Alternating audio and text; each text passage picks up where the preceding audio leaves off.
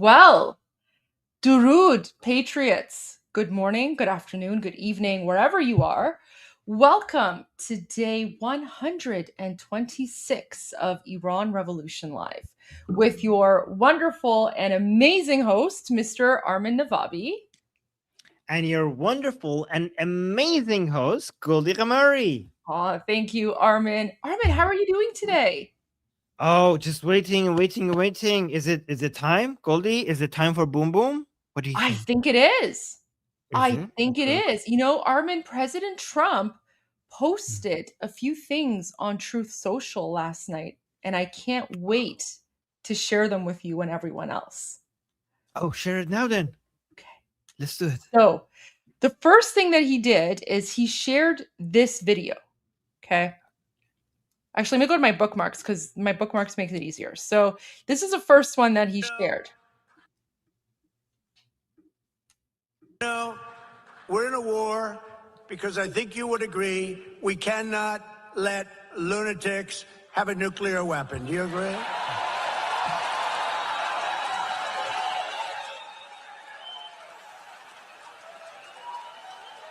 Whoa.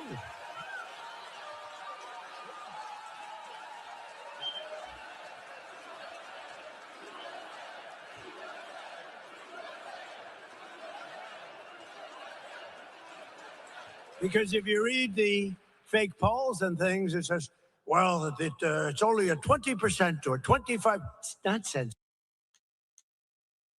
Did you catch that? Which part? He's calling them like we cannot let lunatics, right? Yeah. So regime change.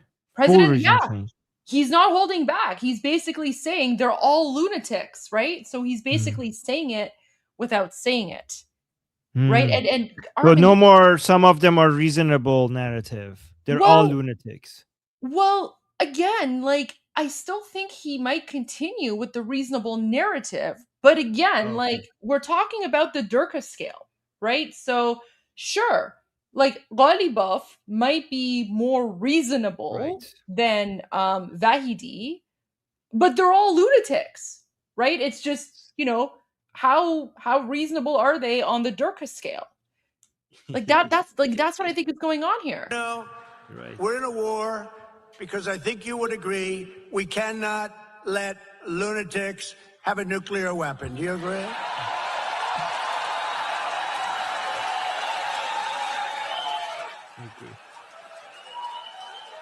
Whoa.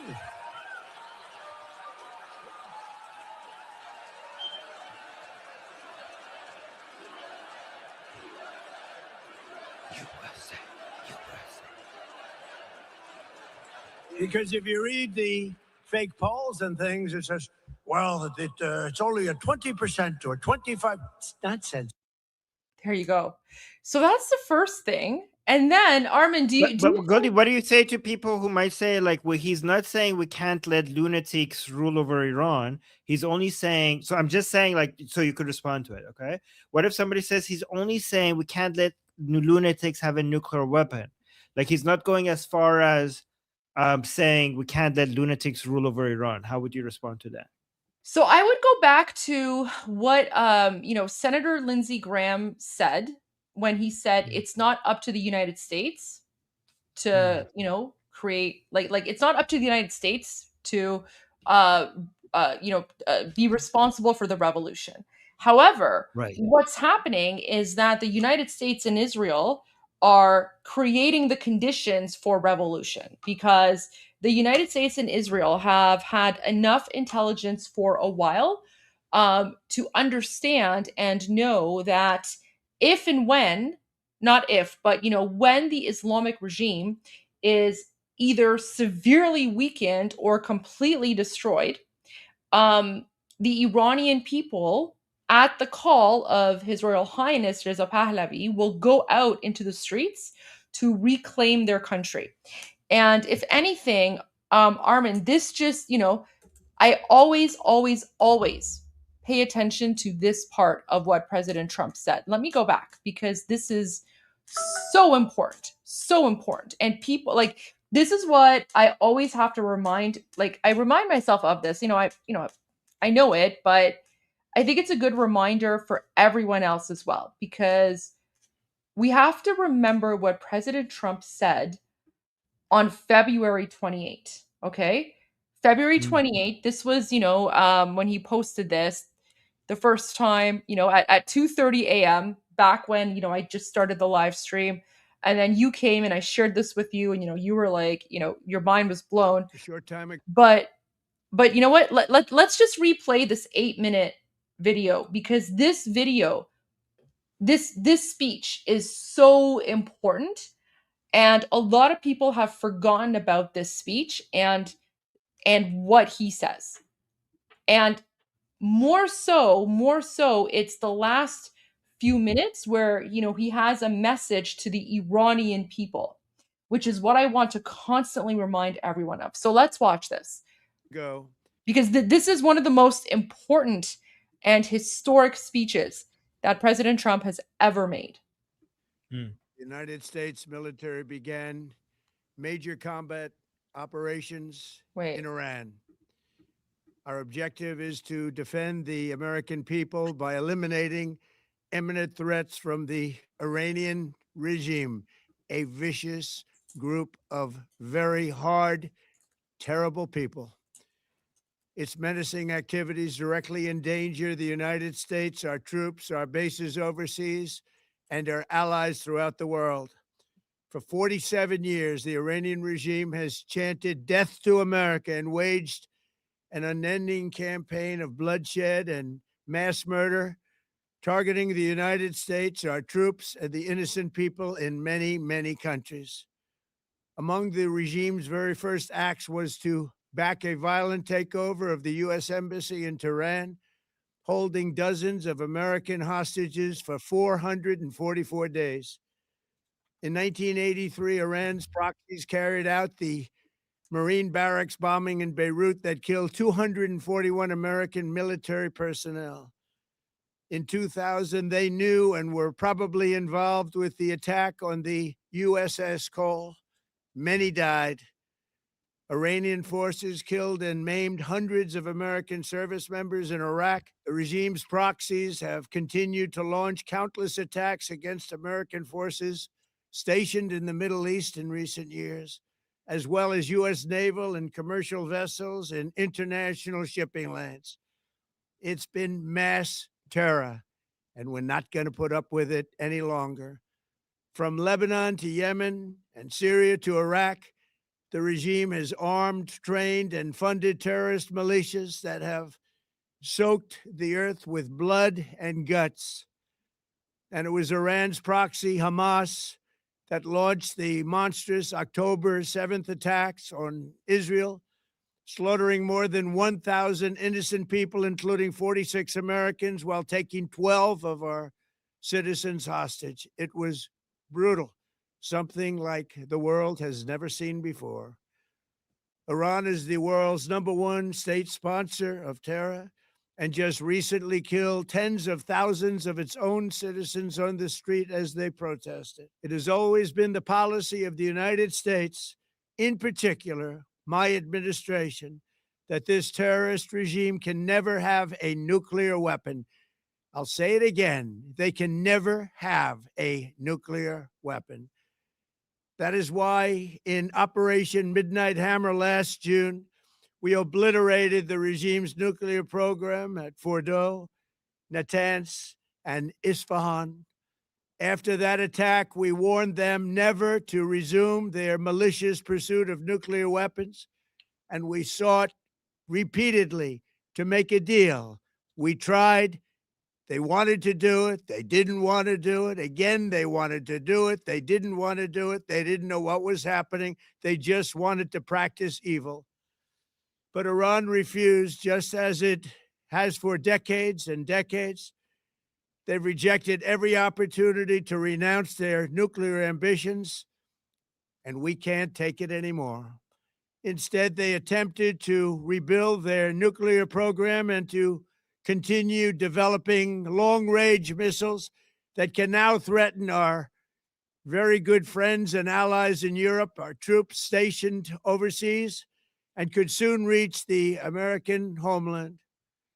Just imagine how emboldened this regime would be if they ever had and actually were armed with nuclear weapons as a means to deliver their message. For these reasons, the United States military is undertaking a massive and ongoing operation to prevent this very wicked, radical dictatorship from threatening America and our core national security interests. We are going to destroy their missiles and raise their missile industry to the ground. It will be totally, again, obliterated. We're going to annihilate their Navy. We're going to ensure that the region's terrorist proxies can no longer destabilize the region or the world and attack our forces and no longer use their IEDs or roadside bombs, as they are sometimes called, to so gravely wound and kill thousands and thousands of people, including many Americans. And we will ensure that Iran does not obtain a nuclear weapon. It's a very simple message. They will never have a nuclear weapon. This regime will soon learn that no one should challenge the strength and might of the United States Armed Forces. I built and rebuilt our military in my first administration, and there is no military on earth even close to its power, strength, or sophistication. My administration has taken every possible step to minimize the risk to U.S. personnel in the region. Even so, and I do not make this statement lightly, the Iranian regime seeks to kill. The lives of courageous American heroes may be lost, and we may have casualties. That often happens in war. But we're doing this not for now. We're doing this for the future, and it is a noble mission.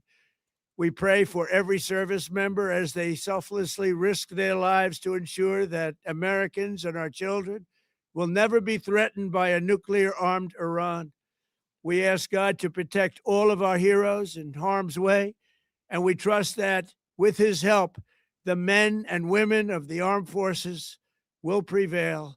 We have the greatest in the world, and they will prevail. To the members of the Islamic Revolutionary Guard, the armed forces, and all of the police, I say tonight that you must lay down your weapons and have complete immunity, or in the alternative, face certain death. So lay down your arms. You will be treated fairly with total immunity, or you will face certain death. Finally, to the great, proud people of Iran, I say tonight that the hour of your freedom is at hand. Stay sheltered. Don't leave your home. It's very dangerous outside. Bombs will be dropping everywhere. When we are finished, take over your government. It will be yours to take. This will be probably your only chance for generations. For many years, you have asked for America's help, but you never got it. No president was willing to do what I am willing to do tonight. Now you have a president who is giving you what you want. So let's see how you respond. America is backing you with overwhelming strength and devastating force.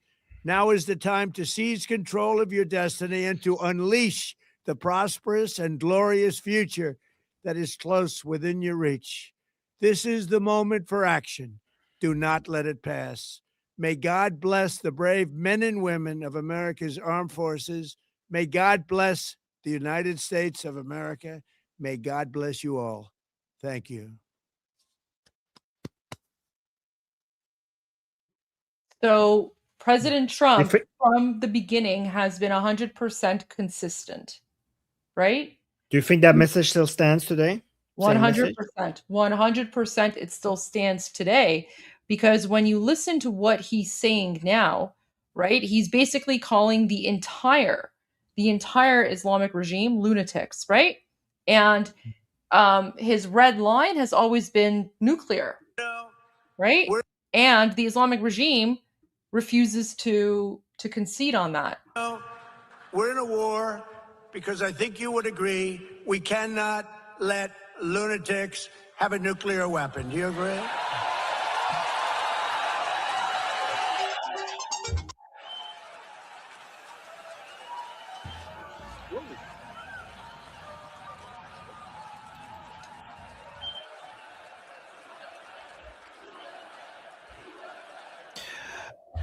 Goldie. Yes. Goldie. Yeah. I'm about to leave, but is it okay if I share a video before I go to the discussion group? Yeah, absolutely. Okay. So sorry for interrupting, but No, not at all. I know you have to go. Yes, this is so I'm just going to play this video. I think it's self-explanatory, and we have an opportunity to get this to get Elon Musk respond to this because it's about Starlink. So if Elon Musk sees this, we might be able to get a lot of attention to this. So let me just play it. And but after I play it, I'm going to post a link to this tweet, to this post, and on the chat, so you guys could go share it as well. So watch this.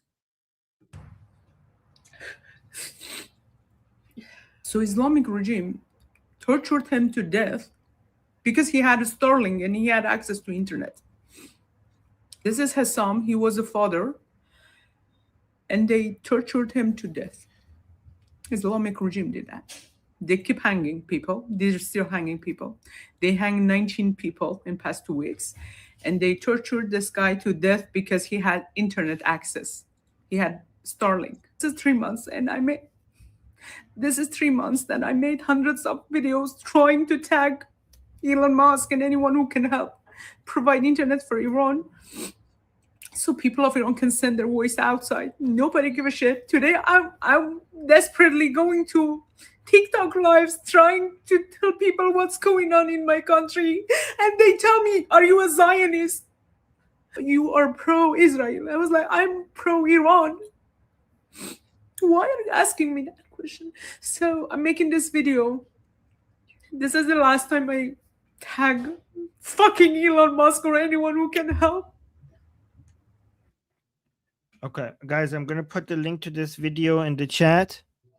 And if you guys could go share that, we would be very grateful. Okay. I actually know her. I joined her on an Instagram live one time, and she's such an amazing person. I actually shared that video yesterday to help raise awareness about it. I just pinned it to my profile. So her video, like on her account, like the original, only has 5.9 thousand likes. But when I shared it, my post got 10,000 likes. So guys, wow. like, yeah, but so, for example, like, sharing videos sometimes, like, so this is her post, 5.9 thousand likes. This is me when I like shared it yesterday, and my post has 10,000 likes. So guys, sometimes you might not think that, posting or sharing a video might help, but it does. And guys, usually when it comes to the algorithm on X, when you quote the post, post actually can help raise the visibility. So more than the retweet? Well, yeah, 100%. Like, look, because I didn't know that. If I had just retweeted it, it would just be like, one retweet and one like. But when I quote tweeted it, like, again, look at her video post. She only has 6,000 likes, but my quote tweet of her video has 10,000 likes. Right? And I didn't know. I thought the retweeting would then encourage more people to retweet it. I didn't know that, so I'm going to quote tweet from now on more. That's why most of my posts I try to quote. I mean, once in a while, but maybe only for big accounts quote tweeting would work better. No, it's just how the algorithm works. Because if you quote tweet and you contribute to the commentary, that can help. Like because the algorithm prefers quote tweets if the quote tweet is like informative or something like that. But it's like once in a while, like I'll just repost something if I'm like super busy. But oftentimes, like if I quote tweet, I find that it's better. It's better. So I don't know how the algorithm works, but yeah, quote tweeting is definitely, I would say quote tweeting is more effective. Okay. Thank you for telling us. Yeah. Okay. All right, guys, I need to go get to our discussion groups. By the way, guys, I'm not. We started later, so I'm not leaving early. Okay, so no, like I know. usually, I apologize. yeah. I had No, to that's run a okay then. few errands today, Armin. Yes, so yes, yes. it's totally my fault. No, I'm not. No, it's not. I wasn't saying it's your fault, but I just wanted to make sure the audience doesn't think like, "What the hell? Like you just started. Where's Armin going?" Okay, it's just because we started. Yeah. Okay. So, guys, the link. Oh, I forgot we have a QR code. So, guys, the link to the discussion group where I'm going is in the chat. It's also on Liberty Politics YouTube channel. Is linked to the is pinned to the top. But it's also now the QR code, which I can't point to. How did you move it? That's great. I don't know. Oh, you didn't move it? It moved by itself? So it's over there. It's on the up right corner now, which is actually a better place for it, I think. But I didn't know it moved. I have no idea how it moved. I think it's a better spot for it, actually, right? Okay. Because it's not blocking your head anymore. So it's on the top right corner, guys. If you don't want to, you could either click on the link in the chat, or you could basically scan that QR code to come to the discussion group where I'm going to be with our community, and you could come ask me questions or give your own opinions and talk to the rest of us over there. All right, so I'll be there in about for 2 hours or so, and I'll come back and join Goldie soon. And Goldie, I have some slides if you need me to talk at some point. Absolutely.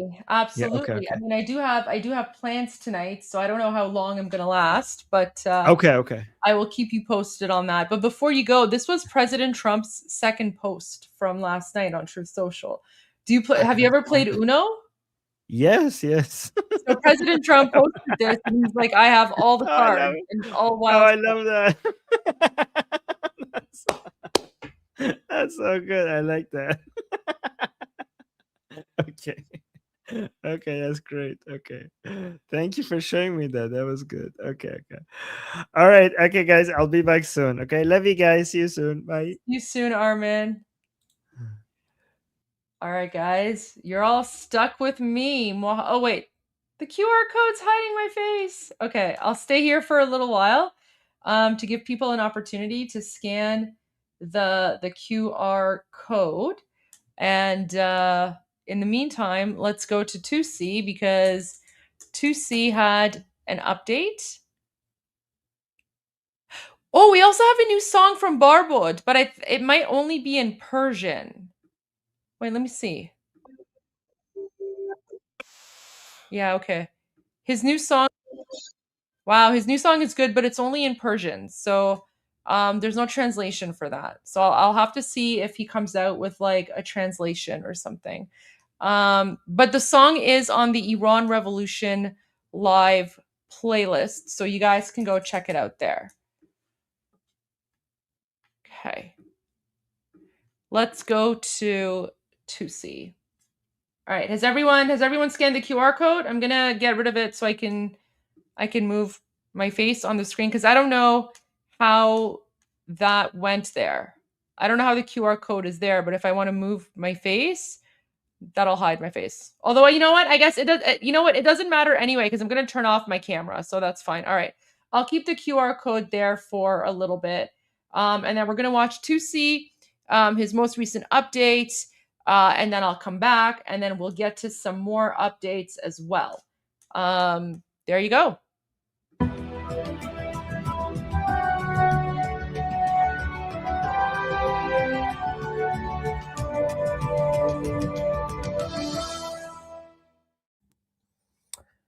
Well, hello everybody and welcome to Tucy TV. This is your global news channel. I'm Tucy, and the Islamic Revolutionary Guard Corps are dealing with a number of attacks from inside the country, as we are also witnessing the US military mobilization that continues in the region despite the so-called ceasefire. We're going to give you guys the latest updates on how several IRGC members have now been assassinated by Iran's Immortal Guard, who also started the uprising in January, well, technically the end of December 2025. And we saw what they did previously. And of course, the last few days, they've been also quite busy. And we're also going to talk about President Trump rejecting another deal coming from the IRGC. Those who were expecting President Trump to just agree to anything that comes from the Islamic Republic have been slightly humiliated, because President Trump is not just going to sign a deal for the sake of a deal. He simply still wants to have a surrender from the IRGC. But we're going to talk about the proposal from the regime in Iran.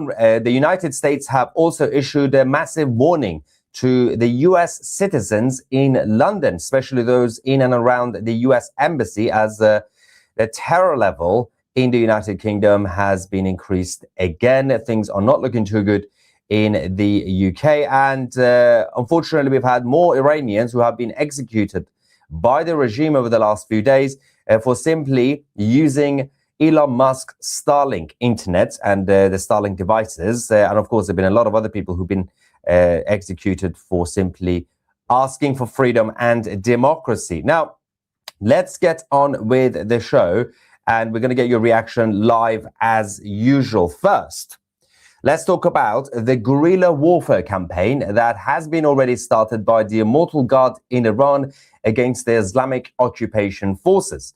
Over the last few days, we've had a number of updates from them setting fire to the IRGC Basij bases, the units, the checkpoints, but also a lot of attacks on individual IRGC members and operatives who have been taken out. But they're also obviously just setting fire to posters and everything else. We got this banner that basically had Khamenei's face, the supreme leader who got slightly barbecued by the US and Israel a couple of months ago, in the northern city of Gorgan.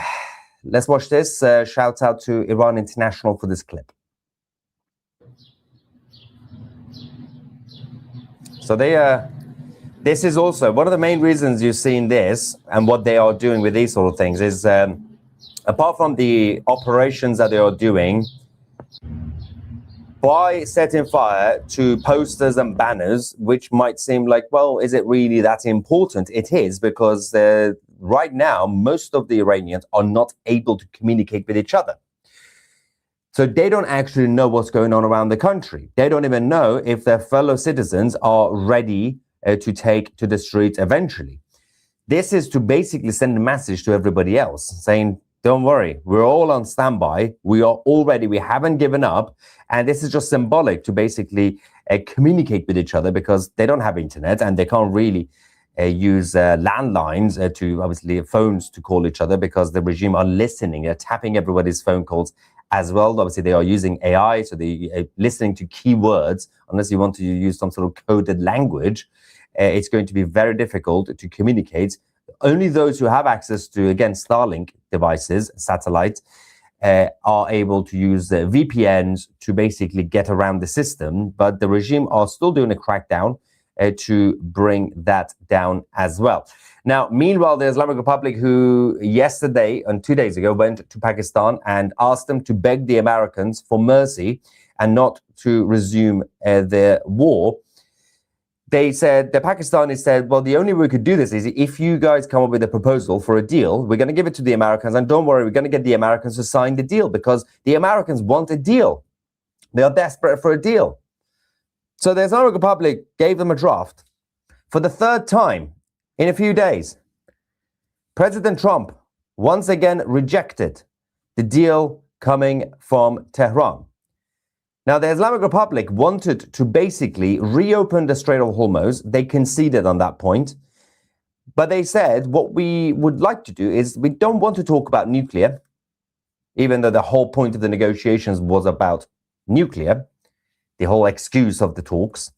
So the regime said, we can negotiate in the future, at some point. So the Americans said, no, the only deal that we will accept is surrender. You have to surrender. So the Americans haven't changed their positions. They've had 3 opportunities right now to sign a wishy-washy Obama-style deal with the Islamic Republic. But President Trump said, no, it's not good enough. We're going to continue. And the mobilization of troops continued. Now, going back to Iran, the Immortal Guard, they have now taken out several IRGC operatives on the streets of the country.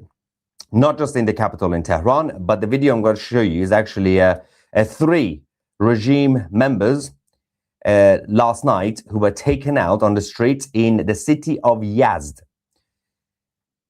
There was a vehicle that basically went through the group of IRGC members who obviously they have all these gatherings. They stand around the corners with the checkpoints with the Islamic Republic flags and everything else that they have, and they've been doing this for the past few weeks. But these nighttime gatherings are becoming a bit of a problem for the regime because even though the whole point of these checkpoints was supposed to be to stop these cars and to basically scare off people, the reality is that you can also see that a tree came down on the left-hand side, a tree.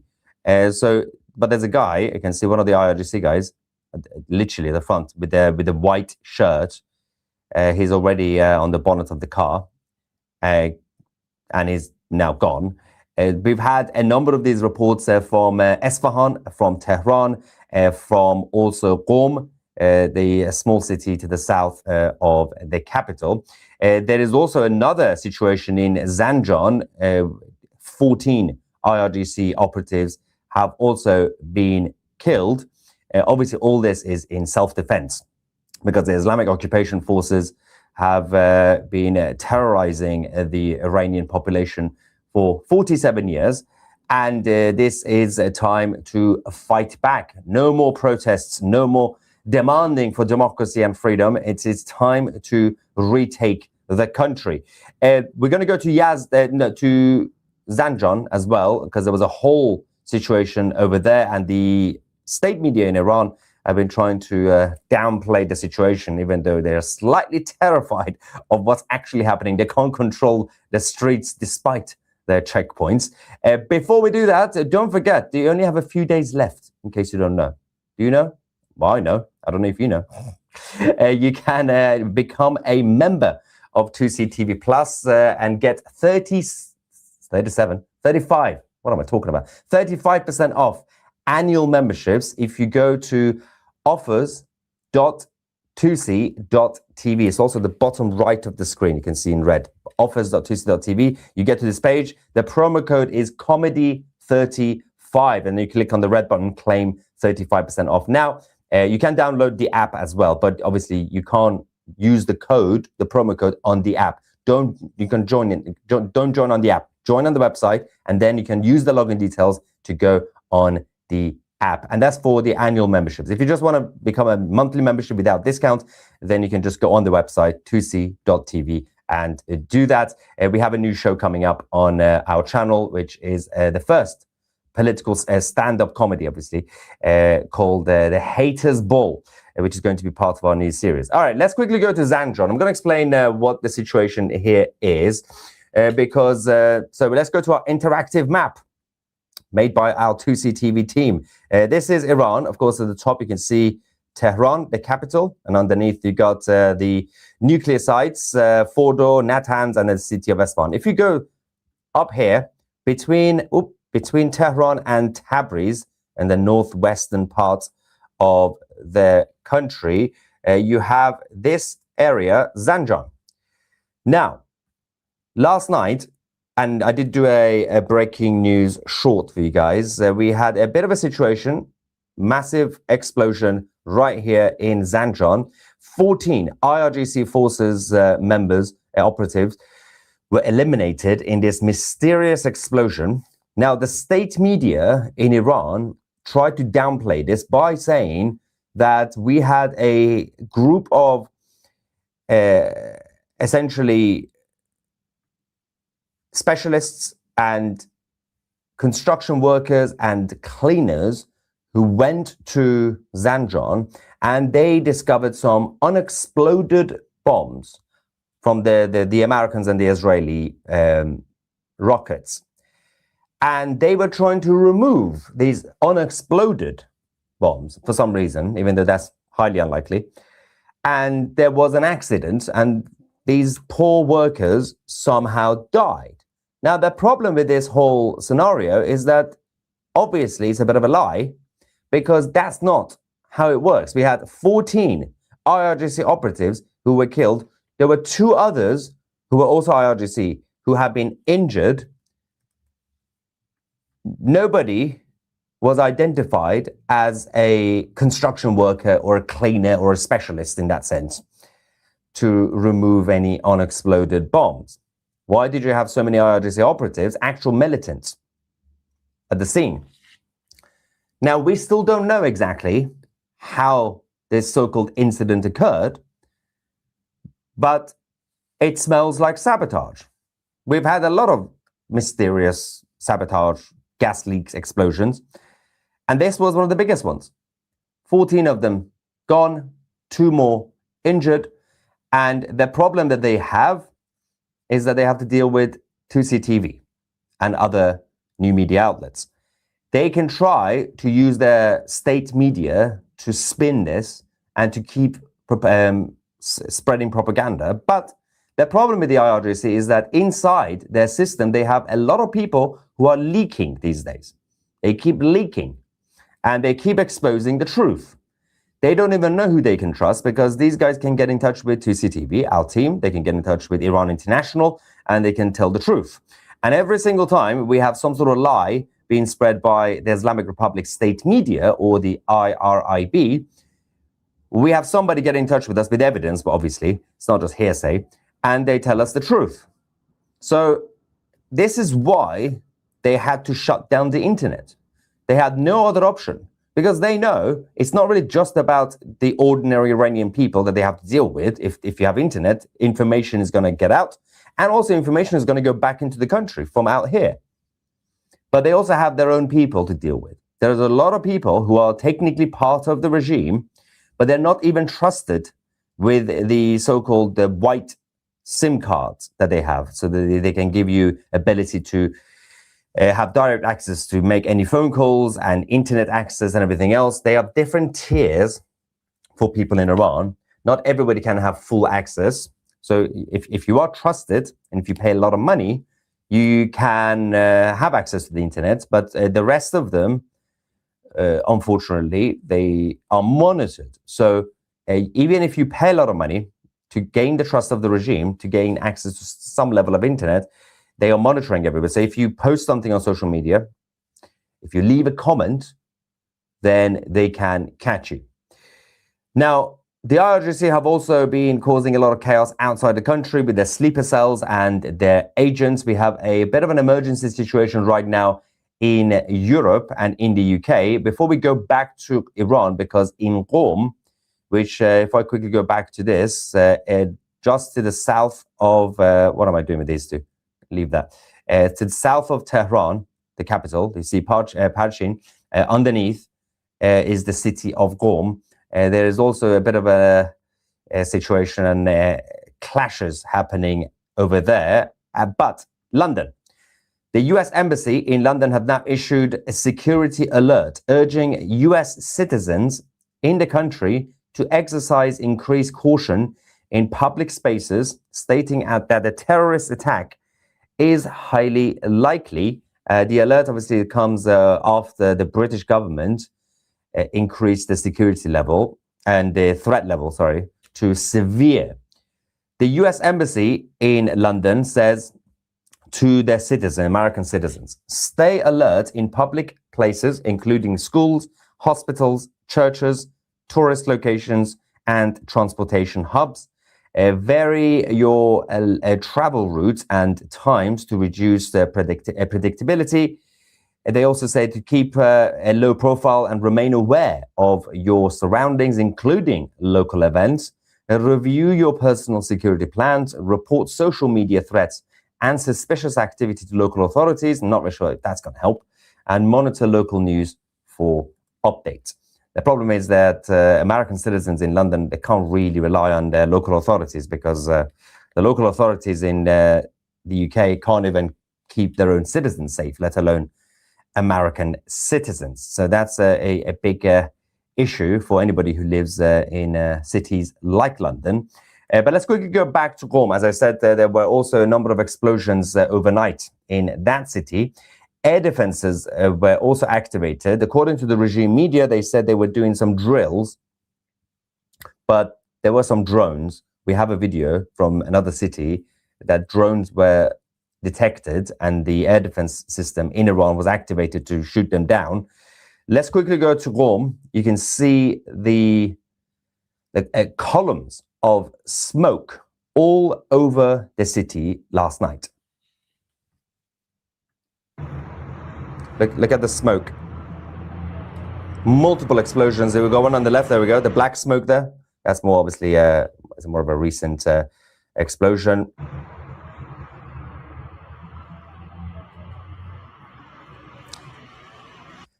Now, interestingly enough, when it comes to the situation in Rome, because this tiny city is very important to the regime, because it's supposed to be the so-called holy Shia city, and they always relied on this city, like Mashhad, which is the second largest city in Iran. Both of them are supposed to be IRGC strongholds and heartlands, basically. But since January, when the Immortal Guard started the uprising, we also had massive crowd in both of these cities, and they've lost control. Now, these cities were supposed to be all obedience, very pro-regime people, very working-class people, but everybody is completely fed up with the Islamic occupation regime, and even in their own heartlands, they are seeing some issues. Now, CENTCOM, the US Central Command, also released a new video saying the US forces continue to patrol international waters and enforce the ongoing naval blockade against Iran. As of now, 45 commercial vessels have been directed to turn around or return to ports, Iranian ports, to ensure compliance. Let's go to CENTCOM.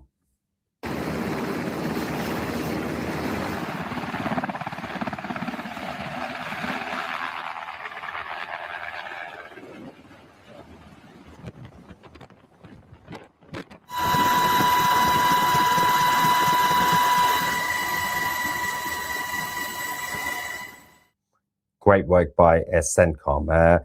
How was the party, Mr. Fancy Pants? You and Danielle looked lovely. Yeah, we went to the Royal Caledonian Ball in London last night. I had to wear a white tie. I'm not really a big fan of white tie. I prefer, if I have to do something formal, I prefer black tie, slightly less over the top. But it was a Scottish reeling ball. So that's not really how you dance in reeling, but that's how I dance at reeling. And it was for a charity, the Caledonian Ball charity. So that was good. But we did get home very, very late, and I am still dead, let's just say. But yes, my wife did look lovely. If you haven't seen the pictures, go on my Instagram or on X as well to check them out. Anyway, going back to the situation in Iran, we had President Trump also yesterday saying, after he rejected the second proposal, and then today he rejected the third proposal for a deal. He just keeps rejecting all the deals coming from Iran. He did say that the Islamic Republic clearly are desperate for a deal, which is true. He also then said, we have been having conversations, phone calls with people in Iran. So, as you guys know, there are different factions right now in the Islamic Republic. Nobody knows who's actually calling the shots. So what President Trump said could be true, that they probably spoke to someone, right? But we don't know who. We don't know which side. So the Islamic Republic and Arakshi, the foreign minister's team, have now denied that President Trump has had direct phone calls, well, not him directly, but Washington and Tehran, saying that all contacts have been limited to Pakistan as a mediator, and written exchanges from Arakshi, the foreign minister. But this is actually according to Iran's justice minister, Amin Hossein Rahimi. Now, the problem with this is that the justice ministry in Iran are part of the IRGC. So the government, depending on which government minister you're talking about, or the president or whoever, some of them are very much tied to the IRGC. Some of them are not. So the ones who are not, including the president, Pezeshkian, and he's in a lot of trouble with the IRGC, they've been sidelined. So the foreign ministry and the justice ministry, the justice ministry is basically completely IRGC anyway. They're just complete insane people who execute people left, right, and center. We're going to talk about one of them shortly, one of the guys who were executed for simply using the internet. But the foreign ministry has an IRGC plant, and it's not really a secret plant, it's a kind of obvious public plant, whose job is actually their spokesperson of the ministry. So he's not really, on paper, an important person, but actually that guy has more power than the foreign minister, Abbas Araghchi. But President Trump has also said that he's obviously not happy with the fact that he can't really tell who he is actually dealing with. But I think we now have the video from Qazvin, the city of Qazvin. From Qazvin to Tehran, drones were detected, and then the air defense system was activated. As I said, initially the IRGC said, we just simply activated our air defense system for a drill. And then they said, oh yes, there were some drones that we had to shoot down. And this is what happened.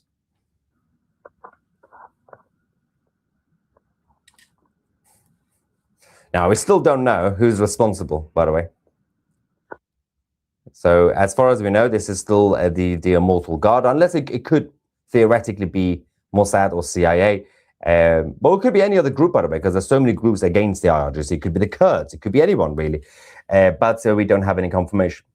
As I said, unfortunately, a huge number of Iranians continue to get executed on a daily basis. We had another one, Hessam, who was killed for simply using the internet. That's his crime, because he had a Starlink device. And this is the report. So Islamic regime tortured him to death because he had a Starlink and he had access to internet. This is Hessam. He was a father, and they tortured him to death. Islamic regime did that. They keep hanging people. They're still hanging people. They hanged 19 people in past 2 weeks, and they tortured this guy to death because he had internet access. He had Starlink. This is 3 months, and this is 3 months that I made hundreds of videos trying to tag Elon Musk and anyone who can help provide internet for Iran, so people of Iran can send their voice outside. Nobody give a shit. Today, I'm desperately going to TikTok lives trying to tell people what's going on in my country, and they tell me, "Are you a Zionist? You are pro-Israel." I was like, "I'm pro-Iran." Why are you asking me that question? So I'm making this video.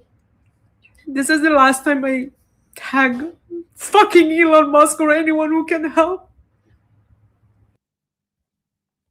Of course, people in Iran are getting desperate right now because they are in a bit of a limbo, because they're not allowed to come out, because they're all waiting for the order coming from the Crown Prince Reza Pahlavi when the time is right.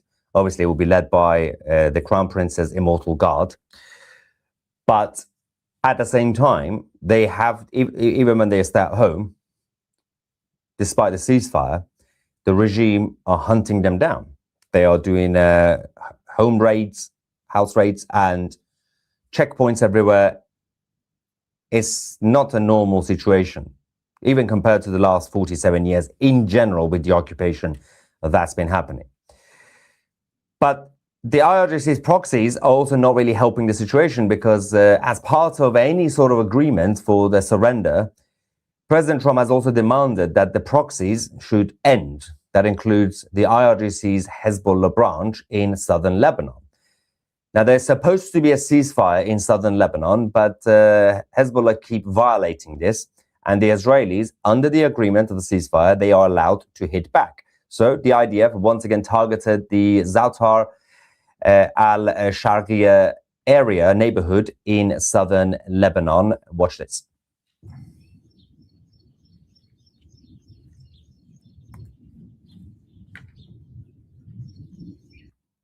So that still continues, which again, it doesn't help, because the more their proxies continue with their terrorist activities, the more they will push the IRGC to support them, obviously.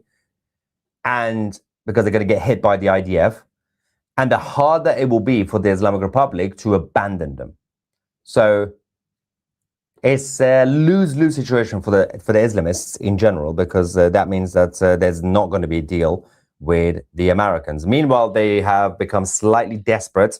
According to the US intelligence, the regime in Iran are now going to be using dolphins to plant sea mines on US warships. Of course, that's not going to be an easy operation. They just talk a lot of nonsense, but it is a little bit absurd. But because of the naval blockade, the Islamic Republic, they have a unit in the IRGC Navy who have been training with certain things over the last few years.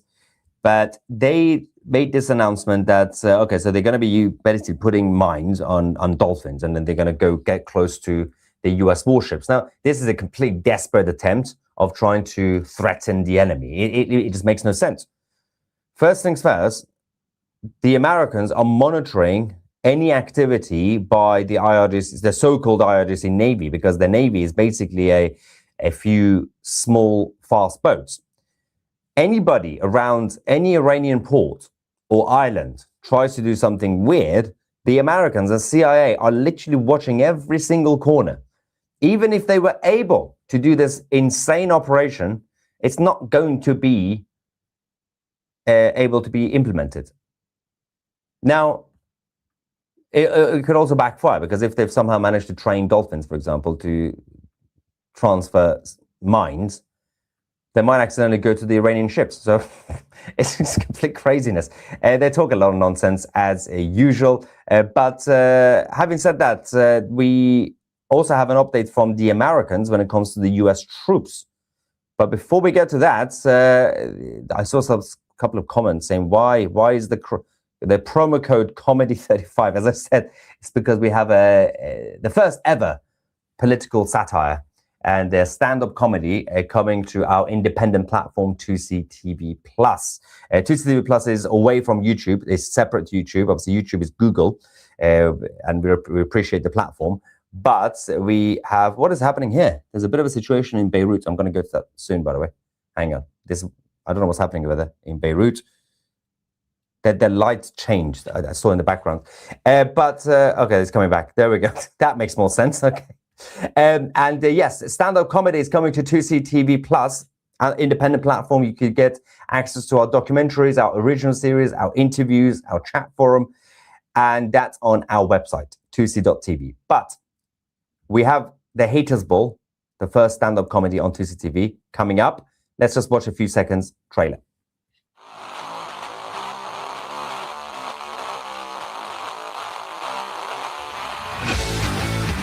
So big you're not sure if you're having the or the having you. I hate black people with autism.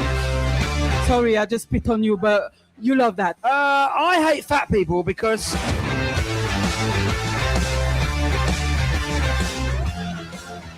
finally someone who gets it, right? The Haters Ball coming soon on Tucy TV Plus.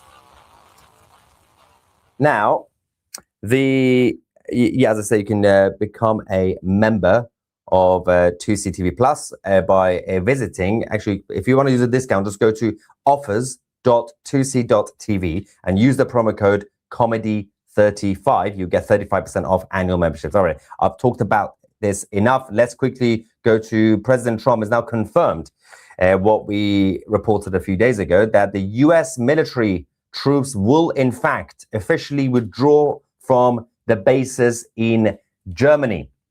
So that decision has now been finalized. This is absolutely insane.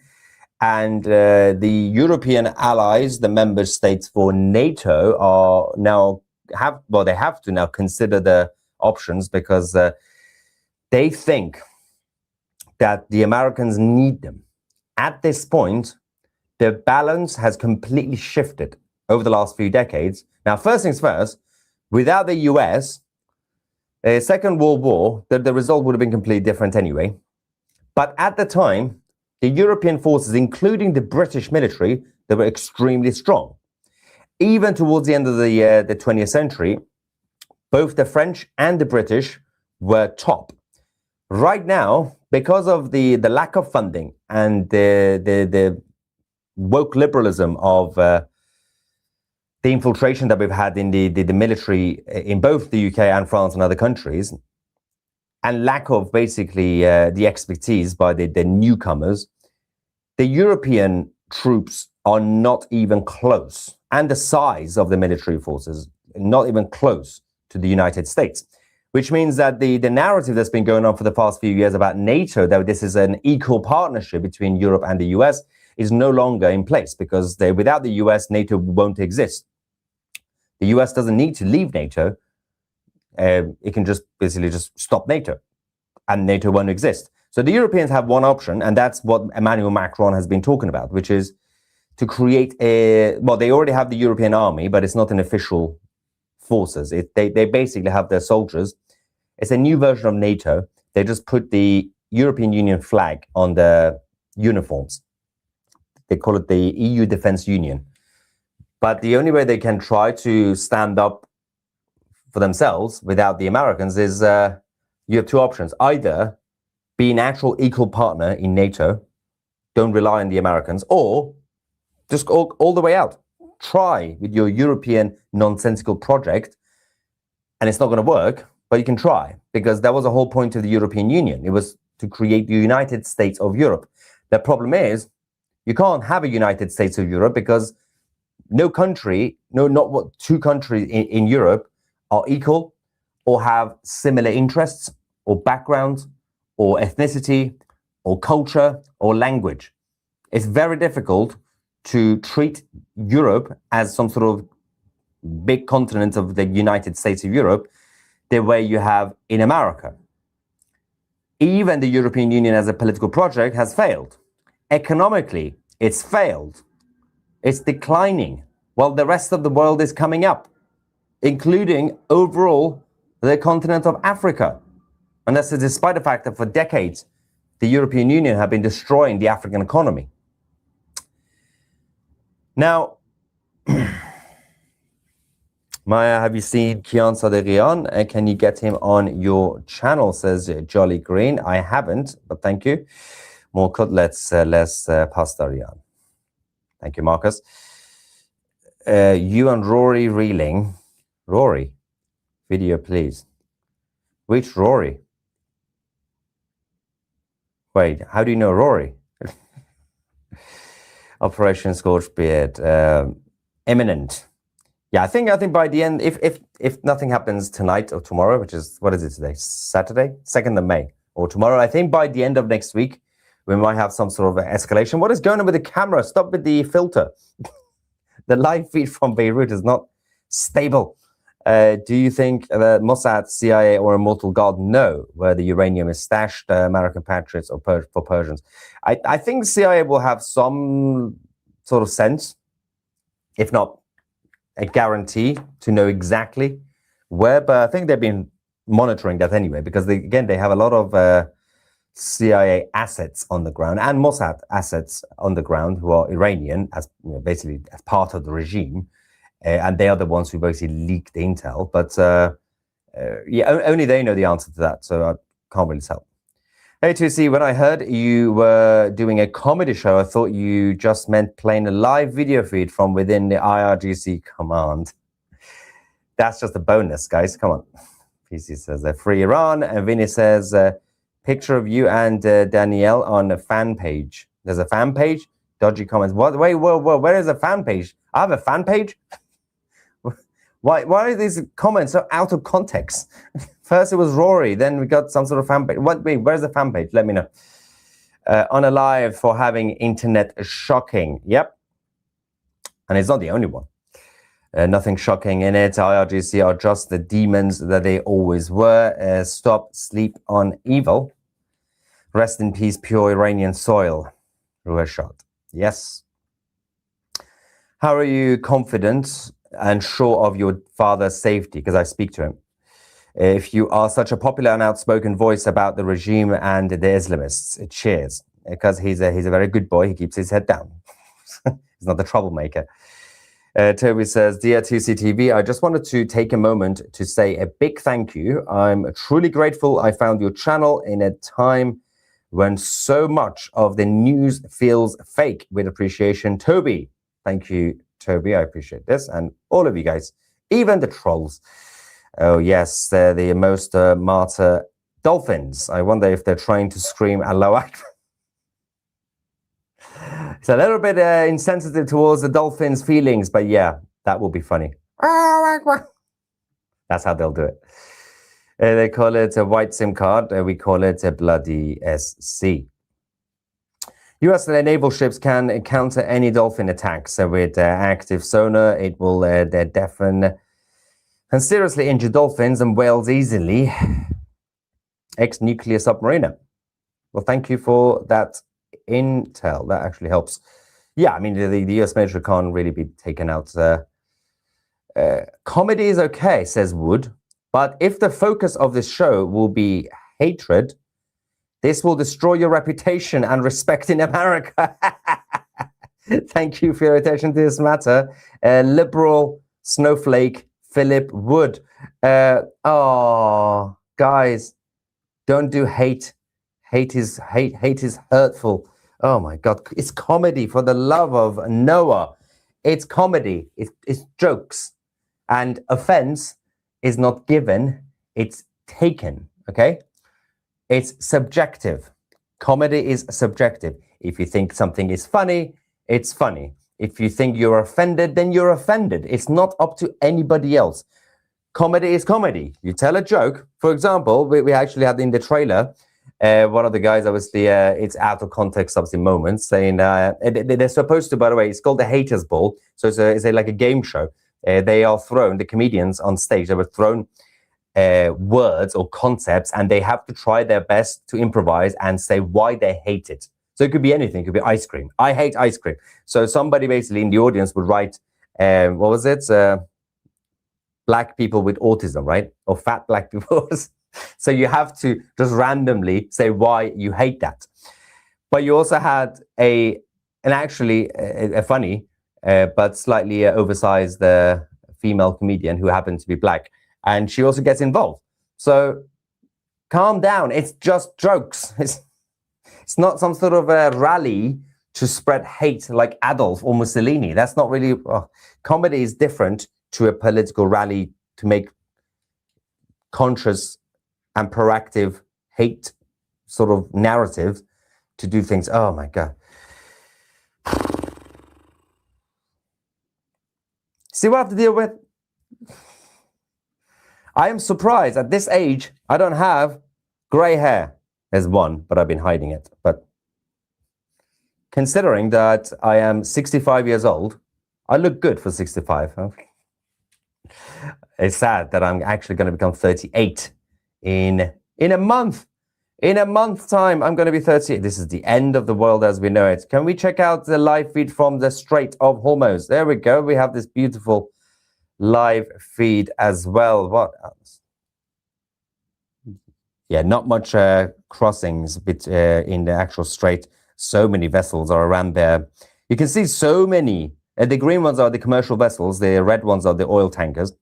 They're all near the Arab ports in the south. The southern parts as the Arabs, of course, the northern parts as the Iranian ports. But there are just a few commercial vessels stuck at Bandar Abbas, the top of the Strait of Hormuz. That's the main Iranian port, and they're not really able to cross. So if they try, the Americans will basically turn them around. Brilliant. And I followed Tucy TV on Instagram and did not see your white tie event photos because my name is not actually Tucy TV. Some people think I'm actually called Tucy TV. That's the official Instagram account for the channel. The channel is called Tucy TV.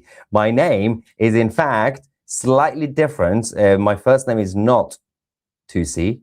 It's actually Maya.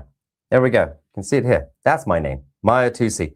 So if you go on that on Instagram, you will see the photos. And of course, you can then find my wife. If you're going to stalk us, you can stalk my wife. Then she's posted more photos from last night. So that's, yeah, slight difference. Yeah, my name is not actually Tucy TV. It's not like my surname is TV.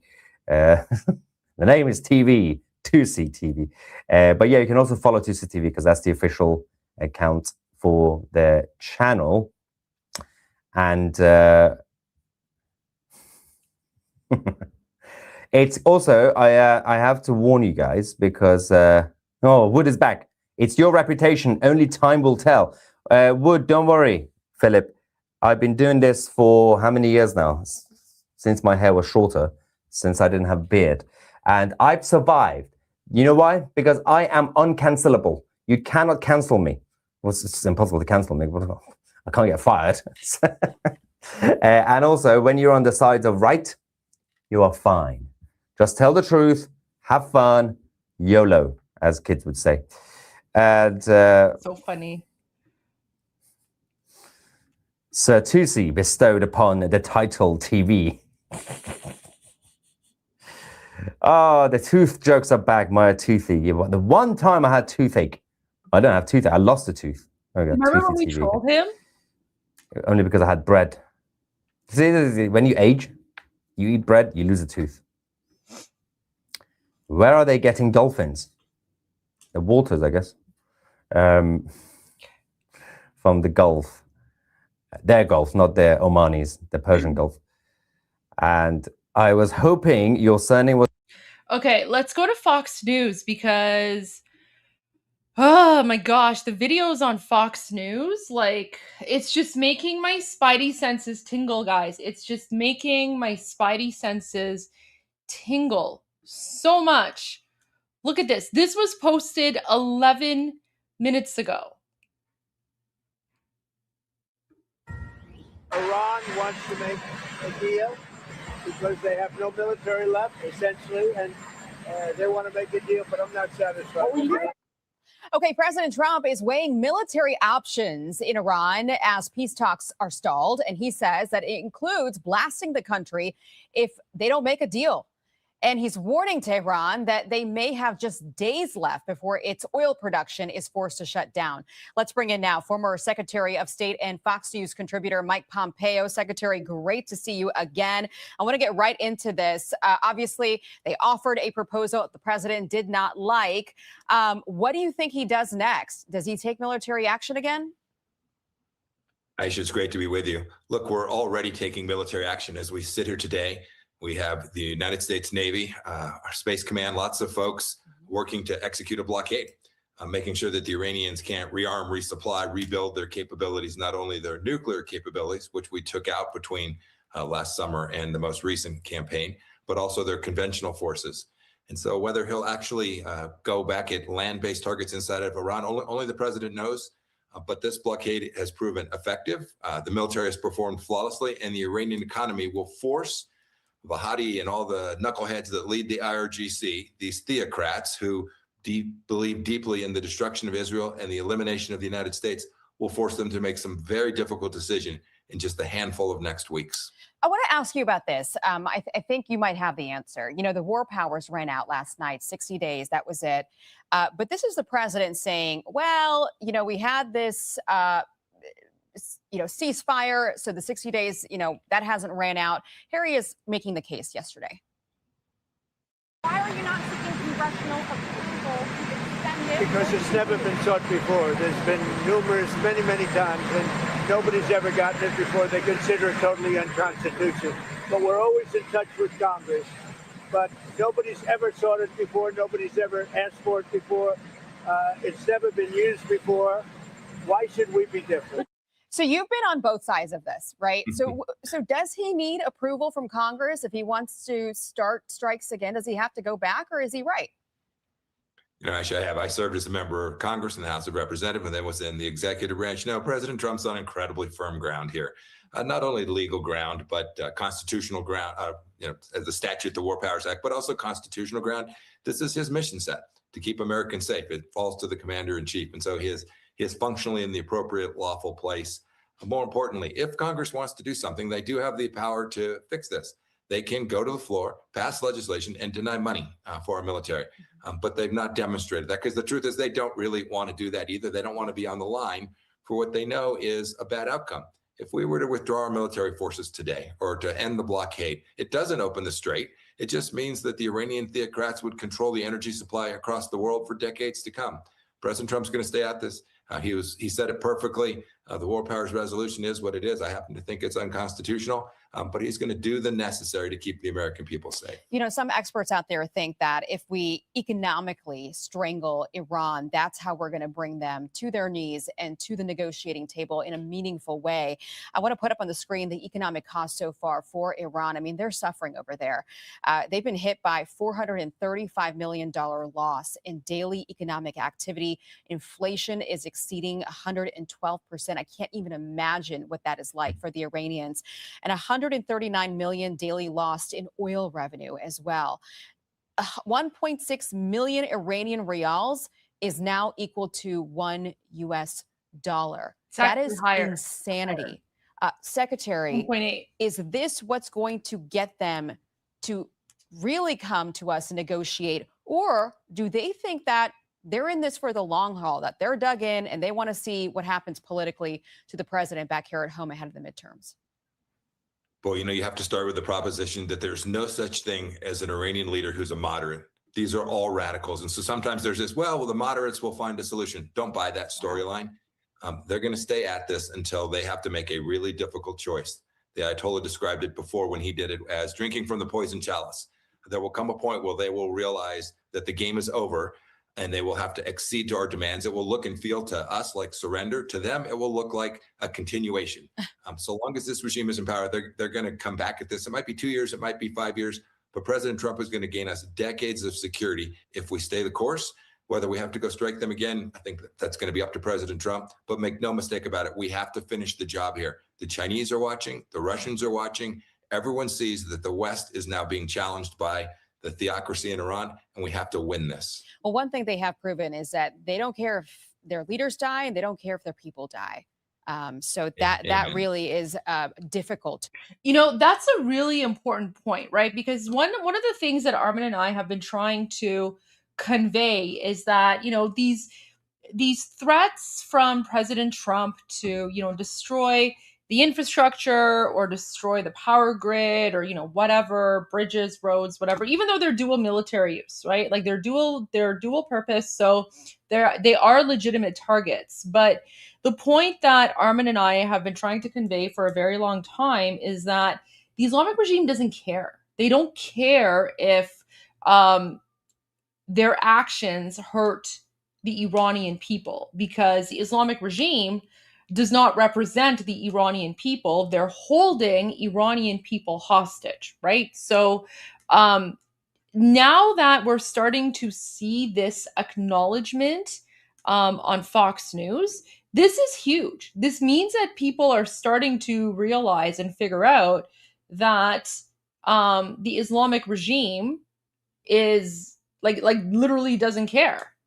And yeah, guys, I know Pompeo isn't the best, right? Like, but on this issue, he's on the right side. Yes, Pompeo used to be a spokesperson for the MEK, but one thing that's really interesting, and I've noticed this recently, is that a lot of these American, Republicans who used to be, spokespeople for the MEK, they've now completely abandoned the MEK, and they're now taking the same narrative as, President Trump and his administration. So I have a feeling that someone may have had a talking to with some of these people, because it's not just Pompeo. I've also noticed John Bolton, because John Bolton and, also Newt Gingrich, they used to be mouthpieces for the MEK,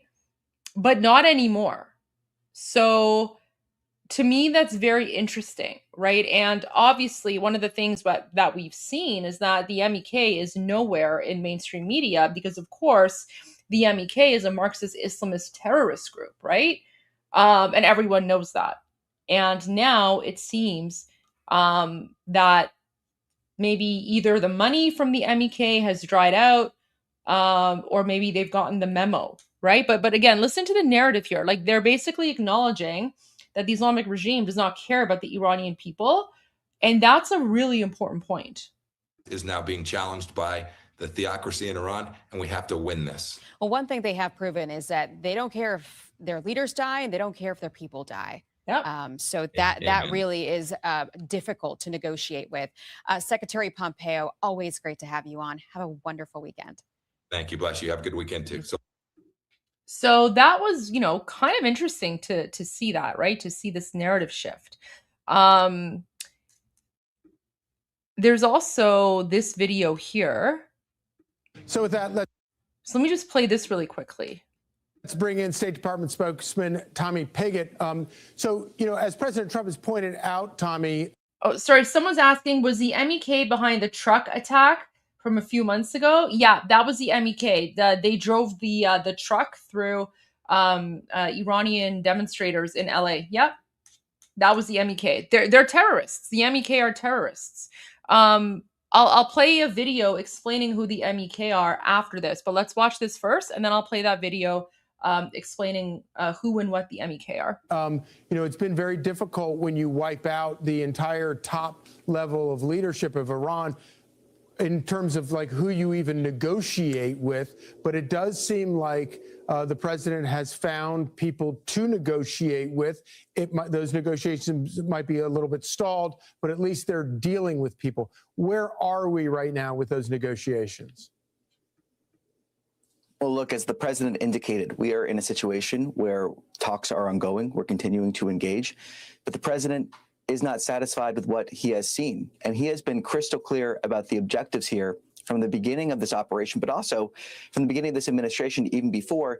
And that is the reality that the Iranian regime cannot be allowed to have a nuclear weapon. And the decisive outcomes we've seen from Operation Epic Fury have already made the world safer. The fact that we've seen the decimation of their military, the decimation of their navy. But President Trump has been clear he's going to see this objective be fulfilled, that the Iranian regime cannot have a nuclear weapon. Obviously, the game changer here has been his handling of the Strait of Hormuz. Everybody is paying something of a price of having the strait shut down. I would argue that no one is paying a heavier price for that right now than Iran itself. Where are we in terms of negotiating a way to reopen the strait?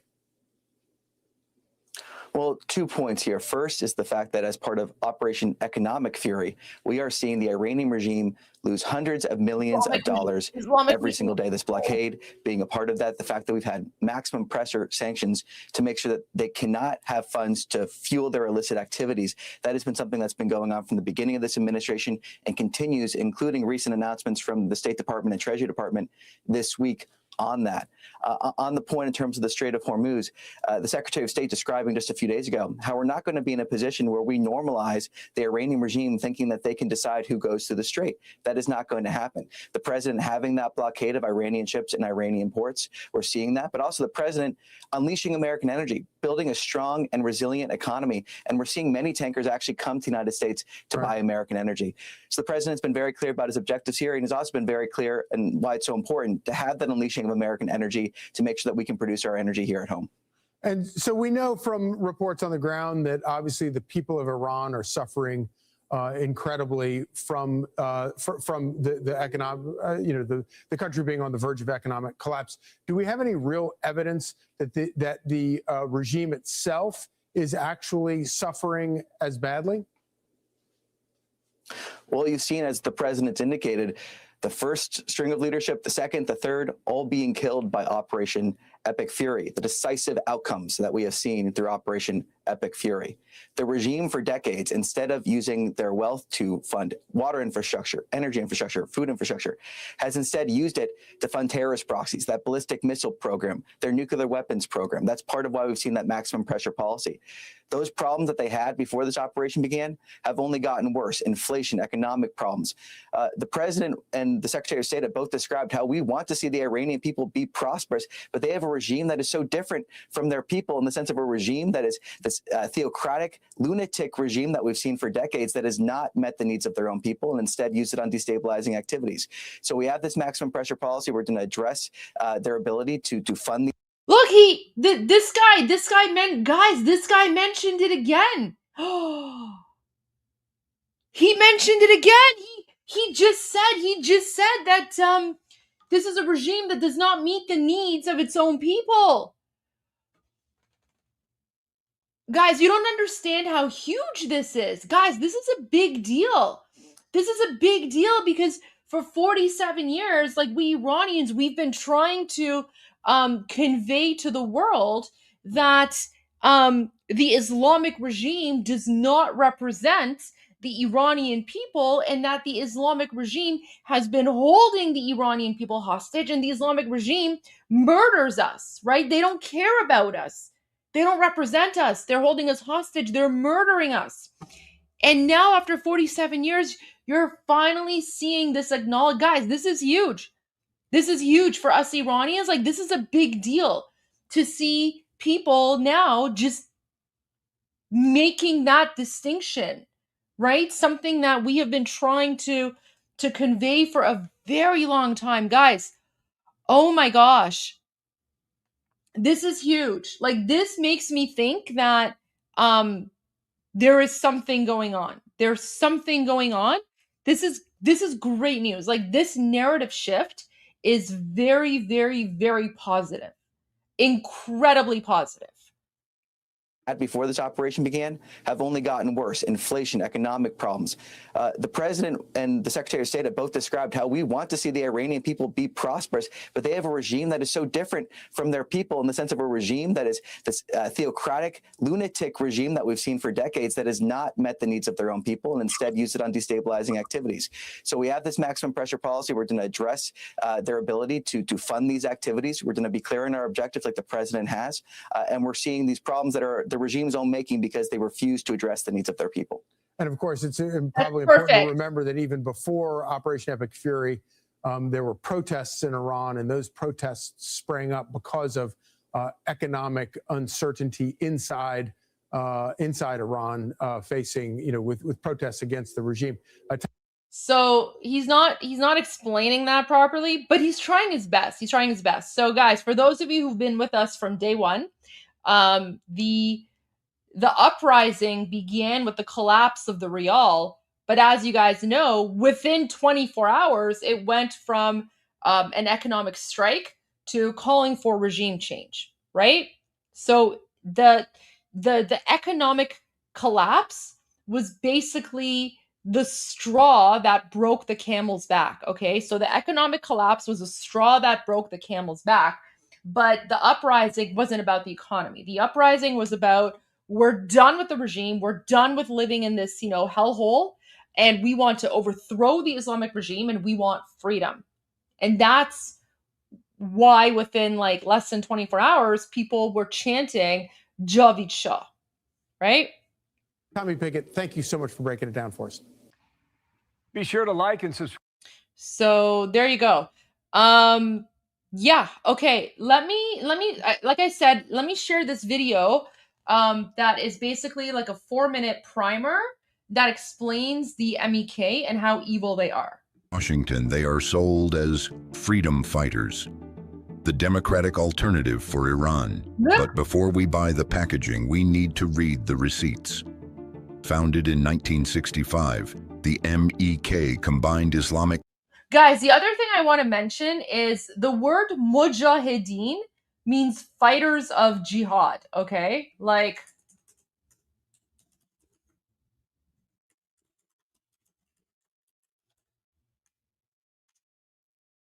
okay? Mujahideen means fighters of jihad. There are various groups in the Middle East that call themselves mujahideen, and then they have different names, right? So for example, the MEK, their name is Mujahideen Khalq, right? So they fight for jihad. Yeah, like they're not against it. They're for it. Let me repeat. Let me I guess.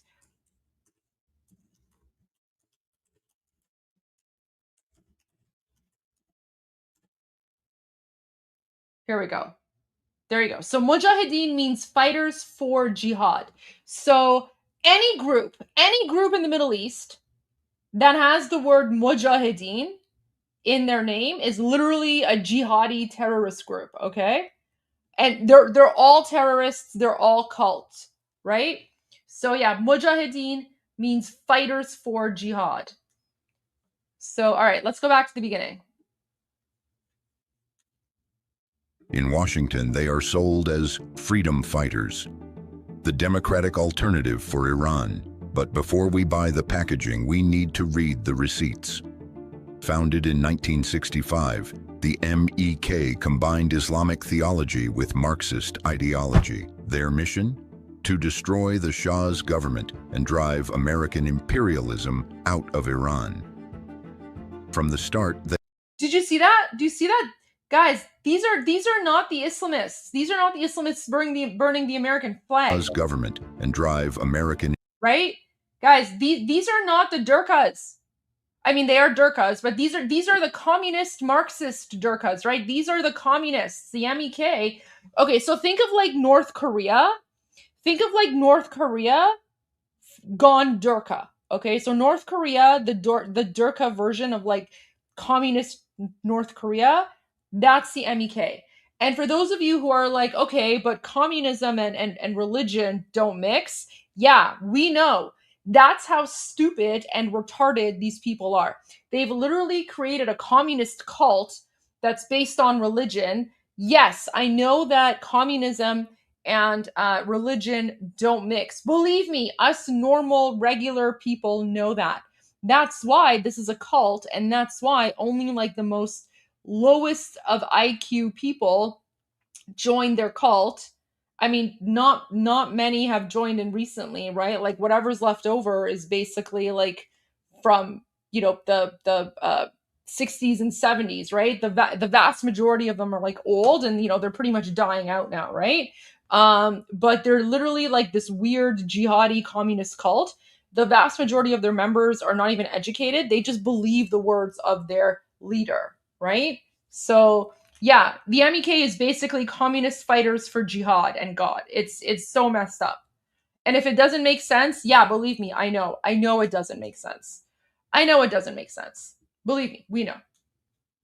In Washington, they are sold as freedom fighters, the democratic alternative for Iran. But before we buy the packaging, we need to read the receipts.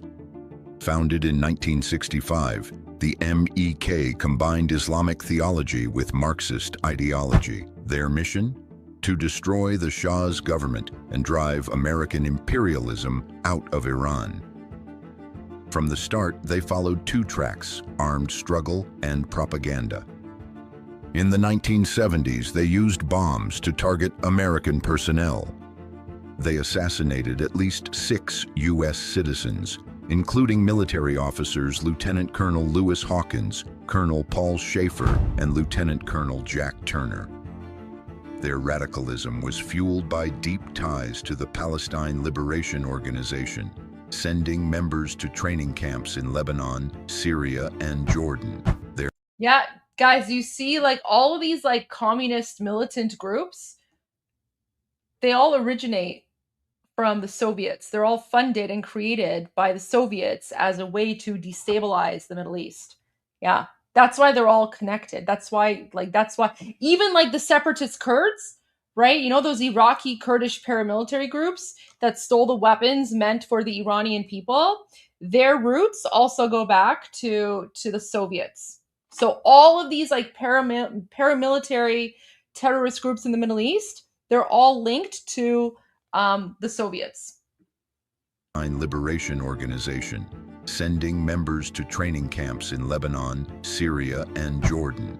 Their platform called for the total uprooting of Zionist foundations. When the U.S. Embassy was seized in 1979, the MEK actively participated. They declared, "After the Shah, it's America's turn." Did you see that? Do you see that? So guys, these are communists. These are the MEK that are surrounding this American hostage here. Yeah. Guys, it wasn't even the Islamists. It wasn't the Islamists. It was the communists that took over the American embassy. And then when that happened, the Islamists were like, well, might as well join them. Right? Declared, "After the Shah, it's America's turn." In the wake of the failed U.S. rescue attempt, they placed their military units at the disposal of the Revolutionary Guards to fight America. Once the hostages were released, the MEK condemned it as a surrender and labeled restoring U.S. ties as treason. Following a fallout with the new regime, they fled to Iraq to become foot soldiers for Saddam Hussein. In 1991, they reportedly helped Saddam's guard crush Shia and Kurdish uprisings. Inside their camps, they became a cult. Reports describe forced divorces, stolen children, and re-education prisons for dissenters. Because of these violent acts, the U.S. State Department designated the MEK as a foreign terrorist organization in 1997. However, the MEK launched a massive, multi-million-dollar lobbying campaign in Western capitals. In 2012, during the Obama administration, Secretary of State Hillary Clinton. Wait, guys, let's go back. How many American politicians can you recognize here standing and supporting the MEK? MEK launched a massive, multi-million. Who's that, guys? Who's that? You guys know who this is. Who's this one? Oh, that's Rudy. That's Rudy Giuliani. $1 billion lobbying campaign. Who's that? Oh, I mean, the name is there. Tom Ridge. So Tom Ridge was a supporter of the MEK. In Western Howard Dean was a supporter of the MEK. Capitals. General James Jones, U.S. Guys, the U.S. National Security Advisor was a paid mouthpiece of the MEK. They paid him to go and speak at their communist jihadi rallies. Do you see how much the MEK had infiltrated American politics? It's it's crazy.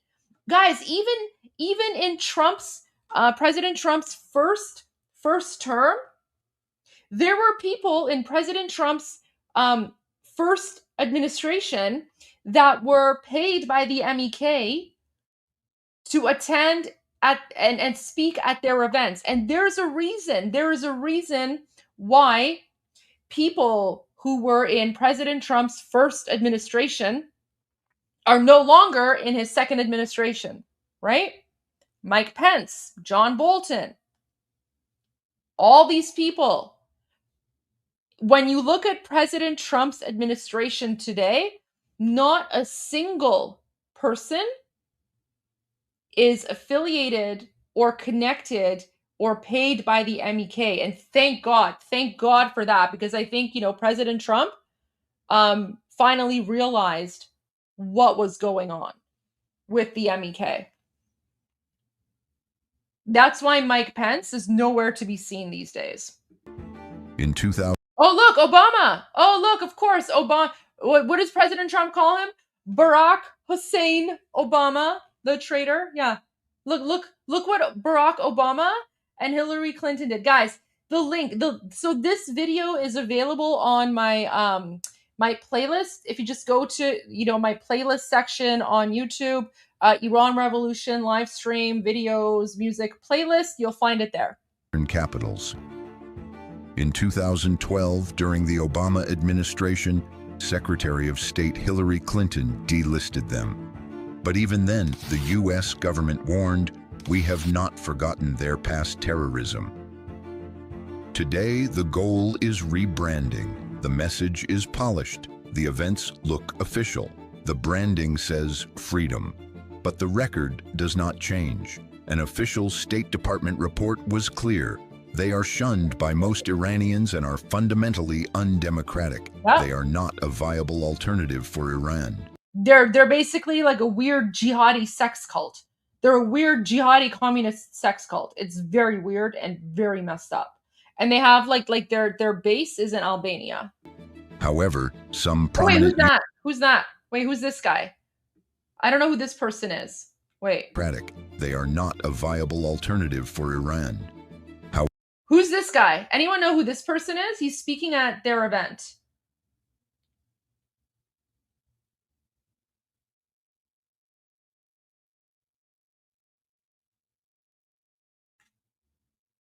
I actually don't know. This is John Lieberman?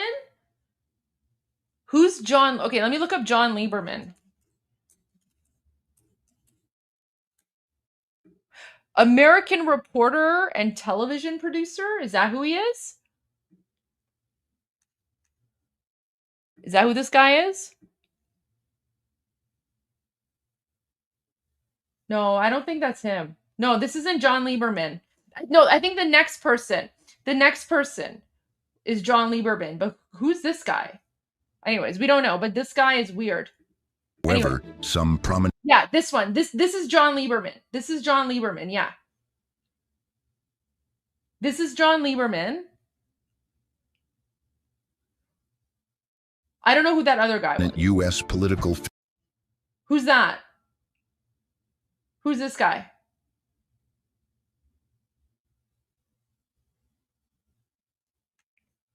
Oh, that's Joe Lieberman. What? Yeah, sorry, Joe Lieberman. Who's this guy? I don't know who this guy is, but... Figures and advocacy. Oh, look, that's Newt Gingrich! Whoa, look, Newt Gingrich! Newt Gingrich was a paid propagandist for the MEK.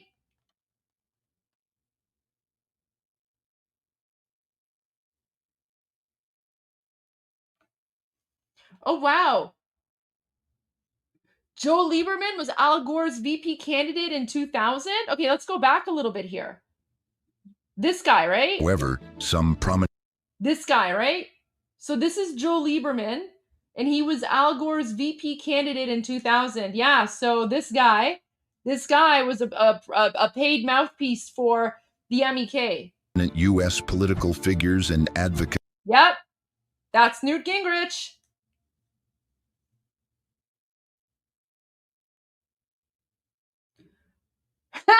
Oh, this is so funny. Push-ups. Oh, bless your heart. Joe Lieberman was not on MEK payroll. Lieberman was head of United Against Nuclear Iran. Yeah, guys, who do you think started United Against Nuclear Iran? How do you think the MEK infiltrated into American politics? Ioanni is connected to the MEK. Bless your innocent heart. Bless your innocent heart. Bless your innocent heart, thinking that United Against Nuclear... Guys, United Against Nuclear Iran is like the Trojan horse. The MEK created that institution as basically a Trojan horse to gain access to American politicians. Yep. No, but I mean, bless your heart in a good way. It's more like bless your innocent heart in a good way. Yeah. Ioanni is not what you think it is. Ioanni is to the MEK what Nyack is to the Islamic regime. Yep. Yep. United Against Nuclear Iran is when the MEK found basically an opportunity to create a wedge in order to differentiate themselves from the Islamic regime and try to get back into the good graces of American politicians. So, yeah. Ioanni is not what you think it is, guys. We don't speak about Ioanni. There's a reason we don't speak about Ioanni. But yeah, there you go. So some prominent... Yep. Joe Lieberman on the MEK payroll. U.S. political... This guy, whoever he is. Figures and advocacy. And of course, Newt Gingrich. Newt Gingrich used to be on the MEK payroll as well. Advocacy networks have tried... Who's this guy?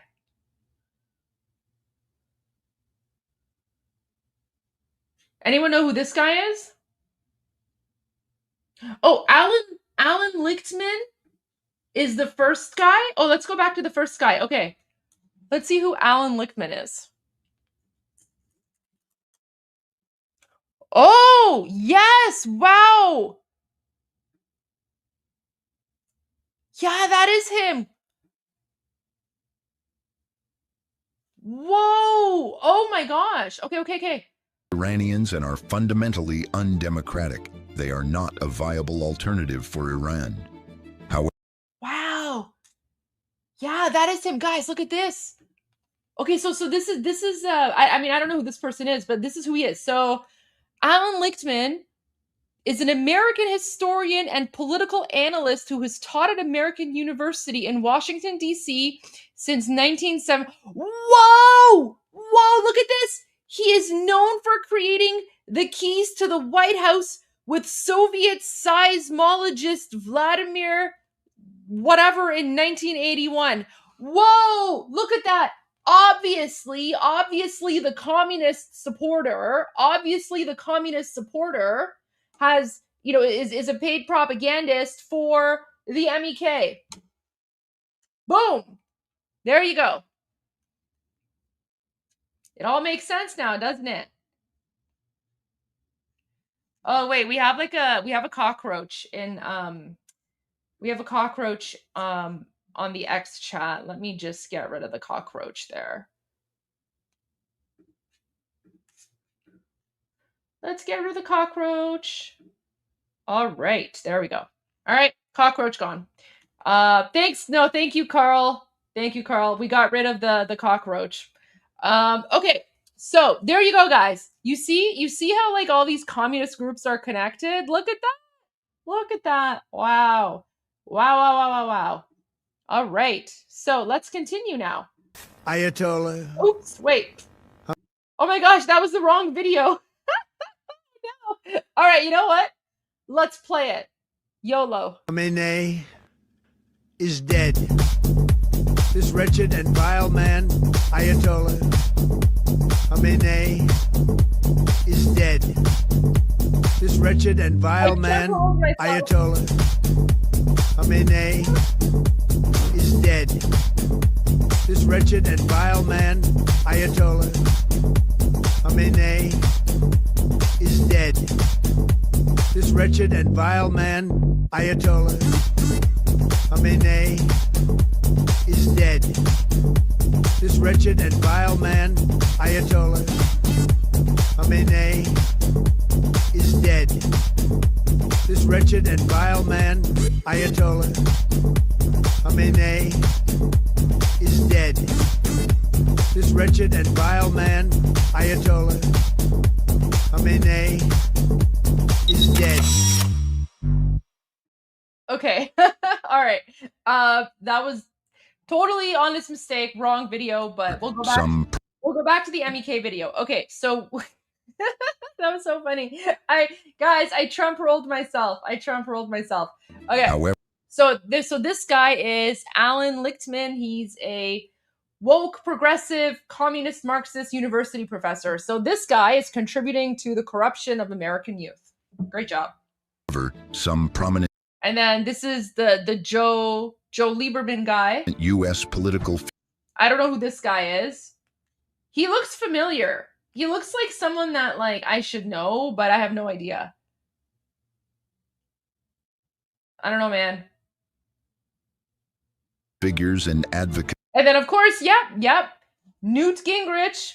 Newt Gingrich has also been a paid spokesperson for the MEK. Newt Gingrich has also posted pro-MEK posts on X. Yeah. Yes, he has. Yes, he has. Let me show you one. It's honestly, it's frightening.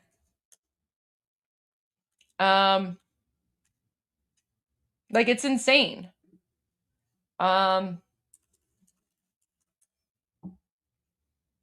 Let's see if I can find something.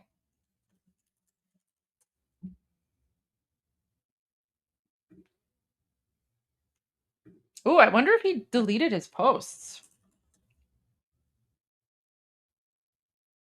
Ah!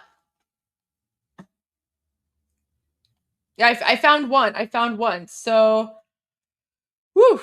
All right, here we go. So look at this. Newt Gingrich. This was back in the summer, guys. This was back in the summer. Iranian opposition leader talks to Newsmax on overthrow of regime. Right? Guys, no one posts about the MEK unless they're paid by the MEK because they are not an organic movement. So I actually responded to him and I was like, how much do the communists pay you to promote their propaganda? One who was accomplice to Khomeini's crimes cannot be the savior of Iran. How much did they pay you for this post, Newt? The MEK is an Islamist Marxist terrorist cult. Right? This is who they are. Look at this. Look at these people. Like this is like Durka gone like North Korea Durka. This is even worse because it's like they're taking the Durka and they're militarizing it. They're militarizing it, right? Like they force everyone to wear like the same outfit and it's all like red, right? Except for like their weird jihadi leaders, right? So this is like in the process, like they're praying, right? Like they're doing their Allahu Akbars, right? They're doing their Durka namaz, Allahu Akbar, whatever, and they have to do it like this. Like it's literally like North Korea gone jihad. Look. Right? Like it's just yeah. Iranians hate her. She's a terrorist. Like they're all garbage, right? Yeah. Like these people are literally terrorists.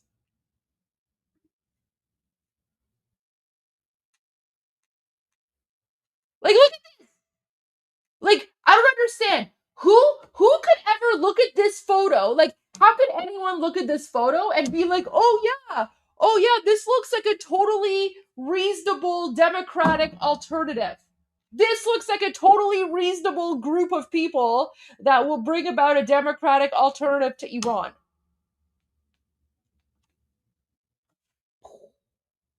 Insane. Do you see the insanity that we Iranians have been having to deal with for the last 48 years? Like, guys, not only do we have to deal with a brutal Islamic dictatorship, like a Muslim Nazi occupation that's been murdering us, not only do we have to deal with that, but on top of that, we're dealing with a bunch of like we're dealing with this like jihadi sex cult, right? This jihadi communist jihadi sex cult that has portrayed itself as the democratic alternative to the Islamic regime. Really? Do you see how many enemies we have for some reason? Like, we can't have normal politics in Iran. I mean, we're fighting for normal politics and we will get normal politics. Like, that's what we're fighting for. But do you see all the enemies that we have? Like, not only are we dealing with the Durka turban like jihadi terrorists, we're also dealing with communist Durka terrorists. Jeez. And then you have people like Newt Gingrich. People like Newt Gingrich promoting them. Like, what the?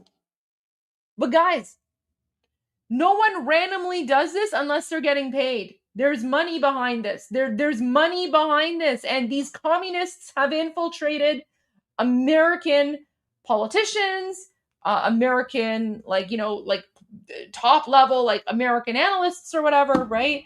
But thank God, all I can say is thank God, President Trump, for the 47th administration, he has surrounded himself with people who are fundamentally opposed to the MEK.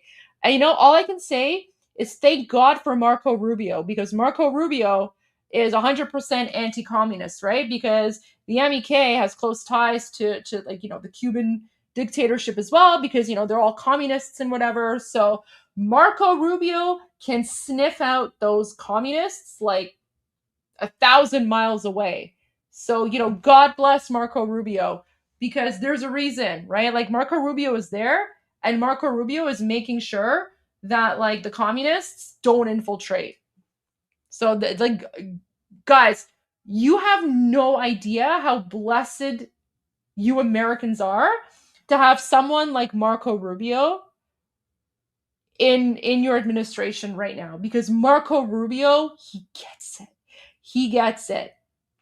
Like, Marco Rubio is a gift to you guys. Like you guys are so blessed to have someone like Marco Rubio. That's all I'm saying. Because he knows who the enemies are,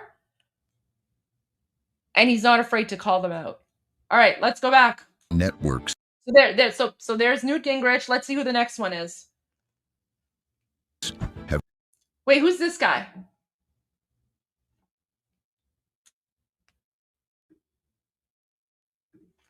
Who's this guy? Does anyone know?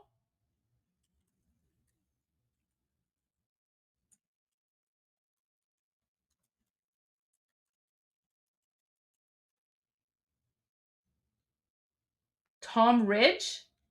Tom Ridge? Okay, let's see who Tom Ridge is. Whoa! Former United States Secretary of Homeland Security. Are you kidding me? Oh.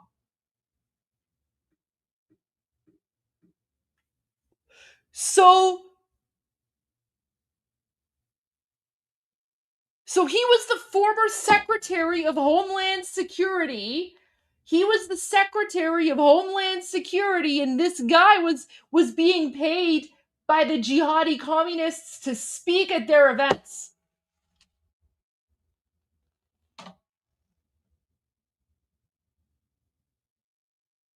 How insane is it? Do you see how far the left and the communists and the Marxists have infiltrated American politics? Like, these people, like the fact that he was willing to take money to speak at like a communist jihadi rally, I don't know, man. That's like treason. That's treason. Like, what is this? What are these people doing? Wow. That's crazy. To rebrand the Oh, look, there's John Bolton. Yep. Guys, I told you John Bolton's coming up. Yep, there's John Bolton.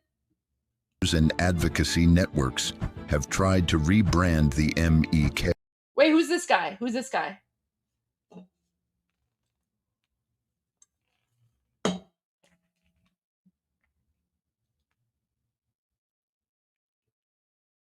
Who's this guy?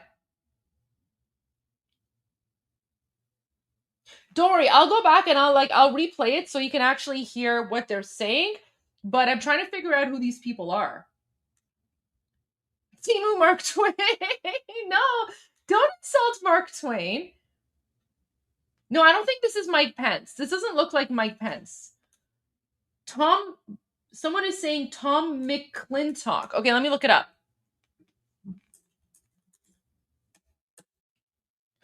Ooh. Yeah, that does look like him. Okay. Yeah, okay, that could be him. Okay, this is the guy. This is the guy, apparently. So, Thomas Miller McClintock, American politician serving as a U.S. representative for California's 5th Congressional District. Wait, it... Oh, guys, he's still in office!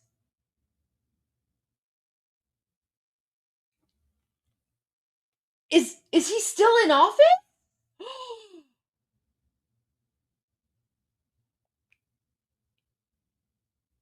What? Guys, he's still in office! Whoa! Wow. Someone needs to investigate him. Someone needs to investigate him, because that's kind of treason-y, right? Getting money from like jihadi communists who burn American flags and yell "Death to America," getting money from them to speak at their events, that's kind of communist-y, you know what I mean? It's kind of traitory. Oh, it's not a good look. But Wait, who's this guy?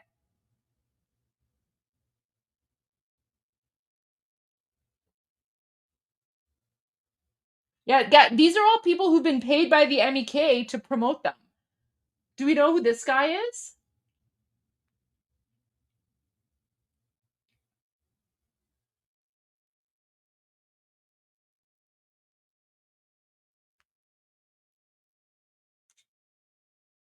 The captain on Gilligan's Island? Oh no, don't do Gilligan's Island dirty like that. Wait, Ed Rendell? Okay.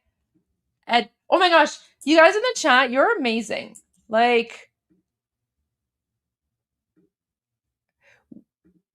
we're so lucky here on Iran Revolution Live to have such like an amazing community, right?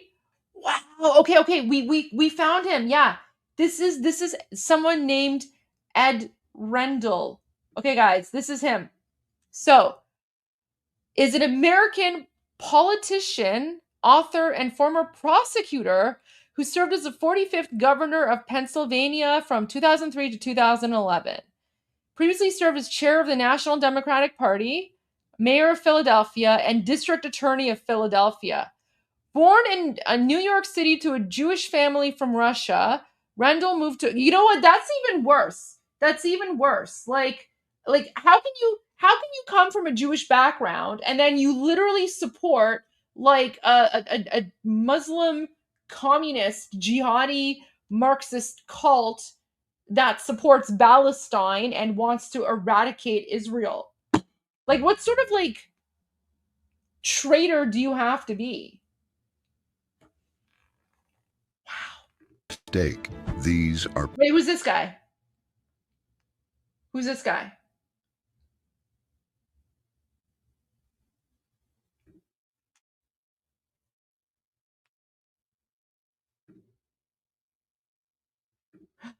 Michael Mukasey? Wait. Which one was Michael Mukasey? Did I miss that one?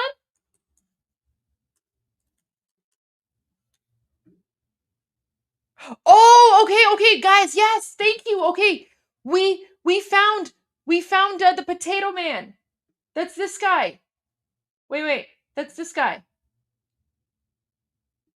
This guy. By most Iranians and are fundamentally undemocratic. They are not a viable alternative for Iran. However, some prominent U.S. political This guy. Okay. So Piggy's identified this guy. Thank you. Okay, so this is Michael Mukasey. This dude.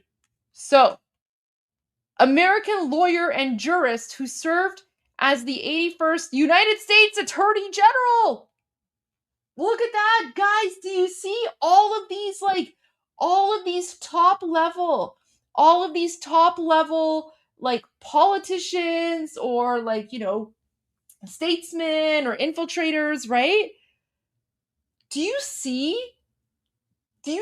like how far the communists were able to infiltrate into American politics? Like, this is scary stuff, guys. It's kind of scary. And advocacy networks have tried to rebrand the MEK, but make This is Mike Pompeo. You guys are right. This is Mike Pompeo before he lost weight. No mistake.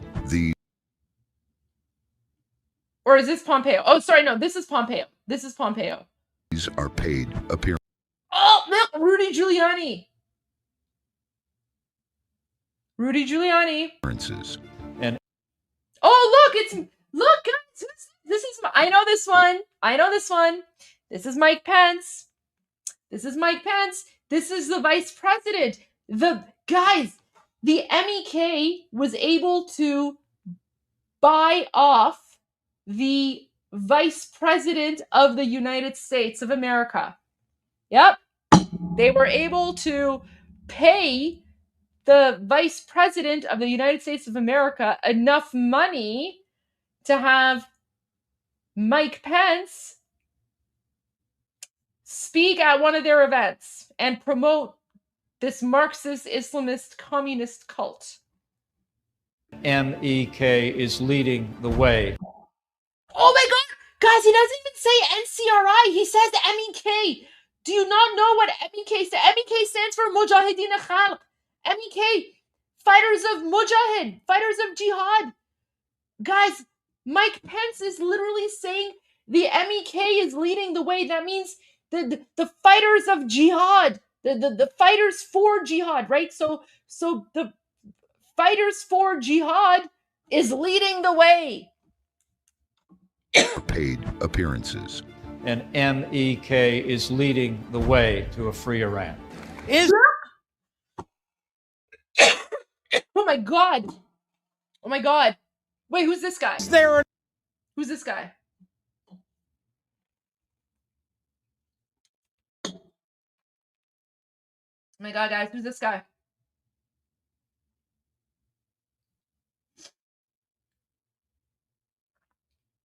Bill Richardson. Oh, thank you. Thank you. Someone is Bill Frank? Is it Bill or Frank? Bill Richardson?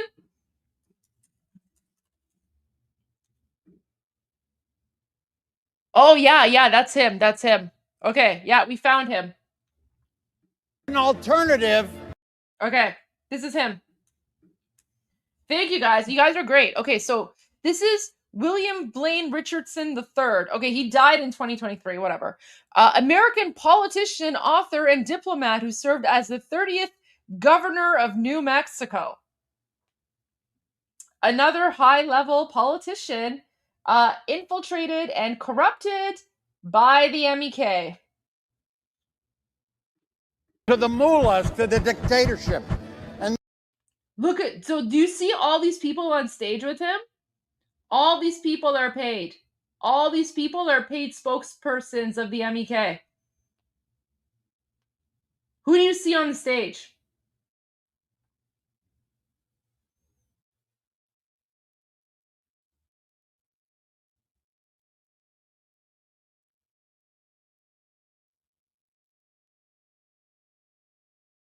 Look at all these people. Wow.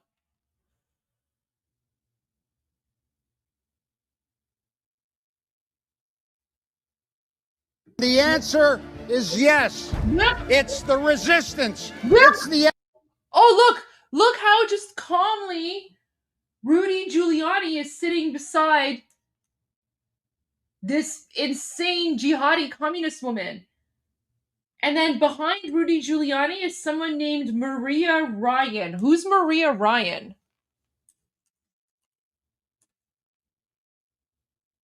Oh, that's his girlfriend. Oh, that's Rudy Giuliani's girlfriend, apparently, at that time. When he's not, you know, like harassing young women or whatever. Wow. MEK, it's Mrs. Rajabi. The MEK has funneled massive sums into speakers' fees, but they are not buying legitimacy. They're renting it.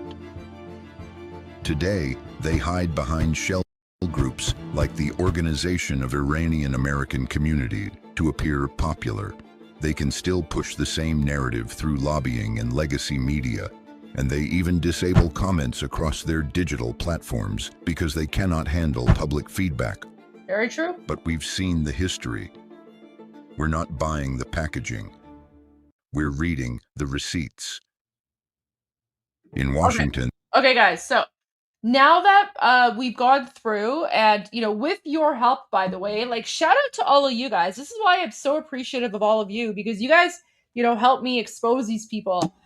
So with your help, we've now identified every single American, like, politician, or, like, you know, high-level analyst who has been paid. Well, not every single, but the ones in this video, because there's so much more, guys. There's so many more.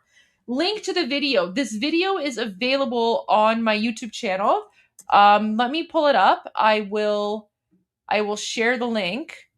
But guys, okay, so just to show you, I'll play the video again, but just to show you guys. So if you want the video, you know, go to like my playlists.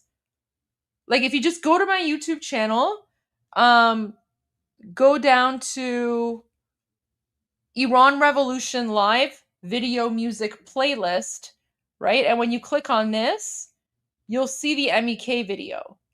I literally just call it like MEK video or something. Where is it? MEK, right? So it's called MEK, National Council of Resistance in Iran, Infiltration in U.S. Politics. So the video is right there. But let me copy the link, and I will send the link to all of you guys right now so that you can have easy access to it. But in the future, if you ever want to access it, just go right there. There you go. Okay. So that's where it is. Okay.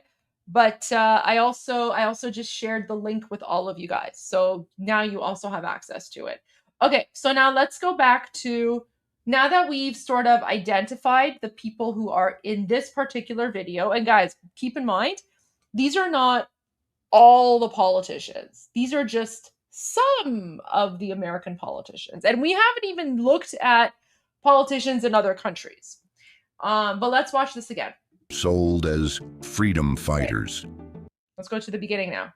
Okay, so now I'm going to play the whole thing uninterrupted. In Washington, they are sold as freedom fighters, the democratic alternative for Iran. But before we buy the packaging, we need to read the receipts. Founded in 1965, the MEK combined Islamic theology with Marxist ideology. Their mission? To destroy the Shah's government and drive American imperialism out of Iran. From the start, they followed two tracks: armed struggle and propaganda. In the 1970s, they used bombs to target American personnel. They assassinated at least 6 U.S. citizens, including military officers Lieutenant Colonel Lewis Hawkins, Colonel Paul Schaefer, and Lieutenant Colonel Jack Turner. Their radicalism was fueled by deep ties to the Palestine Liberation Organization, sending members to training camps in Lebanon, Syria, and Jordan. Their platform called for the total uprooting of Zionist foundations. When the U.S. Embassy was seized in 1979, the MEK actively participated. They declared, "After the Shah, it's America's turn." In the wake of the failed U.S. rescue attempt, they placed their military units at the disposal of the Revolutionary Guards to fight America. Once the hostages were released, the MEK condemned it as a surrender and labeled restoring U.S. ties as treason. Following a fallout with the new regime, they fled to Iraq to become foot soldiers for Saddam Hussein. In 1991, they reportedly helped Saddam's guard crush Shia and Kurdish uprisings. Inside their camps, they became a cult. Reports describe forced divorces, stolen children, and re-education prisons for dissenters. Because of these violent acts, the U.S. State Department designated the MEK as a foreign terrorist organization in 1997. However, the MEK launched a massive, multi-million-dollar lobbying campaign in Western capitals. In 2012, during the Obama administration, Secretary of State Hillary Clinton delisted them. But even then, the U.S. government warned, "We have not forgotten their past terrorism." Today, the goal is rebranding. The message is polished. The events look official. The branding says freedom. But the record does not change. An official State Department report was clear.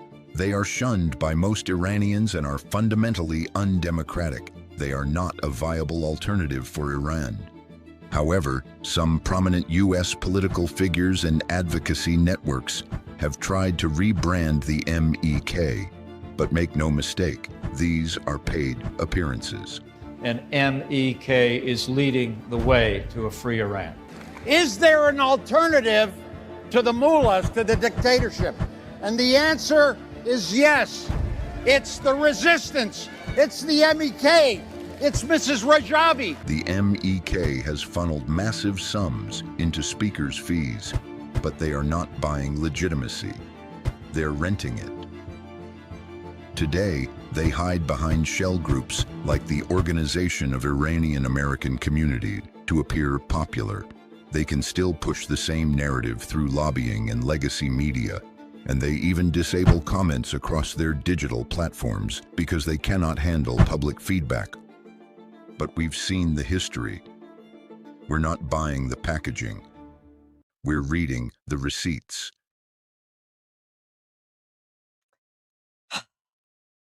There you go. That was a little, as President Trump would say, that was a little excursion into exposing the MEK. Yep. Very, very dangerous group that have infiltrated a lot of American politics and politics around the world under the guise of democracy. Yeah.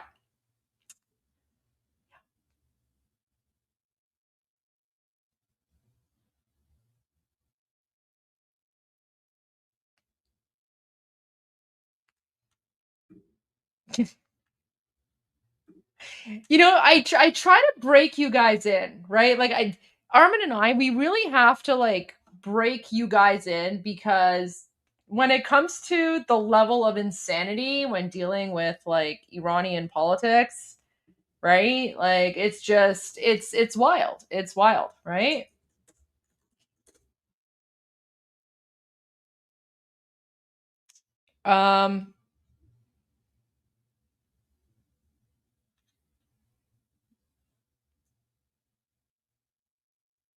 Oh, here's another one. You know what? What's this? I mean, I have.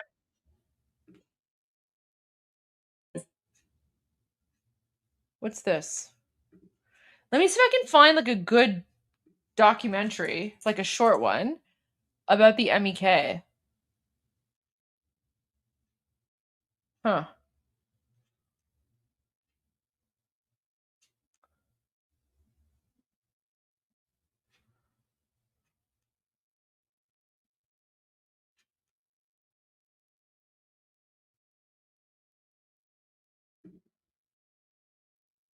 Ooh, okay, this one kind of looks good. Okay, this one kind of looks good. Let's see if it's good or not. I haven't watched this, so I mean, we're going to watch it together.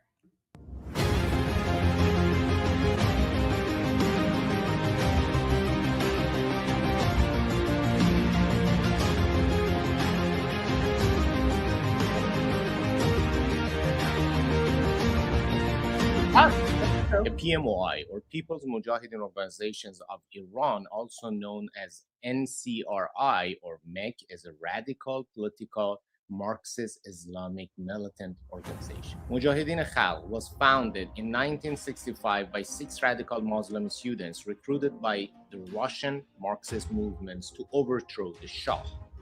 Boom! I told you, everything goes back to the Soviets. Everything goes back. Oh, it's Mossadegh. Oh no, it's Mossadegh. Look, it's the opium guy. Mohammad Reza Pahlavi, and created an Islamic Republic.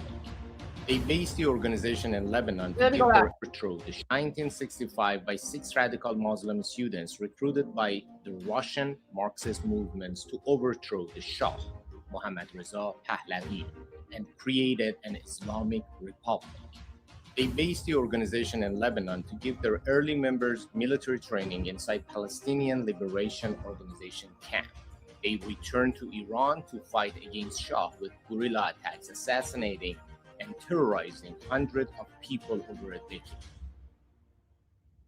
The people in this group are hiding their faces because they do not want to be able to be identified by Savak, by the people of the Shah.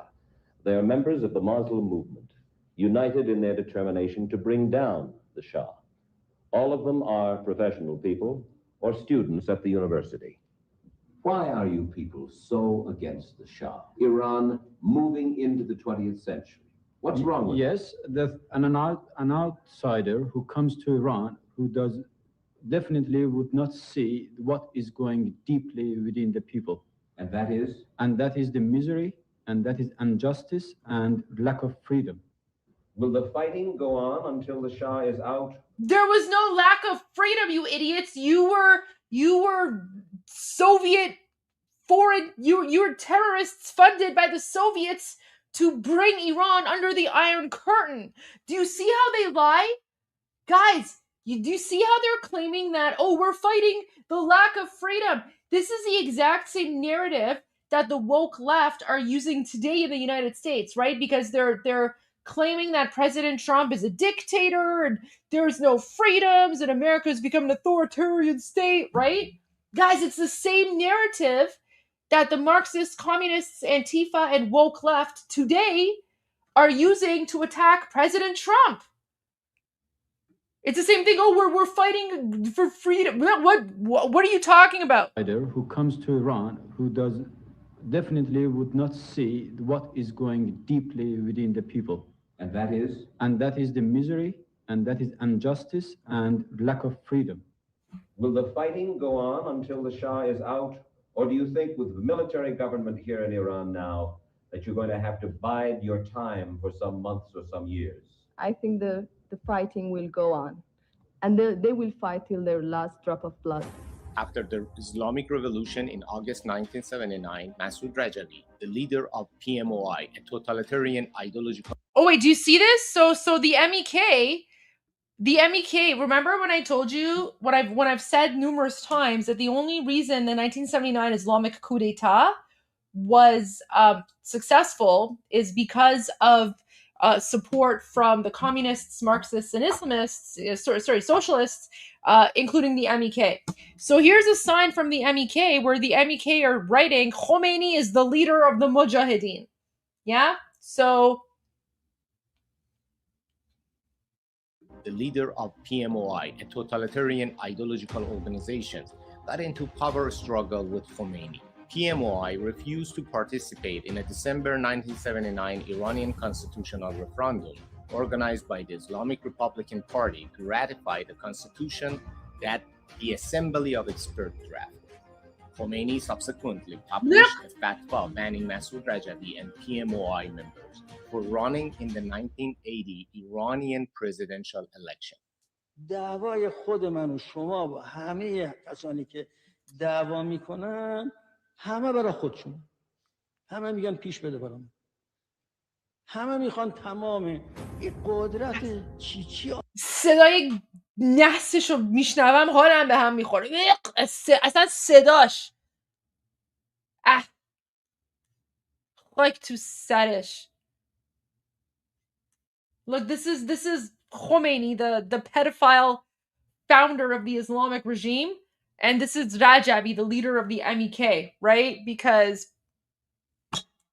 they're all a bunch of like garbage terrorists. همه میخوان تمام این قدرت The PMOI could not win a single seat in the 1980 legislative elections either. The group began clashing with the ruling Islamic Republican Party while avoiding direct and open criticism of Khomeini. They restarted a guerrilla fight, but this time against their initial comrades in fighting Shah, the Islamic Republican Party. As a result of this fight, a few thousand innocent lives, including women and children, were taken over decades. PMOI recruited teenagers and young adults as soldiers with its brutal Marxist Islamic ideology and cult-like regulation, then forced them to organizational marriage and divorces. Some female PMOI members have been ordered to surgically remove their ovaries to prove their commitments to the organizations. Oh, did you catch that? So part of this weird Marxist, communist, jihadi sex cult is that not only do they dictate who you can marry and who you have to divorce, they also force women to remove their ovaries in order to prove their loyalty. Yes. Yeah. And then you have some American politicians who are like, the only democratic alternative is the MEK. Do you see how gross and vile these people are? With its brutal Marxist Islamic ideology and cult-like regulation, then forced them to organizational marriage and divorces. Some female PMOI members have been ordered to surgically remove their ovaries to prove their commitments to the organizations. Female militants are also forced to wear hijab to comply with the organization's Islamist ideology. So PMOI does not believe in freedom in many forms, including freedom of belief, speech, or appearance.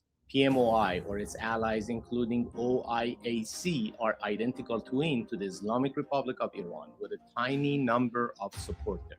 They do not believe in secularism, but instead aim to reach a Marxist Islamic paradigm to control the people of Iran and Middle East for their demonic totalitarian demands.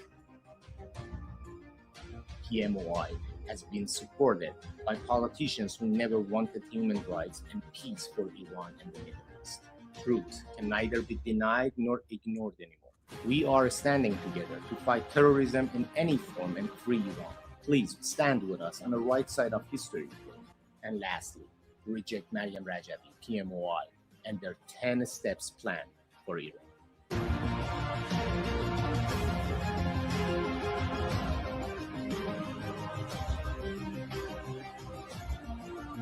Yep. Say no to the MEK. Yep. Remember, Mujahideen. Mujahideen means fighters for jihad. These are all their different names. Right? They are the identical twin of the Islamic regime. Yep. The PMOI is an anti-imperialism ideological organization with a history of fighting against America, Israel, or any westernized form of liberalism. Oh my God. Look. Ew, seeing and hearing Khomeini's disgusting face. Guys, I need to de-Turkify. I'm sorry. I need to de-Turkify. I need to de-Turkify. Yeah, I'm not gonna translate this song, but this is basically this is one of my favorite Iranian rappers. You know, he is pro-Shah, pro-Iran. He's anti-IRGC, and you know, of course, anti-MEK. His name is Mateen.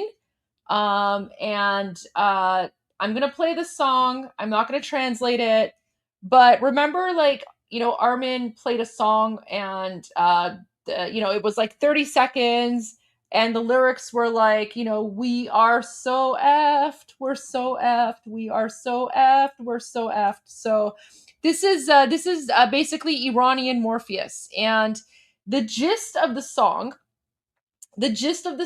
is basically that you know, when the Islamic regime took over, Khomeini, the pedophile, showed up with a bidet, and basically he basically pooped all over our country. He pooped all over you know, 2,500-year-old civilization, and you know, turned it to poop. And you know, we're now basically fighting to free ourselves. So, and then most of the song is just, you know, a lot of bad words, which I'm not going to translate, but it is a very good song, and this is going to help me de-Turkify. So there you go. And yes, he's dressing up like Iranian Morpheus here, and it's super cool. So it's de-Turkify time.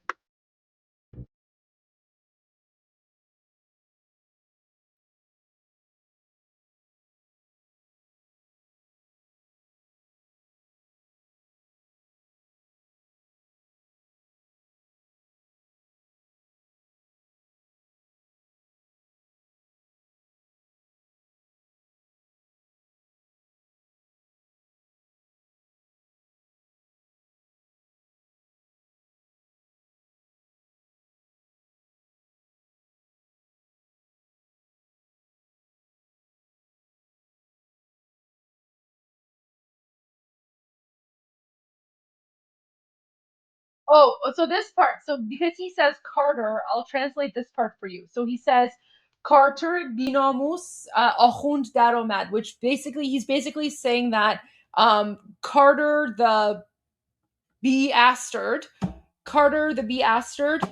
was also supporting the mullahs, right? So he's basically talking about how, like, you know, these garbage jihadi terrorists, Durkas came, and, you know, they ruined Iran. And he's also calling out Carter because Carter supported Khomeini.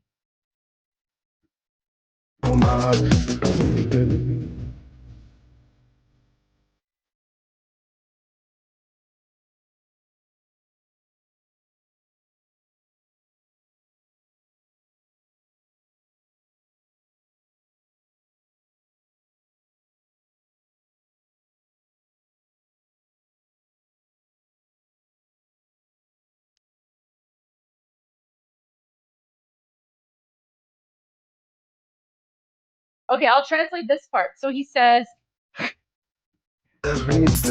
he says,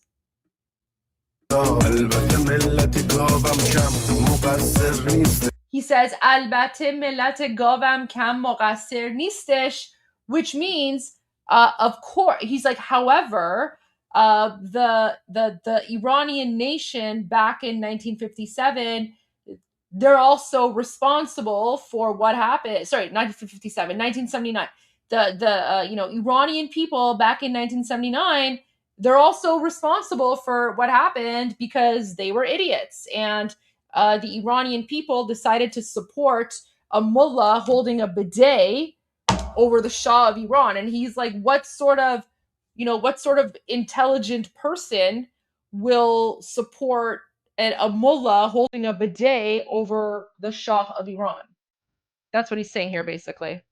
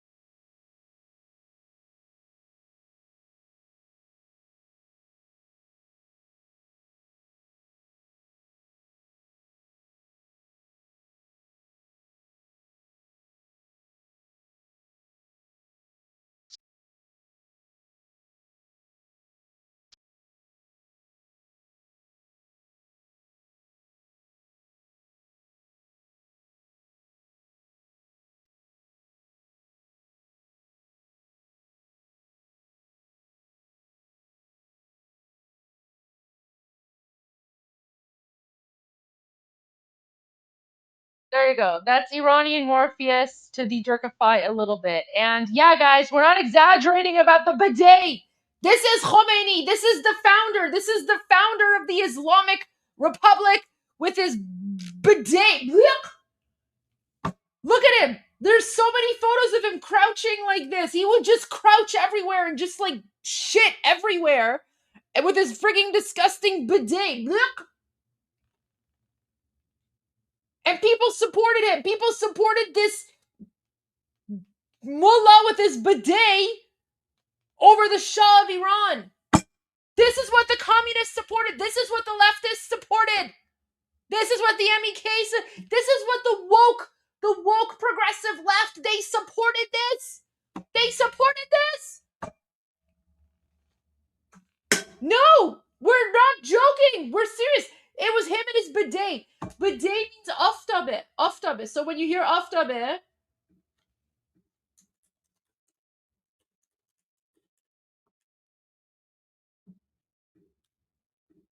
aftabe means bidet. So the guy's like, so Matin, when he's rapping, he's like, the guy came with his aftabe. Look. Like to سر ملت 57 کشورمون رو داغون کردین.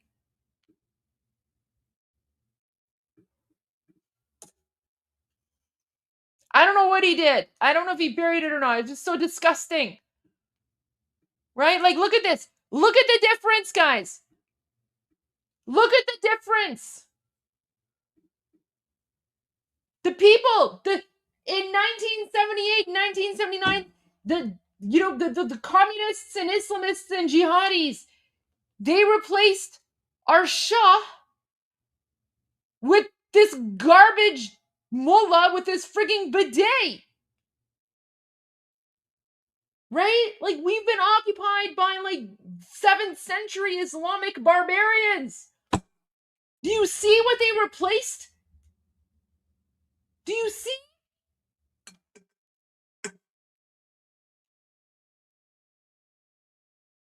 The lefties chose the Durka on the right with his bidet. Yeah. And that's happening in New York right now. Look.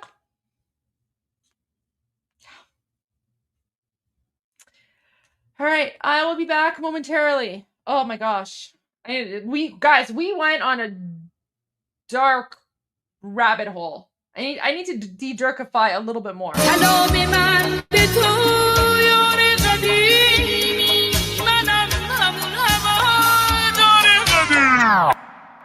سید سلام، چطوری مردک؟ کلی کتلت شدین دایی بدون مدرک. سلام بسیجی قهرمان، رفتی پیش توسی با پنیر و یه نون سنگک. سلام به محفل قرآنیتون، سلام به مدیرای بحرانیتون، سلام به حاجی اکبر و طوله هاش و خارج و رفقای ارگانیتون، سلام به دزدای پول ملت که تش میفتین توی تور ملت. سلام به همه شما کرکسایی که دارین نونتون رو میزنین تو خون ملت. ساکتش زیر دست و پاک و تک بخورین، حالا هی به یه بادکنک بدوین. سلام آخر تو زندان باشه وقتی قرار به این آب خنک بخورین. مرگ بر ملا متولی ننگ در دنیا، ننگ بر دوتا مجاهد چپی بعد از ملا. مرگ بر ملا متولی ننگ در دنیا، ننگ بر دوتا مجاهد چپی بعد از ملا. اینو بگذاریم به خاک میرسیم، تجزیه طلبی که به خاک بیرسیم. ایران مردمش وطن پرستن، از کرد تا بلوچ بری به فاک میرسی. توف به هر چی مرسی است، توف به هر کی در پی تجزیه است، توف به لوی و همونی که شیفته ی گل ملیگرا تو وطن خدا نستی هست. سر کردستان همه برپا شدن، بلوچستان فدای مهسا شدن. شم واحد که شیر و خورشید ما بقی جعلیا تنها شدن. شادی باشه واسه همه در میهن، کور بشه چه شهرچی اهریمن. رخه رو بگید اون 6 کلاس سواد و خبرگان و مجد سری ترجیحن. شبهای عروس و دامادی باشه، برن سلامتی نوش کنن آبادی باشه. مقصد کجاست؟ میدون شهیاده به سمت اتوبان آزادی باشه. سلام به نسل ندید پدیدا، نبودیم ندیدیم قدیمتی ما. شاه بود تو شادی کل میزدین، حالا شاه بر میگرده پیک میزنین. مرگ بر ملا متولی ننگ در دنیا، ننگ بر دوتا مجاهد چپی بعد از ملا. مرگ بر ملا متولی ننگ در دنیا، ننگ بر دوتا مجاهد چپی بعد از ملا. مرگ بر ملا متولی ننگ در دنیا، ننگ بر دوتا مجاهد چپی بعد از ملا.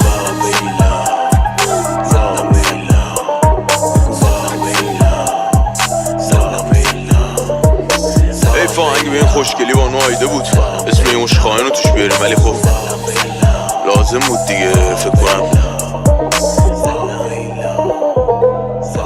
بانو آیده.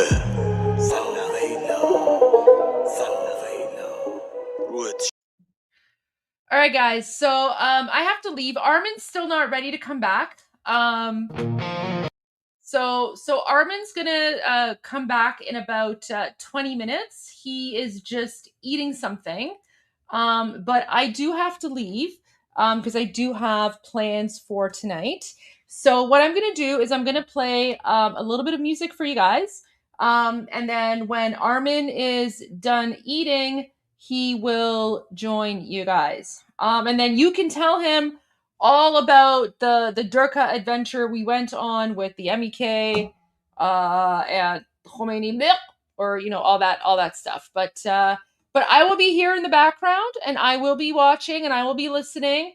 I have to go, guys. I'm sorry, I have plans, but I will see you guys tomorrow. And we do have a special guest tomorrow, guys. Don't forget. So we're going to be starting our live stream a little bit early. We're going to be starting.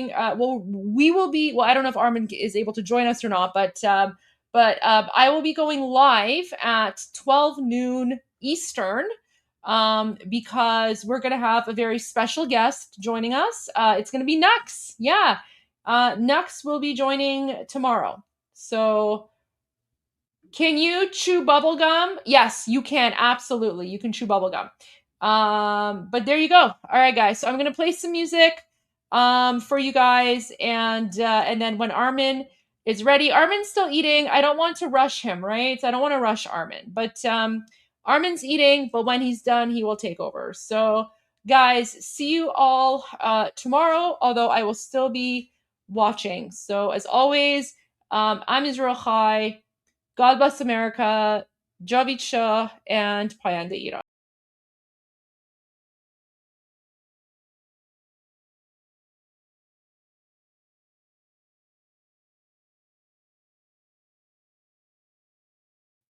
Got you all. All right, guys. See you soon.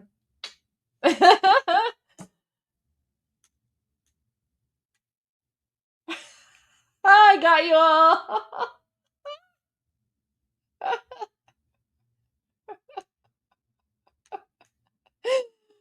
Okay, guys. See you later.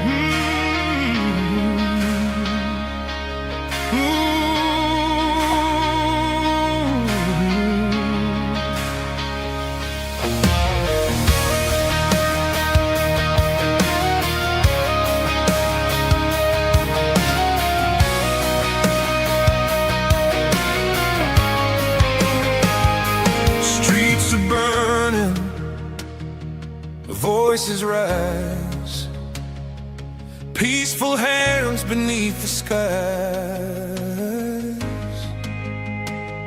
Police in black, they draw the line. Basic GIRGC crossing every sign. They shoot at us, no shame, no fear. 11 souls are gone this year. We march with hope, we stand as one. Oppression ends, the fight's not done. Act, Mr. Trump, a genius, bold and strong. You never surrender, that's where we belong. Act, Mr. Trump, we're calling you tonight. Act, Mr. Trump, be the fire, be the light. Locked and loaded, you said it loud. Hear the cries, hear the crowd. Act, Mr. Trump, don't turn away. Hope is rising, lead the way.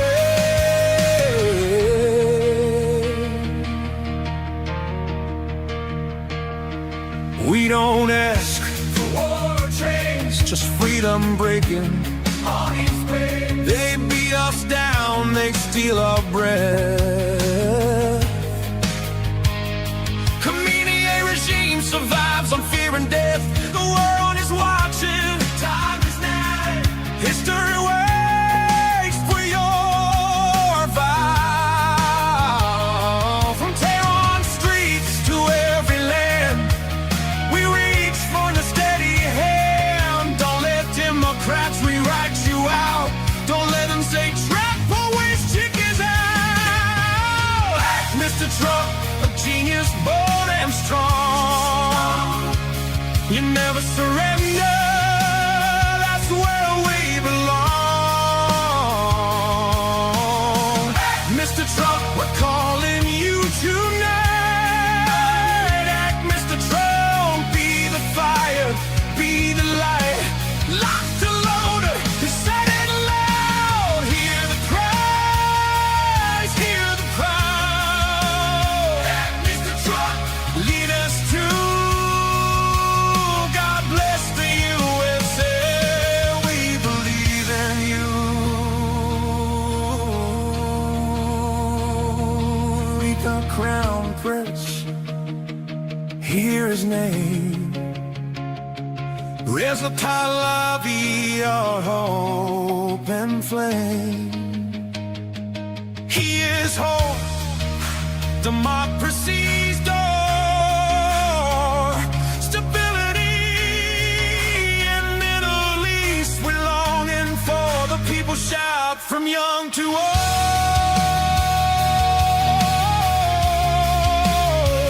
One leader, brave and bold. Friendship, peace, a future free. That's the iron we want to see. Breathe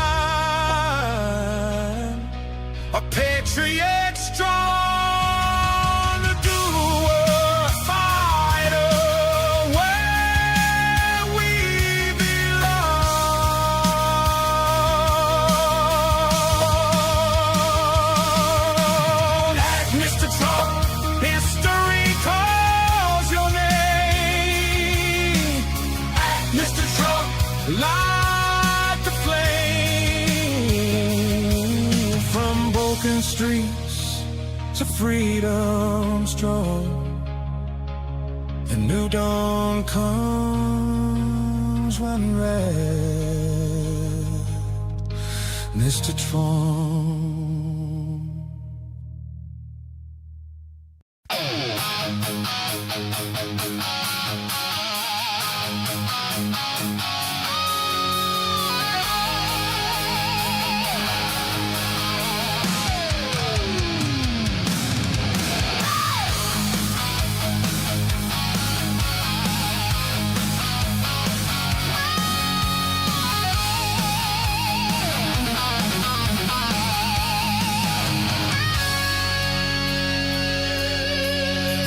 Shadows cut from the light,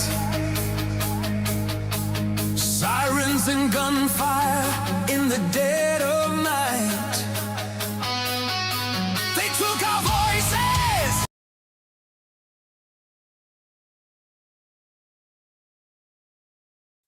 Hello. Hi everyone. I'm here. Oh my god, everybody abandoned ship. Everybody left. Everybody left because Goldie's not here. Goldie said that she's leaving, so everybody left. Are you guys still with me? Who's still here? I know, like, oh my god. Is anybody still here? Oh my god, only 200 people are left. Oh, Goldie's here. Goldie's here. Oh my god. Wait. Goldie, everybody left already because you told them. What? I didn't say anything. I said just hold off and Armin will be here soon. What do you mean? I know, but people are here for you. They're not for me. So now that you're leaving, people abandon shift. Guys, don't go anywhere. Armin's continuing the show. What's going on? Well, I'm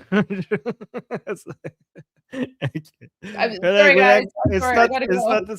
It's not the same without Goldie. So who's our? Sorry, I have dinner plans, guys. I'm sorry. No, I know. But it's okay. Yeah, it's okay. Oh no, my bad. Are you guys here still with me? Okay, let me see because I have the slideshow. I prepared a slideshow for you guys. I hope I come here for. Oh, yeah. Okay. Well, thank you. Well, guys, no, like people on my channel. There's only 200 people only left watching on my channel. But it's okay. But I prepared this slideshow that I'm so proud of it. And I wanted to share that with you guys. So I'm hoping that there are some people here. Let me see. Let me share my slides. Okay, hold on. I got this. By the way, guys, if you guys want to... because my channel is now suffering a little bit right now because there's nobody there. If anybody wants to come and watch, I will put the link to my channel in the chat. If you guys, if some of you, just a few of you want to come watch this on the Liberty Politics side, I'll put that in the link for you guys as well. I know this is going to go both on my channel and so guys, ignore the link on my channel. Okay, I'm just posting it for everybody. All right, guys. So I prepared a slide for you guys to explain the fracture, basically the segmentation of the power within the Islamic Republic. Oh, guys, thank you so much. You guys are so sweet in the chat. They're saying I'm here. Well, thank you, guys. Thank you, because I just really wanted to show you this, and I want feedback from you guys to tell me if these slides are helpful, okay? Because I have this new method of explanation. Oh, look. Thank you so much. I got a super chat saying, we are the 200. Oh my God, that's a very generous super chat. Thank you. Oh, I have a small audience, but my audience is very sweet to me, even though it's very small. You guys are awesome. Oh my God, that's a very generous super chat. Thank you. What is it? Ninja Rooster? Thank you so much. We are the 200. That's very sweet. Okay. Anyways, guys, is it okay if I remove the chat from the screen, because I want you guys to be able to see these slides? Is that okay? Let me know in the chat, because I think this is a really, I'm trying to find, because some of these topics that we discuss is sometimes hard to, visualize. So I'm now trying to I'm going to get better at this, by the way. This is a new thing that I'm doing, and I'm just practicing, and we're going to get better. Okay, so you guys are saying sure. Okay, I'm going to remove the... Oh, got another super chat saying, last year you came to Apostate Prophet and David Wood channel and told us about what the regime is putting rapper Tumash through. Is he okay? Any updates? So Tumash, unfortunately... Before I go, let me just let me put the layout for you here so that you can switch back and forth here. So if you look on the stage, you see like the different layouts. So if you do this layout, then you can have the chat and the slides. And then I'll remove myself now so that it's just you. Okay, I have to, when I'm looking at the slides, does it look like, okay, when I'm looking at the chat, it's like this. Okay. That's okay. That's okay. You'll just look the other way, but it's fine. But this way you can have, only if you want, like this way you can have both the chat and the slides. Yeah, I do want to. If you don't like the layout, then you can just go back to this. So no, that's good. I want to have the chat there. I'd like to have the chat there. Okay, thank you. Okay, guys, I'll remove myself now. Bye, guys. Thank you. Have fun, Goldie. Enjoy. So guys, the benefit of this layout is that you guys now are on the screen. The problem is that now when I'm looking at you, you guys, it looks like I'm looking into the void. Okay, so that's the only problem. But it's okay. It would be better if it was on this screen, but this screen that I have here is too small for this. All right, so let me respond to the super chat before we go to the slides. So Victor, yes, too much is okay, he's good, but unfortunately he's now turned to the opposition, unfortunately. So too much has turned against Prince Reza Pahlavi, and he's not on our side anymore. So, but yeah, he is okay. He's more than okay, actually, because he's now useful to the Islamic Republic. Unfortunately, he's now useful to the Islamic Republic, so they're treating him well because he's anti-Pahlavi. So, and by the way, guys, thank you so much for the people who came to my chat. Thank you for making it more busy here. I appreciate that. And then we have another super chat saying, Armin rocks. We love the slides you bring, brother. Oh, thank you. And guys, I'm going to get better at this. Okay. I'm still, this is something that I'm trying out. Thank you for the support. I'm saying, we love you, Armin. Oh, wait, I should read your names. That was Victory before. And this was Steve. And then now we have Laszlo saying, we love Armin. Keep up the amazing work. And United States and Israel. Well, thank you. I appreciate that. Thank you. And then also Amir, always supporting. Thank you so much, Amir. I appreciate that. Okay. Oh, wow. Okay. Wow. One more super chat. And then I'll promise after this, I get to the slide. Thank you, guys. Thank you so much for the support. Saying, hello, Armin. I asked this question to Goldie a few days ago, but I also would like your take on it. If Khamenei wasn't unalived, no war, but later die of natural cause, would there still be these fractions we are seeing? No, because a lot of the fractions that we're seeing right now is based on pro-regime people's anger over the inability of the Islamic Republic to get revenge. So just like the killing of Qasem Soleimani caused a lot of division within the Islamic Republic, because Qasem Soleimani don't have revenge for the killing of Qasem Soleimani. Now this is even worse. They killed the supreme leader, and some regime supporters consider the Islamic Republic to be pathetic with their response to the Americans. And not only that, that means negotiations with the Americans is very difficult because you're negotiating with the people who killed Ali Khamenei. Does that answer your question? What did Goldie say? Did Goldie give the same response? But that's my response. It's basically now every time you talk to the Americans, you're talking to the people who murdered the supreme leader. Oh wow, guys, we're now above 300 on Liberty Politics. Thank you so much for people coming here and supporting the channel. Appreciate that. Yeah, smash. Some people are saying smash the like button, smash it. No, don't smash it because you will break your phone. Okay, I know so many YouTubers say smash the like button, but I think that will break your phone. So just lightly tap it. I think it will work. I think it will just work if you just lightly tap. Let me actually try it. Yeah, I think a light tap will actually work. You don't need to smash it. I just did an experiment. It works. And then okay, so oh yeah, thank you so much for buying membership gifts. Fleshy Interloper. Thank you. Appreciate that. Okay. Hold on. Okay. All right, let's go to the slides now.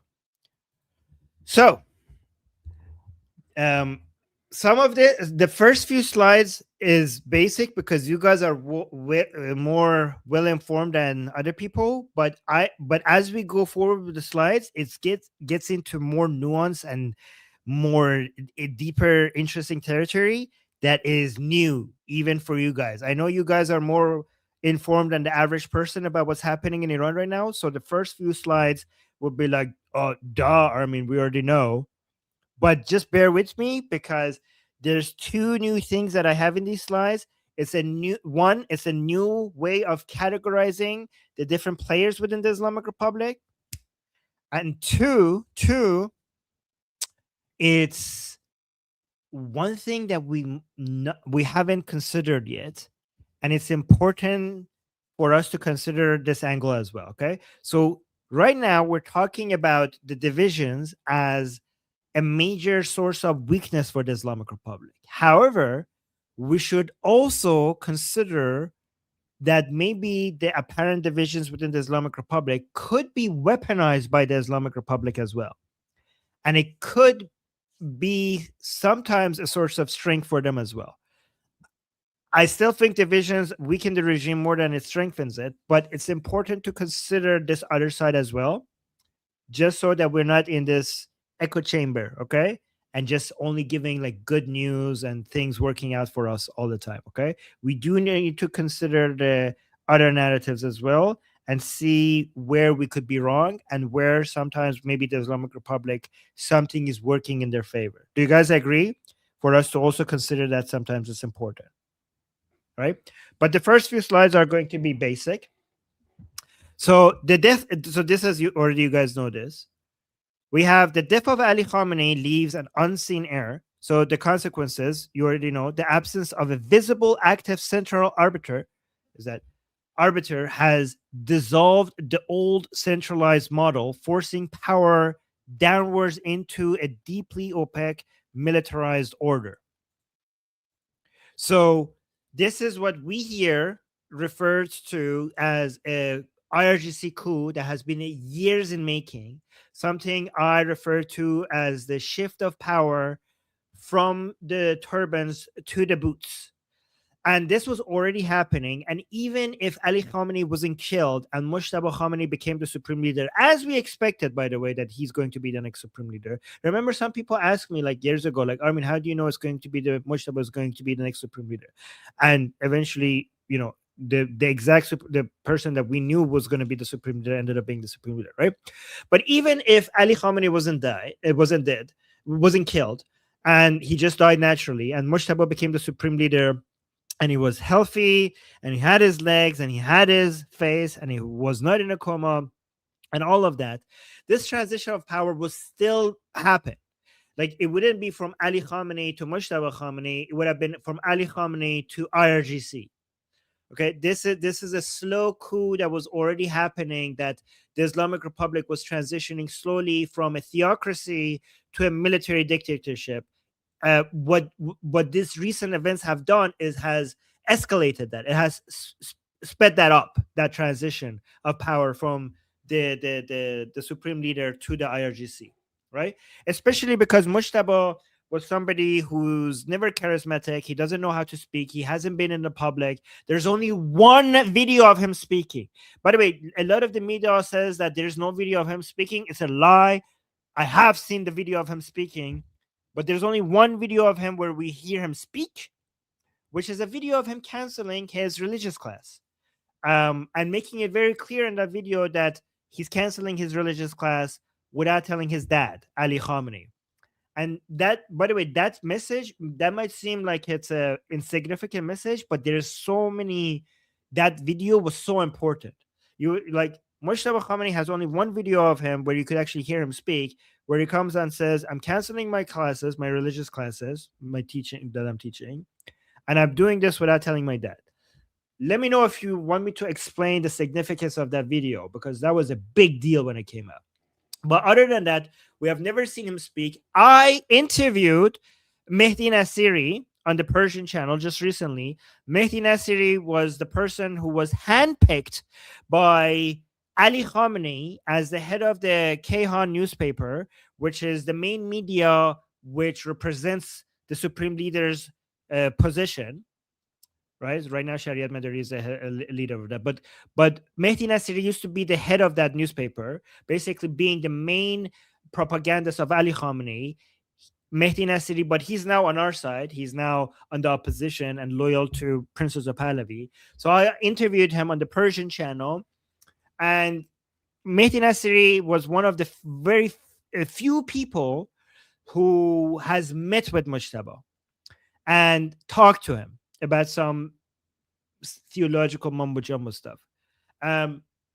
He told me in that interview, which is very, guys, this is like information that other people don't have. I basically good information from the person who talked to Mujtaba, one of the very few people who have talked to Mujtaba. I interviewed him on the Persian channel, and he said Mujtaba is a really bad speaker. Like, which is funny, because the akhuns, the mullahs, their only job is to speak and give sermons. And that's the one thing they need to be good at. And Mujtaba apparently sucks at that.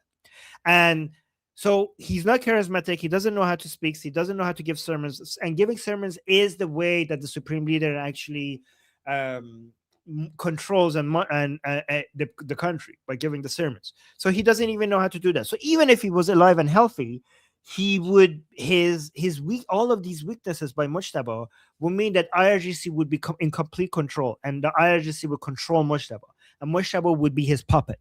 But now it's even worse, because he's not even available, right? So this means that the transfer of power to the IRGC has just sped up. Okay, let me know if you have questions about the things that I'm saying, right? So the void. Mujtaba Khamenei technically holds the position of supreme leader. However, he remains entirely unseen and refuses to or can't actively. I always have a hard time pronouncing this word. Arbitrate. Did I pronounce it? Arbitrate. It's some of these words are arbitrate state disputes in the manner of his father. Right. So we already know that. We already knew that. But let's keep going, because this is going to get more interesting soon. Yeah.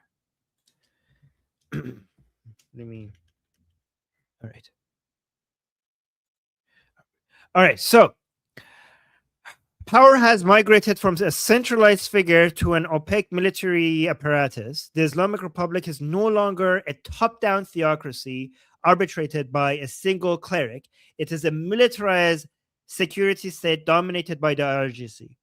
Right, so all of the state functions, including the presidency, the parliament, the judiciary, all of that has now been pulled into IRGC control.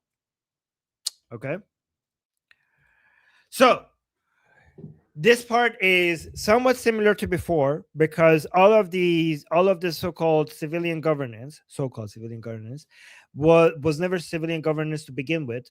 Even before the IRGC control, they were completely under the control of the supreme leader, the second supreme leader, Ali Khamenei. So, guys, you know we're on the third supreme leader right now, right? Third supreme leader. First supreme leader is Ruhollah Khomeini. Second supreme leader is Ali Khamenei. Third supreme leader is now Mujtaba Khamenei. Third supreme leader, and I'm an atheist, but I'm gonna say, I'm going to pretend that I'm not. God willing, the last one. Okay. So, right. So third, hopefully the last. Okay. Actually, it would be funny if we just quickly go through a fourth one as well before we finish them. So, but what do we have the situation? The situation right now is that it's not the supreme leader who's controlling the civilian governance, it's the IRGC, it's the military. Okay. So civilian governance is completely paralyzed by a structural military veto. So what's the deadlock? We have President Masoud Pezeshkian faces a complete political deadlock. The IRGC has aggressively assumed control over key state functions. I mean, this was already the case with Ali Khamenei, but now it's even more control. Guys, so far so good. You guys are with me, right? Let me know, because I'm trying to make sure that this is digestible. And we still haven't gotten to the new part, because this is all for the people who follow us. This is all old news, okay? But we'll get there. So the veto, rather than governing alongside the presidency, the military apparatus systematically blocks civilian appointments and restricts executive authority, rendering the visible government largely powerless. Okay, so the left side of the slide is obvious to you guys. The right side is actually somewhat more new, maybe new to some of you and interesting, right? So the Western moderate versus hardliner binary obscures the actual mechanics of state survival. So the false picture that Western media has is that you have moderates versus hardliners, right? So analyzing Iran through a reformers versus authoritarian lens fails to explain current behavior.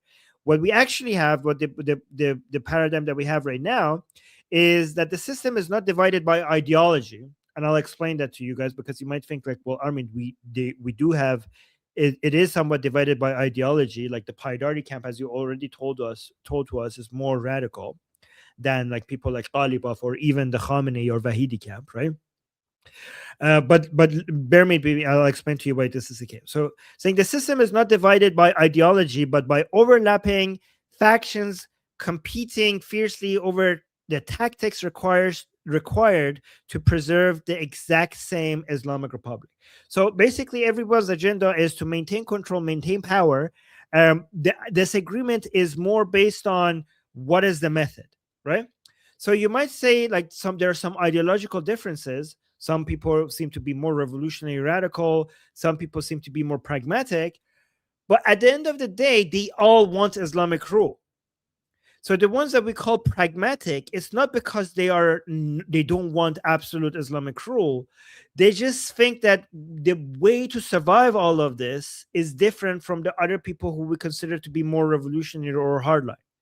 But the end result for all of them, what they all want at the end, is the same, right? So, for example, the people who are saying that we need to be more flexible, we need to be more we need to basically negotiate with the Americans, it's not because they don't want Islamic rule, they don't want the survival of the Islamic Republic. They think that we need to be more realistic when it comes to America's strength and our ability and the need to economically survive this, so for the Islamic Republic to survive. And the other side, which we consider to be more revolutionary, more hardline, more radical, they also want the same thing. They want the Islamic Republic to survive because their power depends on it, right? But they just think that it doesn't make sense to negotiate with the Americans. It doesn't make sense to give in to any of their demands because the Americans are scheming, backstabbing bunch, and every time they hurt us the most was exactly in the middle of the negotiations, right? So it's mostly, it might seem like the disagreement is ideological, but at the end of the day, they all want Islamic rule. The disagreement is more over the tactics rather than the ideology. I mean, there is ideological differences, okay? But the ideological differences translate themselves into different methods rather than some of them being for Islamic rule and some of them not. Does that make sense? Let me know if that makes sense. Oh, Nail Bunny, thank you so much. Nail Bunny just gifted 10 memberships to Liberty Politics people in the chat. Oh, that's so sweet. Thank you. Guys, if you became a member, say thank you, Nail Bunny. That's very sweet. I appreciate that. Hey, Queen Bunny. Okay, thank you. Okay. So far makes sense. Okay, here's the slide that I'm very proud of. This is what I'm so proud of. Okay. This one slide here will make you understand the power dynamics within the Islamic Republic more than 99% of not just people, more than 99% of the analysts, the so-called analysts out there. This one slide, okay? So we have 4 competing circles of the new power structure within the Islamic Republic. And I know it says Iranian, but just say Islamic Republic, okay? In your mind. So we have 4 factions, okay? And this is going to, okay, I'm so excited about this. I'm so excited. Okay, let me drink some water because I'm getting too excited. So let's go over this table. Okay. And let me know if you have questions over this, okay? So these are the 4 factions. We have the Intelligence and Security Network, faction 1. We have the Negotiation Facing Track. We have the Coercive Military Corps, number 3. So number 1, Intelligence Security Network. Number 2, we have the Negotiation Facing Track. Okay, that's number 2. Number 3 is the Military Corps. And number 4 is the Ideological Pressure Camp. This is so good. This is so good. I'm so proud of this. All right. So let's explain each one of them. Let's explain the key figures in each one. Who are the key figures? Each one of them, let's explain the power base, meaning that what is the source of their power. Then for each one of them, let's explain their survival tactic, meaning how they're using that power. And then for each one of them, let's talk about their stance on the U.S. talks, the negotiations. Okay? Do everybody understands what we're doing here?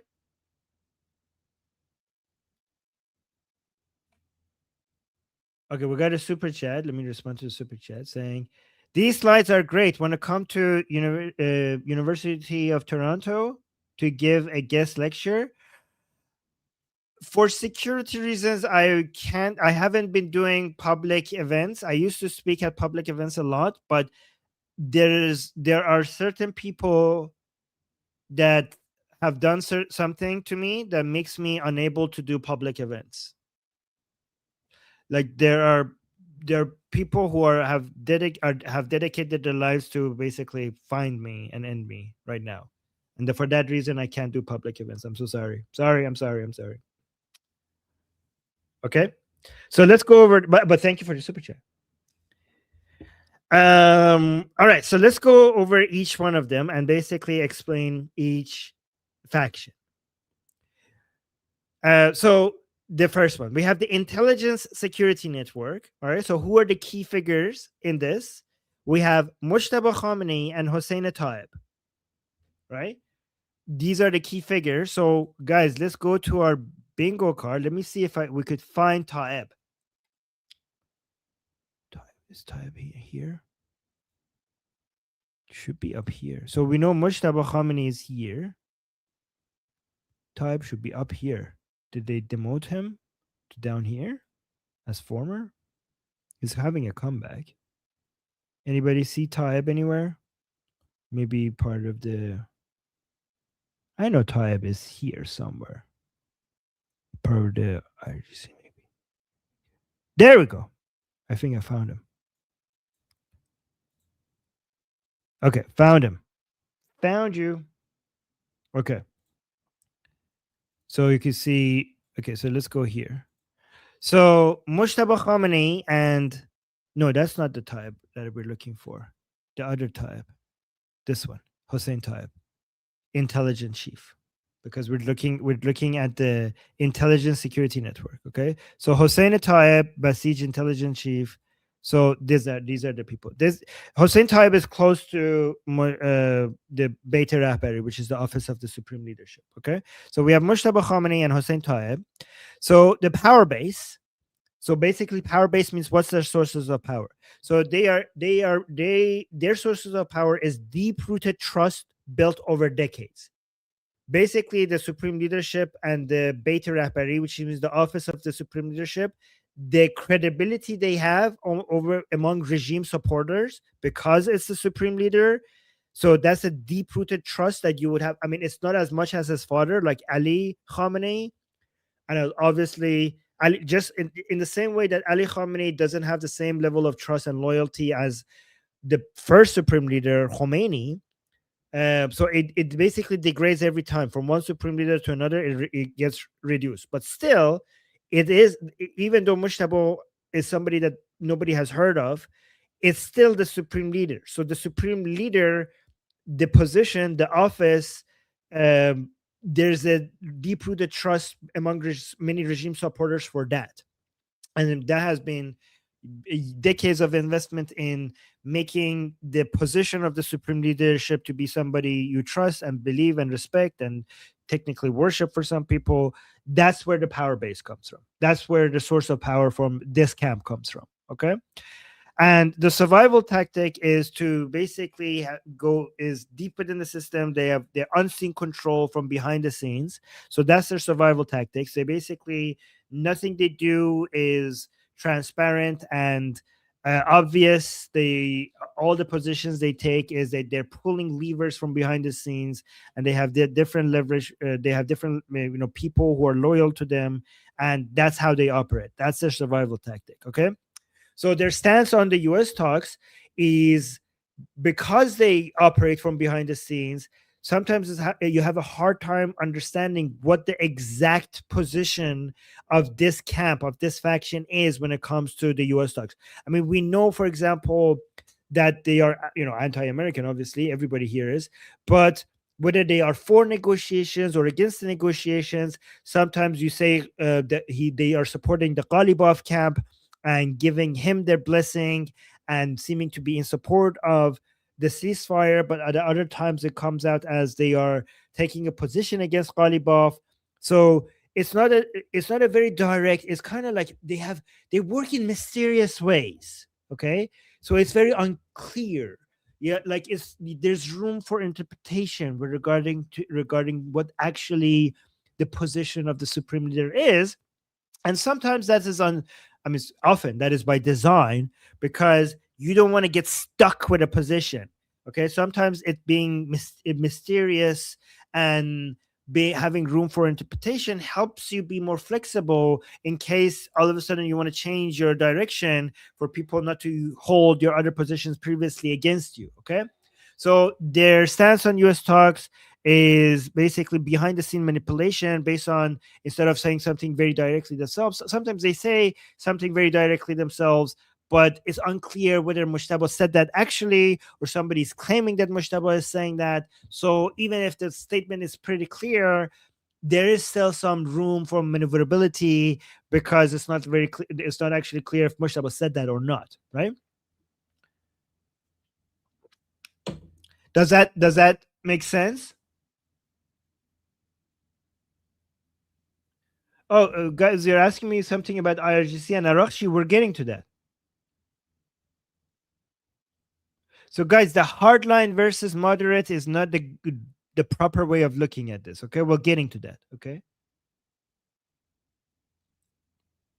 So, guys, Mujtaba is, most reports suggest that Mujtaba is alive and severely injured. That's true.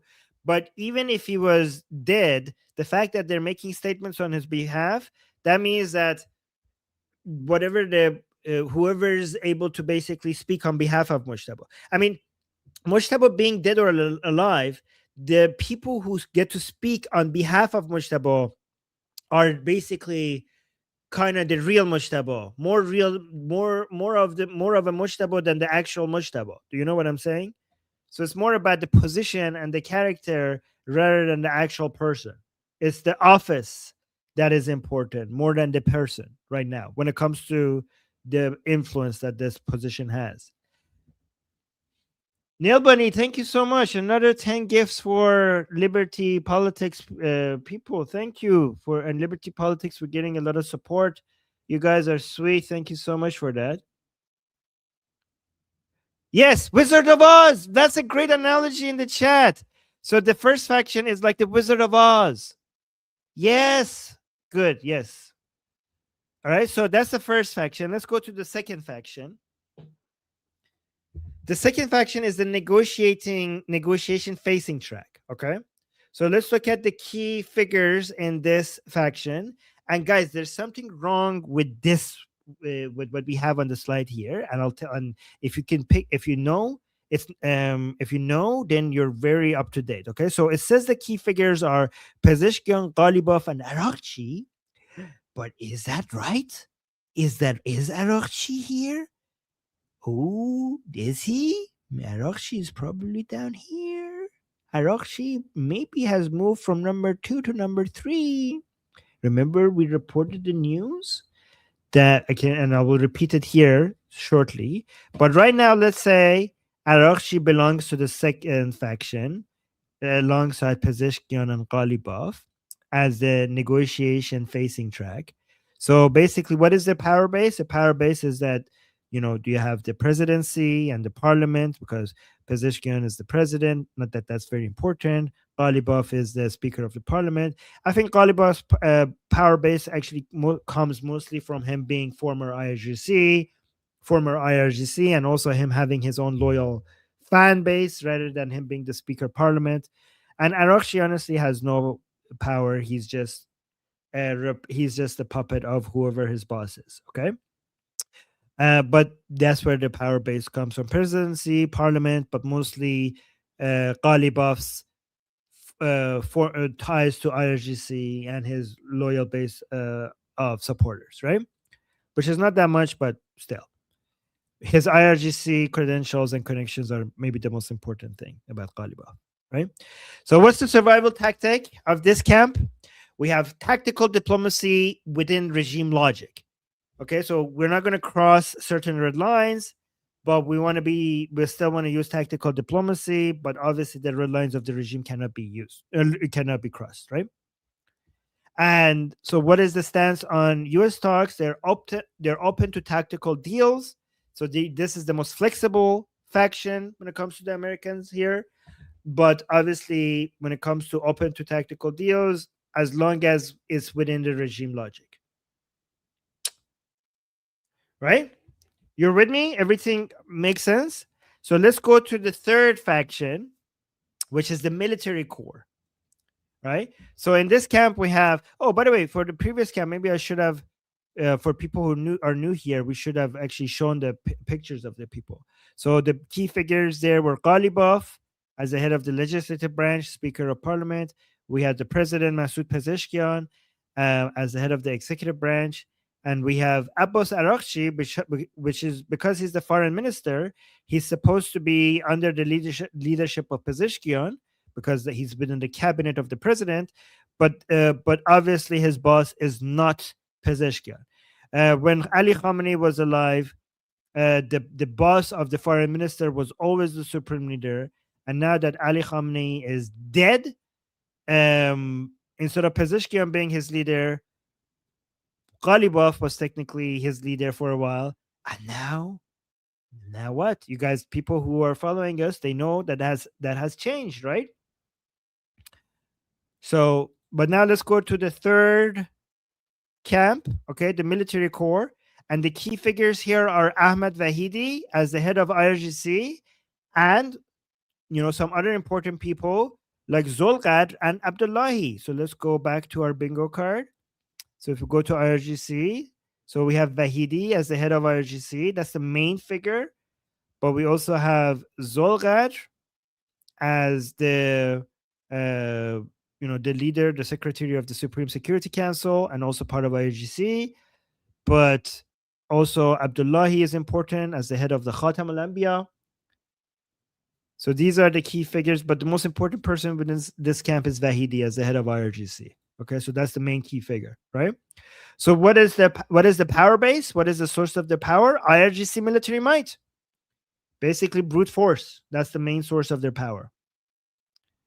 Okay, so what is their survival tactic? Meaning, how do they use the power for their own? Guys, when we say survival tactic, is because we are basically seeing these different factions as competing against each other. So right now, the media treats these people as them against United States and Israel. But the main fight that is happening within the Islamic Republic is these factions against each other, competing for power against each other, right?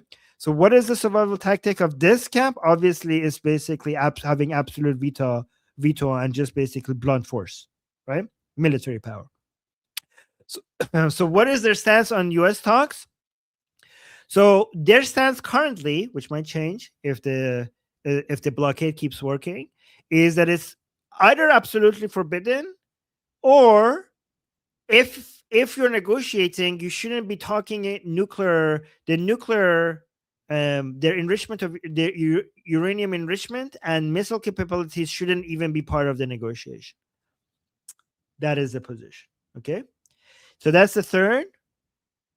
And then we have the fourth one, which is a group that most people don't pay attention to, and we pay attention to them here, is the ideological pressure camp. Okay, so that's the people who we refer to as the Paidari camp, right? And the main figure here is Saeed Jalili.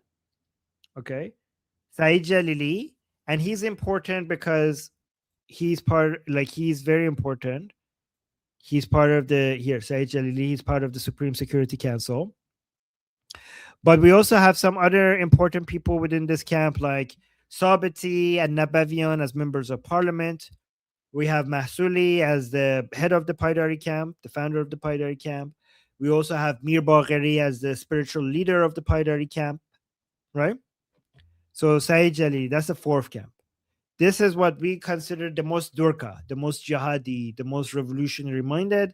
But again, I think the more accurate way of describing them is people with different tactics for the survival of the Islamic Republic. Make sense? And then, so what is their power base, guys? So this faction has not that much military power. They don't have the connection. They don't have that much of a connection within IRGC. I mean, everybody has to some degree, but not compared to actually the leaders of IRGC, and also not much compared to like Ghalibaf, for example, who has IRGC ties. And obviously the first camp has a lot of ties to the IRGC, given that there's this, they're the office of the supreme leadership. But when it comes to military might, this fourth group is the least influential, the least when it comes to military. That has the least when it comes to the military strength, right? So if they don't have that much military strength, what is their source of power? The power is the people. Well, not the Iranian people, the minority pro-regime Iranian people, okay?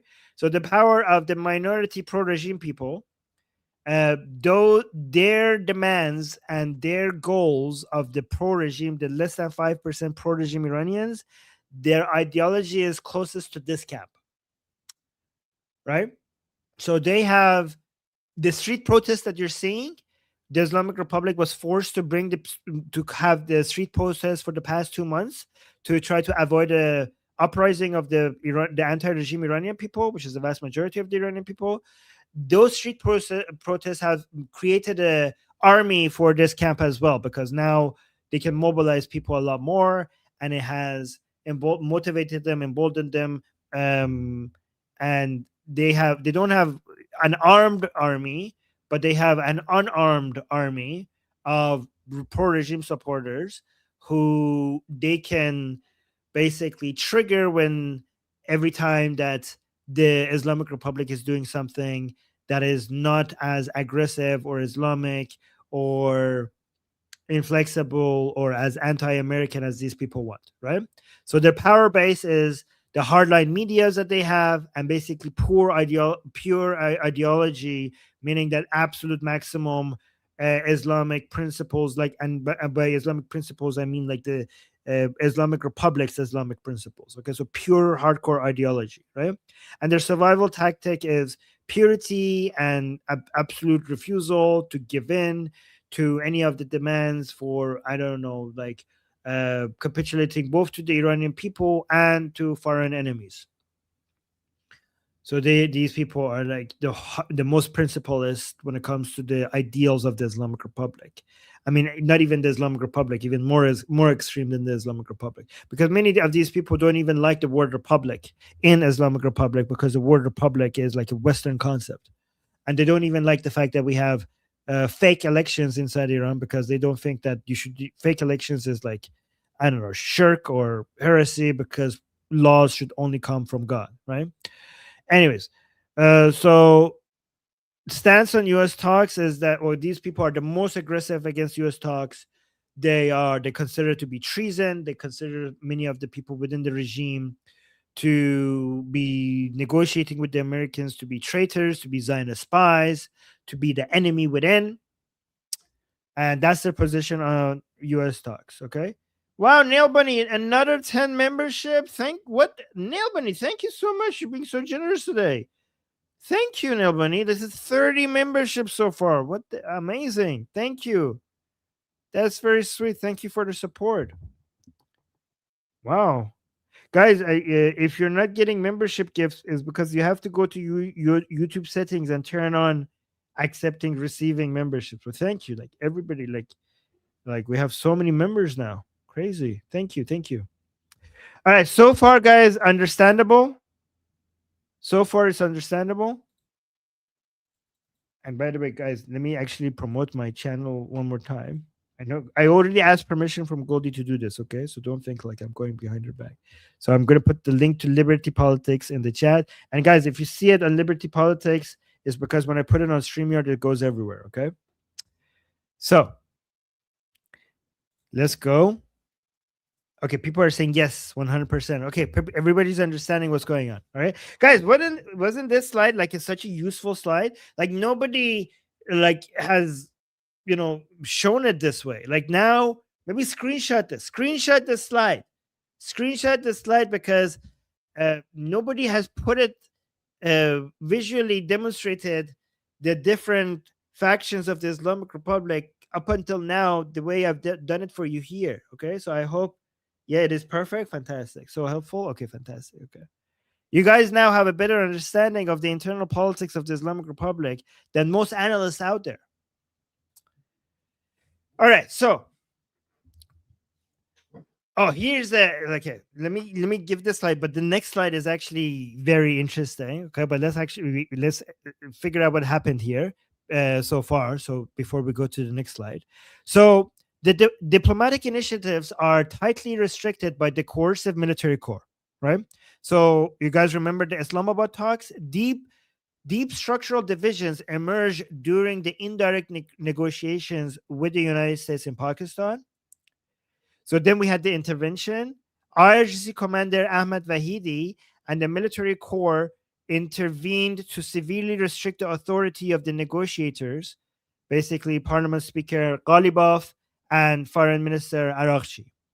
So the red line, so those were the negotiating team, the main two people within the negotiating team. And Vahidi was like, okay, stop. You guys are ruining everything, right? So what was the red line? Vahidi explicitly forbade the negotiation track from holding any talks regarding the Islamic Republic's missile program or nuclear issues, right? Remember, Araghchi mentioned that there was reports that Araghchi mentioned that, then there's no point for negotiations if those are not on the table. But eventually, Araghchi figured out who his new boss is, right? And this was confirmed. This was confirmed by Iran International. However, guys, you should be proud of me, because I suspected that this has happened before it was confirmed, before it was leaked. Based on the way that Araghchi was behaving, tell me if you remember this. I said on the show that I think Araghchi has a new boss. Araghchi's original boss was not the president, was Ali Khamenei, right? And then Araghchi's temporary boss in the middle was Ghalibaf. And then I said Araghchi's new boss, in my opinion, is Vahidi. And I said that days before eventually it got leaked. Days before. I think Araghchi has a new boss, and it's Vahidi. Like way before it actually was confirmed. Right? So what happened? So the diplomatic rift has widened into an internal purge, causing the negotiation track. So guys, when you say the negotiation track, remember, that's group number two on our table. Okay, so causing the negotiation track to turn on its own member. So remember, we had Arakchi as part of the second track, and so this whole team was like they turned against Arakchi. There was an allegation President Pezeshkian and Speaker Ghalibaf are reportedly seeking the immediate removal of Foreign Minister Arakchi. Okay, so the betrayal, Arakchi is accused of acting entirely on behalf of IRGC's Vahidi, the head of IRGC, prioritizing military directives over representing the presidency. I mean, to be fair, the foreign minister was never representing the presidency. Okay, him being part of the cabinet is fake. He was loyal to the supreme leader before, then to Ghalibaf, and now to Vahidi. Okay. But I don't know, guys, but I'm actually very impressed that I saw this coming before it was confirmed by Iran International. I'm actually very impressed with that. I do make predictions, but this one was one of the best ones I've made. So, okay, so this, you guys remember this. Let me actually have the image for that. This was big. Okay, I have that. Yes. Okay. So something happened which demonstrated that a lot of our suspicions were true. Okay. So we have ideological warfare erupts publicly in state-sanctioned media. Two different state-sanctioned media went to war against each other. One of them was Tasnim, the other one was Raja News. Okay. So the internal disputes over survival tactics have spilled into a public battle between state-aligned media outlets. So Tasnim is IRGC linked, and be careful here, because when we say IRGC linked, oh, you guys are saying in the chat, I remember, Armin. Good. So you guys were paying attention when we were going over this, okay? So Tasnim is IRGC linked, but be careful, because when we say IRGC linked, you guys think like, oh, so Tasnim represents all of IRGC. No. When you hear IRGC link, like we have Fars, which is IRGC link, we have Tasnim that is IRGC linked, but these represent different factions within IRGC itself. So just because a Tasnim is IRGC linked, it doesn't mean that its views represents all of IRGC. But it is IRGC linked, so it's important to know that. And we have Raja News, which is Jalili aligned, which means it's part of the aligned with the Paidari camp. Basically, if we go back a few slides, it's part of this fourth group down here, right? Is aligned with this fourth group. That's what Raja News is, okay? So, we at Tasnim, they published something which was mocking the maximalist ideological demands of the Jalili camp as fantasy, labeling them as magic beans. Magic beans. Remember that? Magic beans? Magic beans, by the way, you guys know the story, you know, Jack and the beans. What is it called? Like, you know, the magic beans that you plant and it goes into the clouds and then there's giants up there for some reason. Right? So those magic beans. We're basically calling it fantasy. The problem with what Tasnim was saying, Jack and the Beanstalk, yes. It's basically the same. They're referring to that. Right? So Tasnim was referring to those magic beans, basically calling it fantasy. So if you guys remember, there was a 10-point framework that the Islamic Republic put out, claiming that this is from the supreme leader. And though the framework was retarded, okay? So some of the things that in that framework was, so that was a framework for negotiating with the Americans, right? And some of them were basically asking the Americans to remove all the sanctions, all of the sanctions. Like, this is their conditions for ceasefire. They wanted to they wanted the Islamic Republic to have control over the Strait of Hormuz forever. That's what they wanted to be able to. They wanted the Americans to accept that the Islamic Republic is going to enrich uranium as much as they want. They wanted the Americans to commit to leaving the entire region and close down their bases. And they also wanted long-term guarantees that America, actual guarantees that America will never attack the Islamic Republic ever again. So I'm going to agree with this IRGC-linked Tasnim outlet to call that magic beans. It was basically fantasy. It was retarded. Basically, Tasnim was arguing that the Americans will obviously never agree to this. So what the hell is this? Right?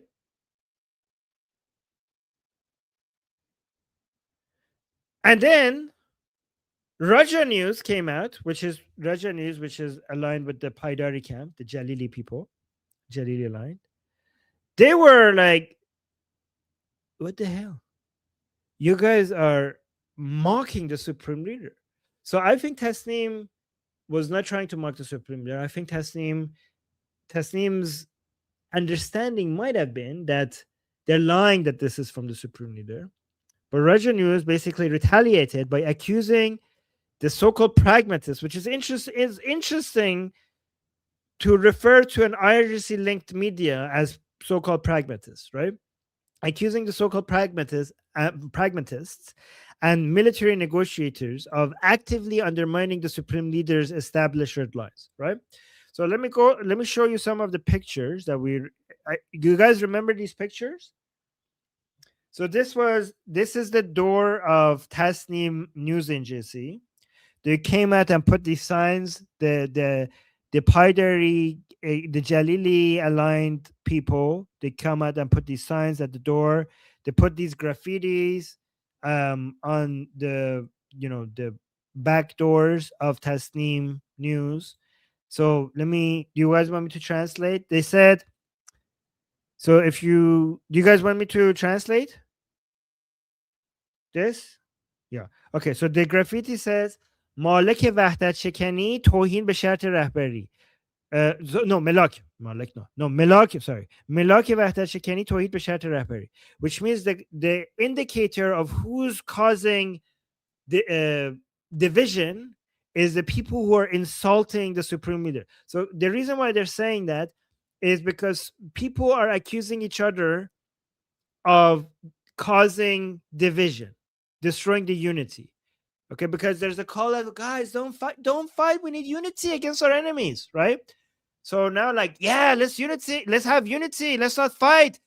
Unlike those mother effers, so they're like that they're causing division, and they're like, we're causing division. You mother effers are causing division, right? So they're supposed to stop fighting and have unity, and they're like, yes, we should have unity, but those a-holes over there are causing disunity. So instead of actually having unity, they're breaking the unity by accusing each other of breaking the unity. Yeah, they're breaking the unity by accusing each other of breaking the unity. Okay, so this Jalili camp people, Paidari camp, Jalili camp, they're saying that the indication of who is causing division is the people who are insulting the supreme leader. And basically, they think that Tasnim is insulting the supreme leader because they insulted that 10-point framework. And that's the first line. The second line is saying Lubiyay Sehramiz equals Tawahum Muzakere. You see that equal sign there, right? Which means that magic beans equals the delusion of negotiations. Which means that it's not us who are delusional with that 10-point framework. It's you who are delusional who you think that you could negotiate with the Americans. That's the actual magic beans. And guys, I just noticed something that I didn't notice before. You see the watermark? Do you see this watermark?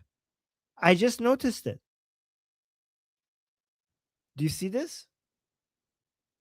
Do you know what the watermark says? The watermark says Tasnim. That's the logo of Tasnim News. So Tasnim News actually published this, saying like, look, we've been attacked. Our office. So they're not even hiding this division. The fact that the watermark here is Tasnim shows that Tasnim is publicizing the fact that they were attacked by other pro-regime people. So they're not even hiding this. They're like, pro-regime people are publishing them being attacked by other pro-regime people. Like, oh no, look at them. They came out on the graffiti. They attacked us with graffiti. Okay. So I just noticed this logo. So look at this. Here, let me show you. Tasneem. If you go to Tasneem News Agency, look, you see this? This is Tasneem News Agency. Look, this is the logo, right? See? That's this. Tasneem. You see it? Do you see the resemblance? Okay, hold on. Maybe I could zoom in. Guys, we're going in deep. This is like, oh my God, we're going in so deep. Look at this. Okay, let me zoom in a little bit. You see this logo is this logo, right? It's the same thing. Okay, guys, who's going into this level of detail for you guys? Who's doing this? Who's doing this? Okay. Nobody else is going into this level of detail. Okay. Nowhere else. Nowhere else. Not even on Persian live streams, you go into this level of detail. Okay. Okay. This is deep Durka. Deep in the Durka. Yeah, exactly. Deep in the Durka. We're deep in the Durka. Guys, if I go into deep, make sure you pull me back out, okay? Okay. We're going into deep. We might turn Durka. Okay. Let's be careful. Let's not turn Durka ourselves. Okay. And wait, hold on. There was this also. Okay.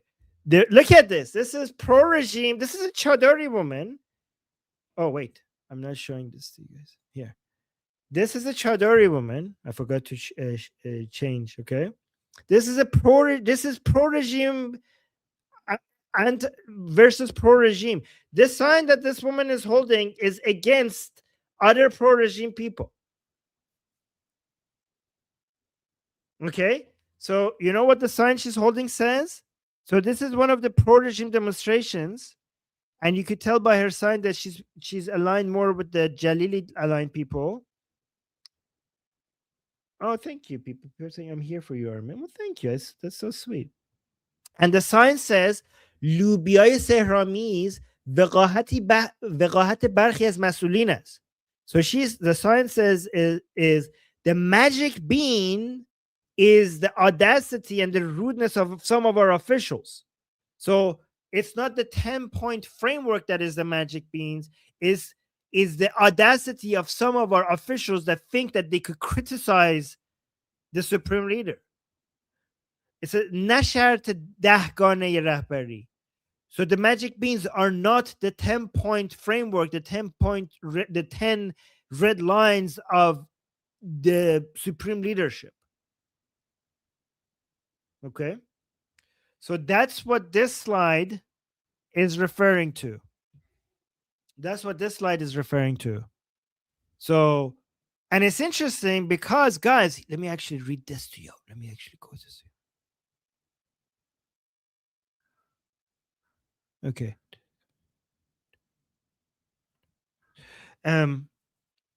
Pragmatic IRGC, just kind of just. I don't know if I have that. Okay, so, but I'll just tell you because I remember it. So Tasneem actually responded to this Raja News attack on them by, first of all, they unpublished, they deleted their post, but they also came up with a new they published something else saying that some people are causing divisions and they're being arrested. So that was a threat from an IRGC-linked media against the more revolutionary-minded, allegedly more revolutionary-minded Paidari camp. That we are basically, people are showing, division, and we're coming after them, and they're gonna get arrested. Okay. Okay. So here's the most out-of-the-box, mind-blowing new lens to look at everything. Okay. And this is, you might not like me saying this, because we're looking at how all of this division and infighting might actually be a strategic advantage of the Islamic Republic. That might be like, what do you mean? Division is bad? I mean, how could that work in that? But it's important that we consider this because historically the Islamic Republic has used division in the same manner. They weaponize the division instead of like they turn their weakness into their strength. Okay. And the reason why that might not be popular to say is because as anti-Islamic Republic people, we enjoy hearing the weaknesses of the Islamic Republic. However, if you want to be efficient against your enemy, you cannot just look at their weaknesses. You also have to see if there is potential strength there, okay? Because remember, the one weakness of the Islamic Republic is that they have a following base that underestimates their enemy. They always see that the Americans and Israelis are weak, and they treat them as weak, and this is why they actually can't properly respond to them. So we shouldn't make their mistake. We shouldn't just see the weaknesses of the Islamic Republic. I know it's preferable to see the weaknesses of the Islamic Republic because we don't like them and we enjoy seeing them be failing and being defeated. But we need to also see sometimes them strategically playing it well because that will prepare us more against our enemies. Do you guys agree? Like, to look at other angles as well for us to consider ways that they could use this in their benefit. Do you guys agree that that's important to do? Because I want to make sure that we're all on the same page here. Okay, let me go through some of the stuff. So Bama just became a member. Thank you so much. And Amir gifted 10 memberships to Liberty Politics on the Liberty Politics YouTube channel. Gifted 10 memberships. Thank you so much. Wyatt just said, I sent you an email. My name is in the title. Okay. Thank you for that. Okay. All right. I'll check that after the stream. And then Sayed just gave a super sticker. And thank you so much, Sayed and Wyatt, for your support. Really appreciate you guys. Thank you for your continuous support. Okay. And then Newt said, don't read mine. And that's why I read it. Wait, did you give a super chat? Okay, I just read your comment because you told me not to. I'm sorry. Okay. I'm just kidding. All right.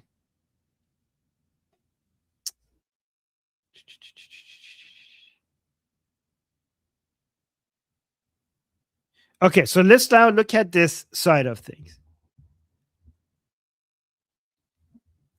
Oh, you're saying no, I'm poor. Oh, well, you're already supporting us by commenting, by liking. Thank you so much, guys. Don't worry about it. Guys.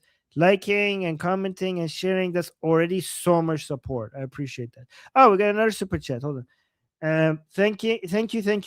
Cat Lover saying Nasiri have talked to Ali Khamenei in person as well. Invite him again. Also, did you know Ghalibaf calls himself Jihadi Reza Shah? I did not know that. And yeah, you're right. At some point, I need to reach out to Mehdi Nasiri again. It's just that I've been so busy, but I consider Mehdi Nasiri to be my friend, so I need to reach out to him. I was supposed to do something else for him, and I feel ashamed to talk to him because I haven't done that. So I'm actually get nervous when I remember Mehdi Nasiri because I promised him to do something and I haven't gotten around to do so. So I'm dealing with a lot of shame with Mehdi Nasiri. So that's why I can't reach out to him because I have to ask for forgiveness for the thing that I was supposed to do and couldn't because I have no time. So anyways, let's go to the slide.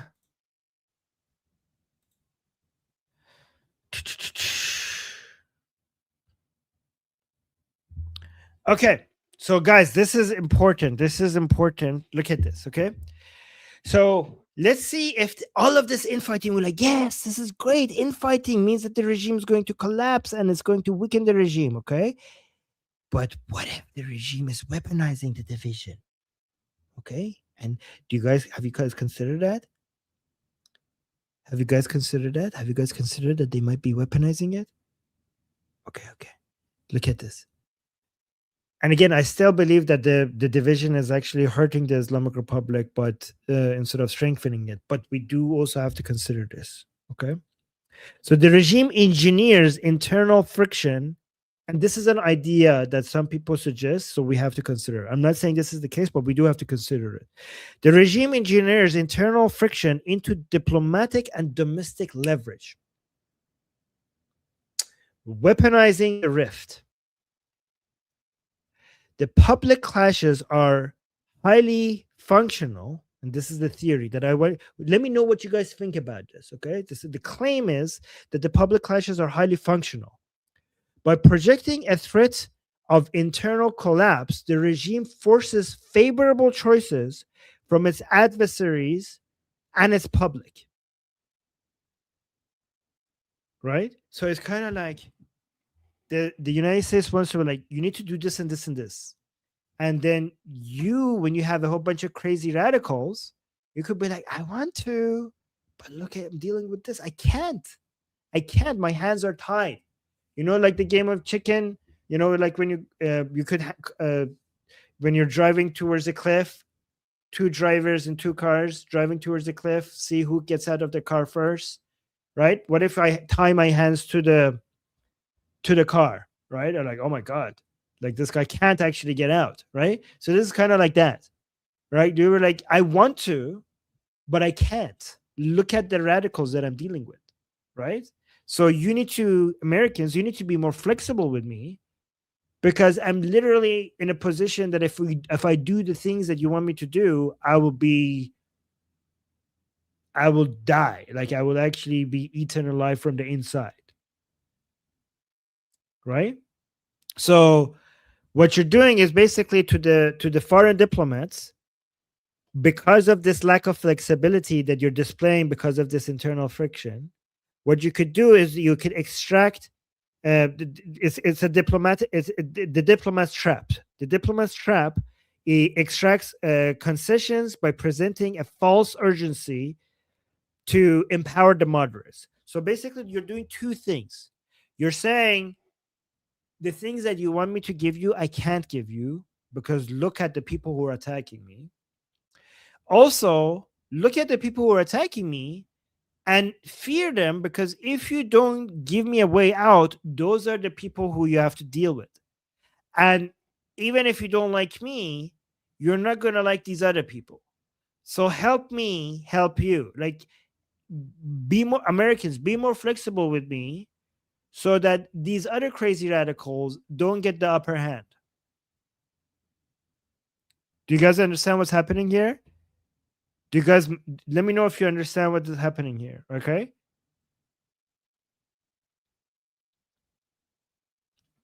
And this is why, by the way, guys, I think the leak was on purpose. There was a leak a couple of days ago, and I said to you that I think it's on purpose. That Ghalibaf was attacking the people from the Paidari camp as being crazy radicals. And then when that was leaked, they came out and said there was no such thing happening. But I think that leak was on purpose for the Western diplomats, for American diplomats, and also for the wider, Western media, to see that Ghalibaf is calling other people radicals, so that he could position himself as the better alternative for the Americans, and for the Americans to give more concessions. Because even though if Ghalibaf is limited in what they could give Americans, other people would be worse. They wouldn't be able to give anything. So it creates this false sense of urgency to choose between plan A to negotiate, and plan B would be to the extremists will take over.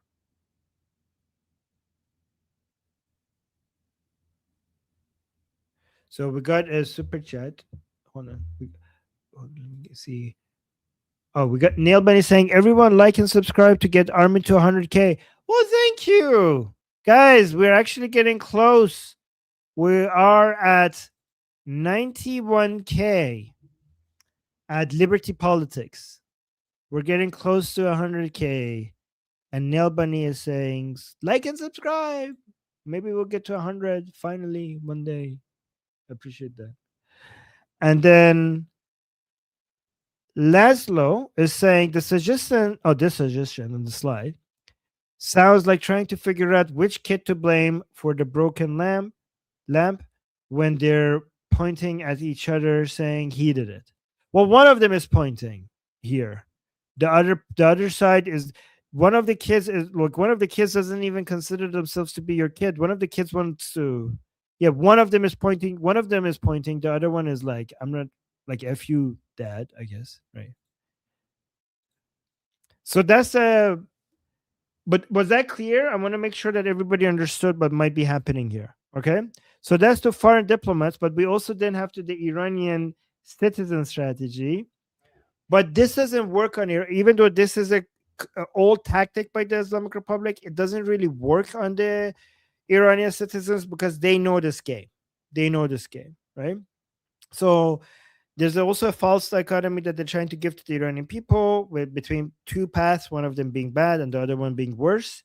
So this is the citizens trap. So we had the diplomats trap, and this is the citizens trap, which enforces domestic compliance by framing the alternative to the current state as apocalyptic extremism.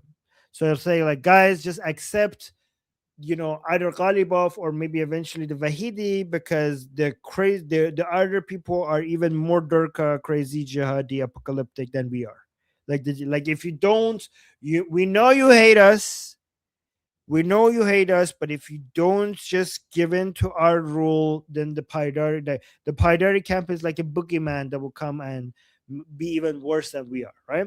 But the Iranian people don't fall for that anymore. So the citizen trap doesn't really work as effectively as the foreign diplomat trap might. But it's important that the Westerners are become familiar with this trap as much as the Iranian people are now, so they don't fall for it either.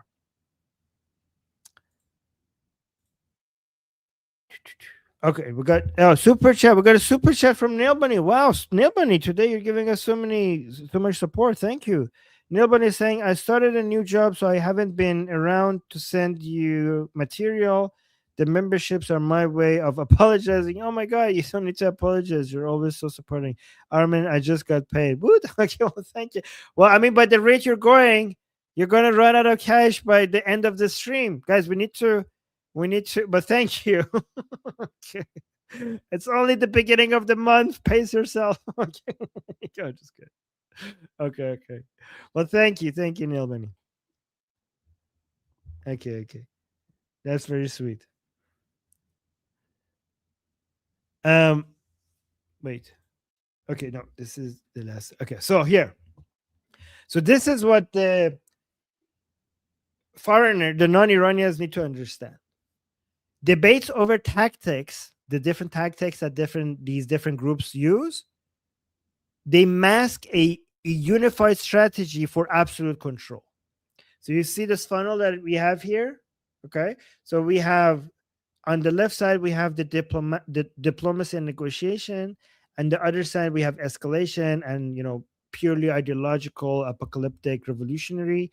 They all go to the same thing. They all are about absolute control and the continuation of the Islamic Republic. That's what they all lead to, right? So this is a tactical illusion. The visible infighting over missile talks, cabinet ousters, and media narratives is real. It's real, but it is not a battle between democratic reform and authoritarianism. Okay. So these are strictly debates over the method of the regime survival. So there is a disagreement, but it's a myth. But the disagreement is over the method of the regime survival, right? Not about whether the regime should survive or not in this current form. So whether the chosen path is temporary diplomacy or ideological escalation, the ultimate goal is identical, right? So you have one side, both sides want Islamic rule, absolute Islamic rule, but one side says that the so-called pragmatic side says that, guys, well, we're not as powerful as some of the Jalili camp people say, I mean, we have had some successes, but the Americans and Israelis are the force to be reckoned with. The blockade is bankrupting us. And yes, sure, we want to completely annihilate Israel and America one day, but today is not that day. Today we need to survive. When you're fighting somebody, you need to be somewhat flexible sometimes. It's not like our prophets and our imams also historically sometimes talk to their enemies and negotiated with their enemies. So none of this is un-Islamic, right? So it's just being pragmatic so that we could survive this day, for us to defeat them another day. So it's not about like being less Islamic. It's about like, this is what, like, the economy is important. Having to save the economy somewhat so that we could avoid an uprising is important. So that's the so-called pragmatic side, what they say, right? That they're the ones who want to be more flexible in the negotiations, right? But the goal is like eventually to have a complete Islamic domination and Islamic rule, of course, right? But the other side, which is like the Paidari camp, or which we call the revolutionary, more Durka-minded, jihadi, apocalyptic minded side, is actually might be like they don't see themselves as that. They see themselves as actually being more pragmatic, because they say that you guys are retarded. You guys say that you're pragmatic, but you're not pragmatic, because you want to negotiate so that we could avoid fighting with the Americans, but the Americans bombed us every time we were in the middle of negotiations with them. So what are you talking about? Like, they bomb us when we talk to them. They bomb us when we don't talk to them. In fact, they bomb us more when we are talking to them. So why would you even talk to them if at the end of the day they're going to do what they're going to do? We might as well fight them while they're not ready instead of fighting them when they are ready. Right? So they're like, how dumb do you have to be? You think like we're the radical, like Durka jihadi people and do not consider strategy? We do consider strategy. You do not consider strategy. You're just falling with this trick by the Americans every goddamn time, right? So the parts that we call less pragmatic and more revolutionary jihadi minded, actually they have a point. From their perspective, they are being pragmatic. They just think that the so-called pragmatic side keeps falling for the tricks of the Americans every single time, right? I mean, they have a point, to be fair. Right? It's okay. All right. And, in some senses, you might be right. Like, it is the the Ghalibaf type people are falling for the trap every single time. So, okay, look at this. I told Neil Bunny to start saving some money because you're going to run out of cash very soon. But she gave me another 10 memberships, guys. 10 memberships, another one, and then another one. How many do we have right now? Is this like 40 now? I lost count. Oh, my God. Thank you, Neil Bunny. Okay. Neil Bunny, I hope you don't run out of money, but thank you. I appreciate it. And then we got a $50 super chat. A $50 super chat by Wyatt. Holy crap. What's happening? We're getting so much support today. And there's 400 people now watching. Thank you, guys. 400 on Liberty Politics now are watching. And Wyatt, thank you so much. That's very sweet, very kind. I really appreciate that. Saying, you three, Tucy, Goldie, and yourself are working your asses off. Can I say that?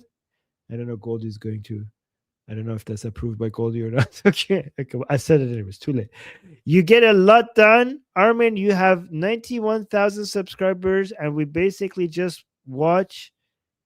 If we can get only 1%, 900 people to form an activist group that works hard, think of what we could do. Well, I mean, I'm glad that you said that, because I've created a group for that.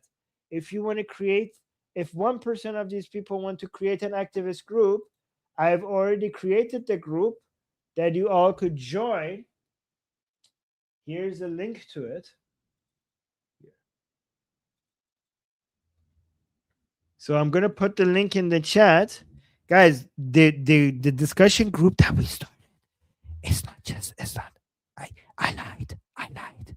Okay, it's not a discussion group. It's an army.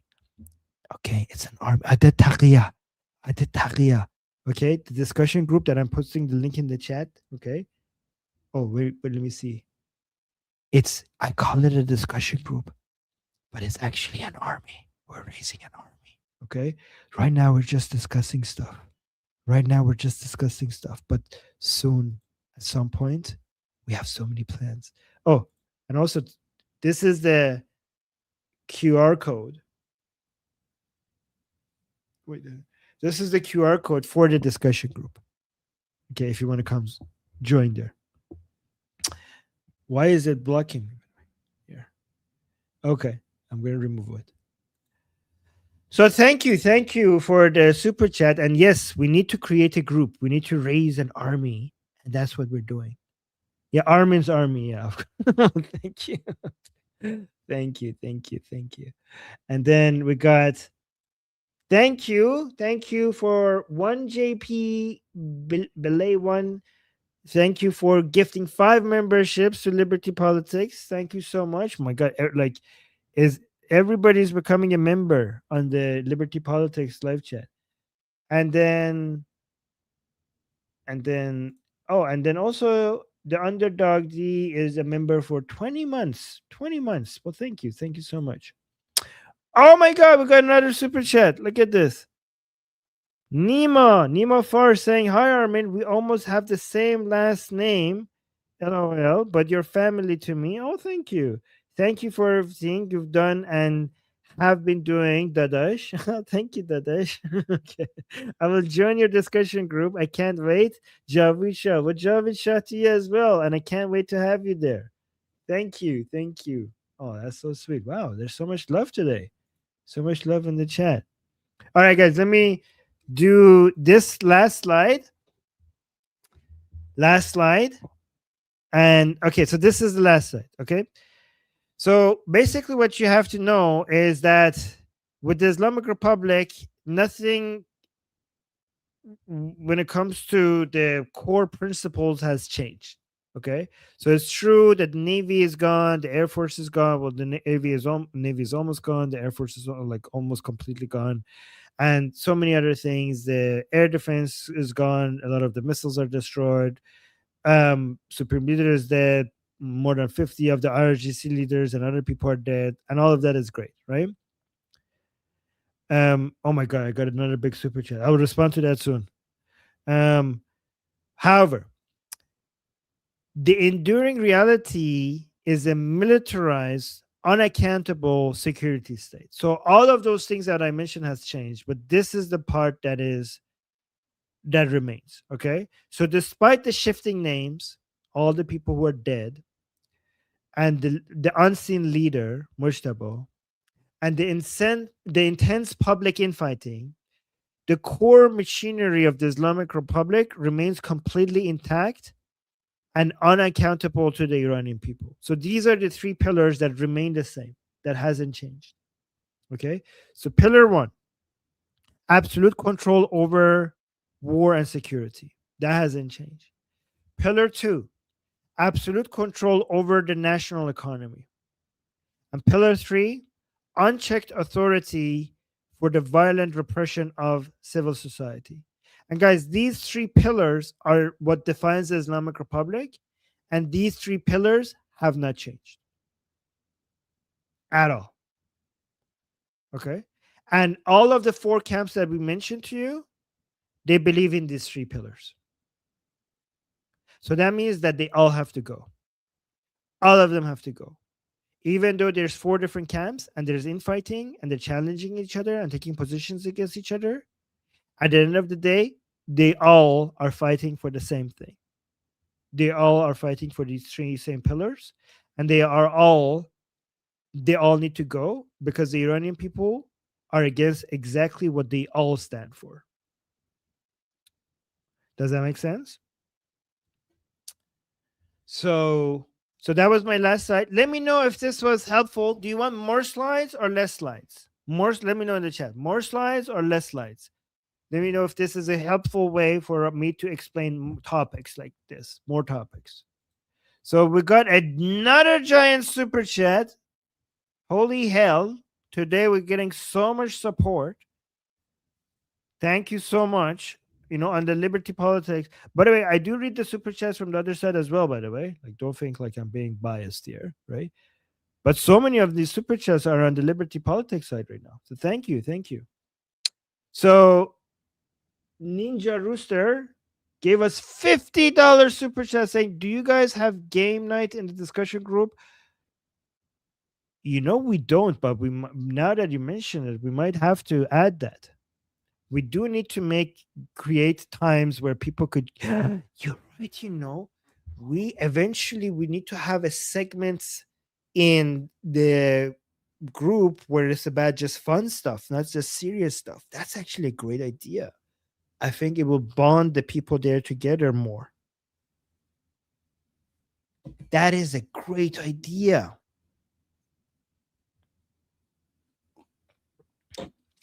We should have that. You're right. I will talk to the members there and figure out what we want to do. We can't have that for the public ones because those ones get so busy. So guys, we have like VIP, premium, and public ones. And the public ones get like 50 to 60 people there. So I don't know how you could do game nights over there. Maybe for premium and above. I don't know. I'll discuss that with you guys there. So make sure you're there when we're discussing that. Okay. I want to make sure that we come up with the best way to do this.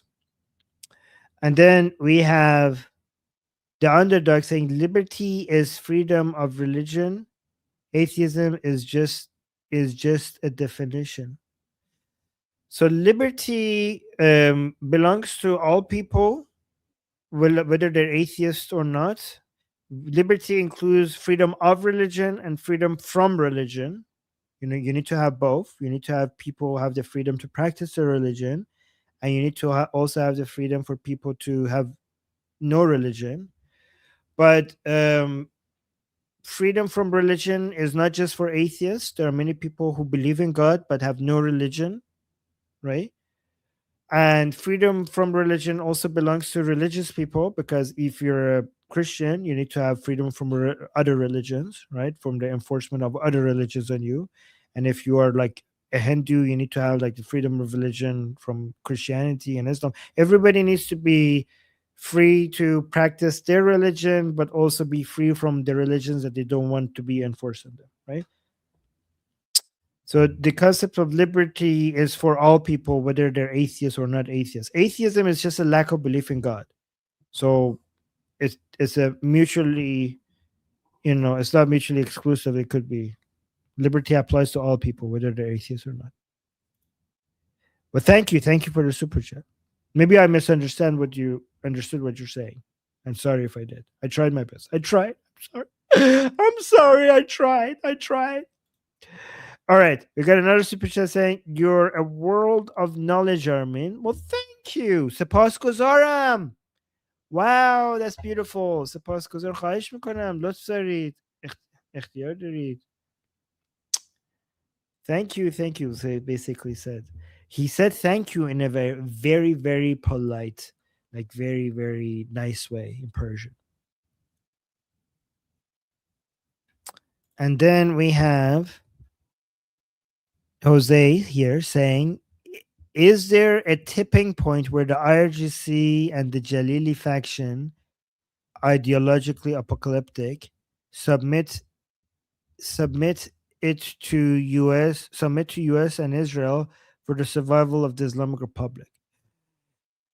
Okay, so the IRGC might end up becoming desperate enough to use, not themselves, but try to put somebody else in front to surrender somewhat to the Americans and Israelis. But the Jalili camp, the Jalili faction, I don't see it happening. But the IRGC camp might. And here's the problem. things have to get really desperate for the Islamic Republic, for the IRGC camp. You mean the Wahidi camp? Because within the entire IRGC is not a monolith, right? It's not a monolith. So let's say the Wahidi camp instead of IRGC, right? So the blockade has to continue to work, and we need to get to a very high degree of desperation for the Wahidi camp to bend the knee and submit to United States and Israel. And honestly, the Wahidi camp might prefer, to some extent, for the Jalili camp to push against them because of exactly what the slide I showed you here, right? Where is it? This one. However, the problem is, so that's the benefit, but there's also a problem with that. The problem with that is the Jalili camp most accurately represents the pro-regime Iranian people, especially the ones in the streets. It's not a 100% one-to-one, but many pro-regime people, their demands are much more in line with the Paidari or the Jalili camp, right? So at some point, if the IRGC bends the knee to the American coalition, they would lose the support of the pro-regime Iranians unless the IRGC manages to throw somebody else under the bus and use them as scapegoat.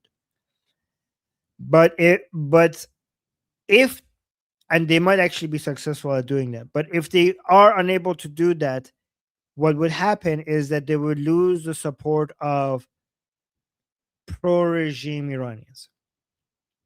And then what would happen is that people like her will turn against people like Wahidi. And we would basically have an Islamic Republic that has close to 0% support. Right? Because we have the anti-regime Iranians being against the Islamic Republic, that, let's say, for example, the 95%. But if that happens, then you also have the 5% of regime supporters turning against the regime as well. And it was very difficult, not impossible, but very difficult to rule over Iran with close to 0% support. Right? And that might be the point of the proxies coming in. Because, guys, remember when we saw the caravan of the Hashd-e-Shabi coming from Iraq inside Iran? A few days after that, I said that I don't think this is just for the anti-regime Iranians. I said that I think that this might also be for the pro-regime Iranians as well. Do you remember that? When we had Hashd-e-Shabi come from Iraq, Zainabiyun come from Pakistan, and Fatimiyun coming from Afghanistan, I mentioned to you guys that at some point the IRGC might end up requiring to be more flexible and have some degree of maneuverability. And this pro-regime Iranians' maximalist demands and rigid ideological rigidness means that at some point, if the IRGC ends up having to surrender, they would lose these people, and these people might want to do an uprising. And I basically came up with this idea of a double uprising from both anti-regime, more secular-minded anti-regime Iranians, but also another uprising from the pro-regime Iranians, a double uprising, right? Remember, I showed you a video of this woman suggesting that if there is any weakness in the negotiations, if they're loose about it, then what would happen is that the people who are in the streets right now supporting the regime, they will stop supporting the regime. Remember that video that I showed you guys? Oh, let's go. So it's interesting because something else that happened Something else that happened is that many days after I said that that might be the reason for the proxies that to come in, the terrorist Shia groups to come in, is to suppress the anti-regime Iranian people, but also potentially suppress the pro-regime Iranian people if the IRGC decides to surrender. And all of a sudden, these people are talking too much and becoming annoying, to use them, to use the proxies to shut them up as well. A few days after that, like many days after that, actually, we had Telegram comments from pro-regime people on an IRGC-linked Telegram account commenting that they think that these proxies are for them. Remember that? That was after I came up with that guess that maybe the proxies are for pro-regime people as well. And then we had pro-regime people coming to the same conclusion on IRGC-linked Telegram accounts. Remember me when I showed that to you guys? Remember? I was like, wow, this is what I was thinking. And now we're seeing the IRGC pro-regime people guessing this as well. Who remembers that?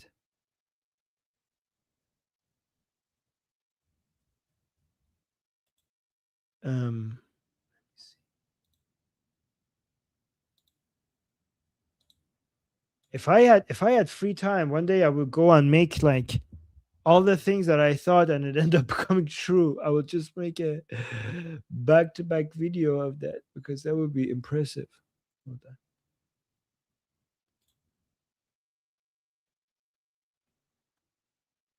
Okay.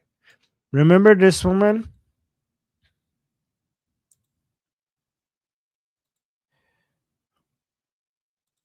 So let me translate this for you guys. You guys are saying I do, you remember. Okay, well, thank you. I appreciate you guys remembering.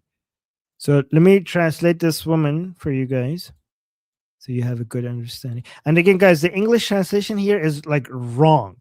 Like, I don't know who translated this, but it's like, I mean, it's not wrong, but it doesn't capture the whole thing. So let me just play this. So these are the street this is a woman among the pro-regime street protests in the streets of Iran that has gone on for the past 2 months, right? So there she's asking me. So the reporter is asking him, what if there's a negotiations that there is loose, basically meaning that they are not very strict with the Americans. They're not holding their red lines. What happens if they do that?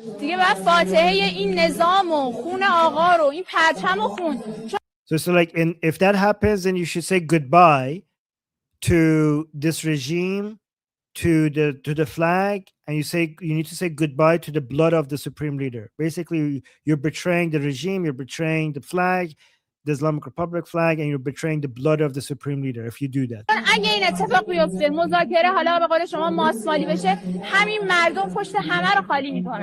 So you're saying if they are weak with the negotiations and they basically are flexible to the Americans, all these people that you see here, all of these people, pro-regime people, they will abandon the regime if you do that. Like we will lose our motivation. It would demoralize us. And then after that, it's not clear what would happen after that. Look at this. She said this after I came up with the name, the double uprising. Okay. This video was after I said that. She here is saying that something bigger than what happened in early January, in January 8th and January 9th, something bigger than that would happen. Basically saying if the regime betrays us, pro-regime people, and capitulates to Americans, something bigger than that. Why is she saying that? Why is she referring to, because she's pro-regime, why is she using the uprising of the anti-regime Iranians as a threat against the regime? She doesn't associate with those people. She considers those people to be the enemy.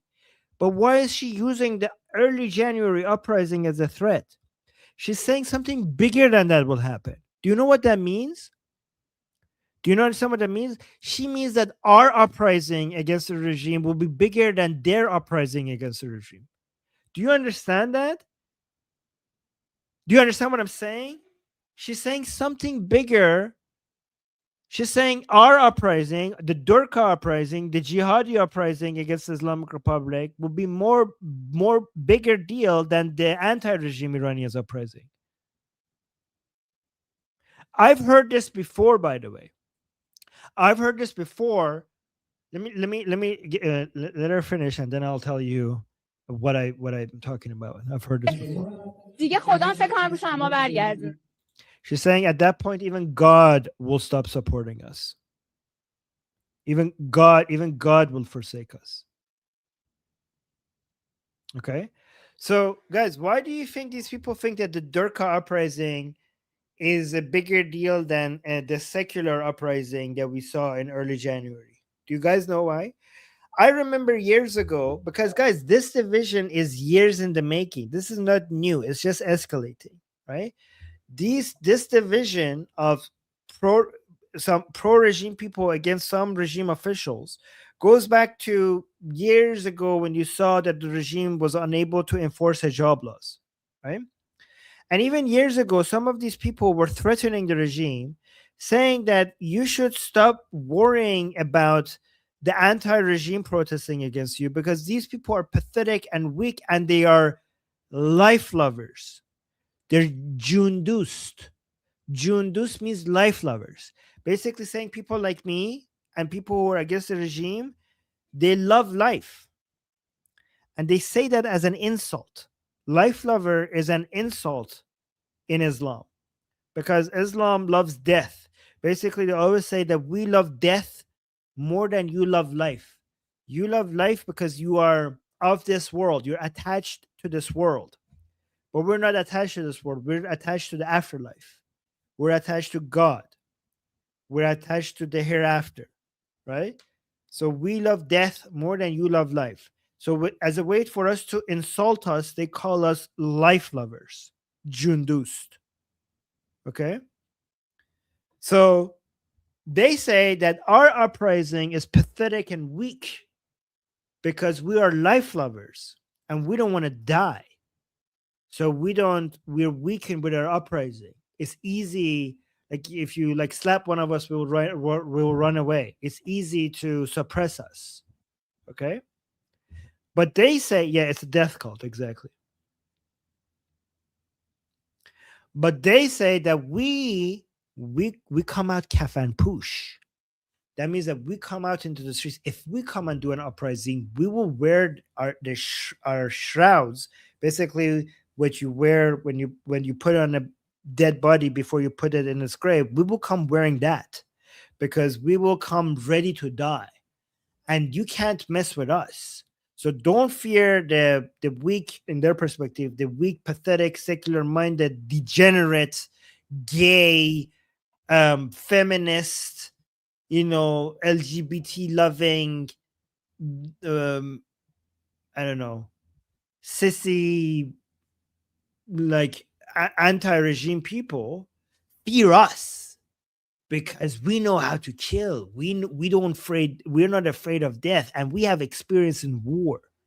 Okay, so fear us, fear our uprising. So if they basically were telling the regime that if you're going to be more lenient to the anti-regime people because you're afraid of an uprising, then you have miscalculated. That is not the uprising you should be fearing. You should be fearing our uprising. Do you guys understand what I'm saying? Like, don't fear their uprising, fear our uprising. So enforce Islamic law. Enforce the hijab. Because you don't even know what fear is until you see our uprising. That's what they say. So don't fear their uprising, okay? So, hold on.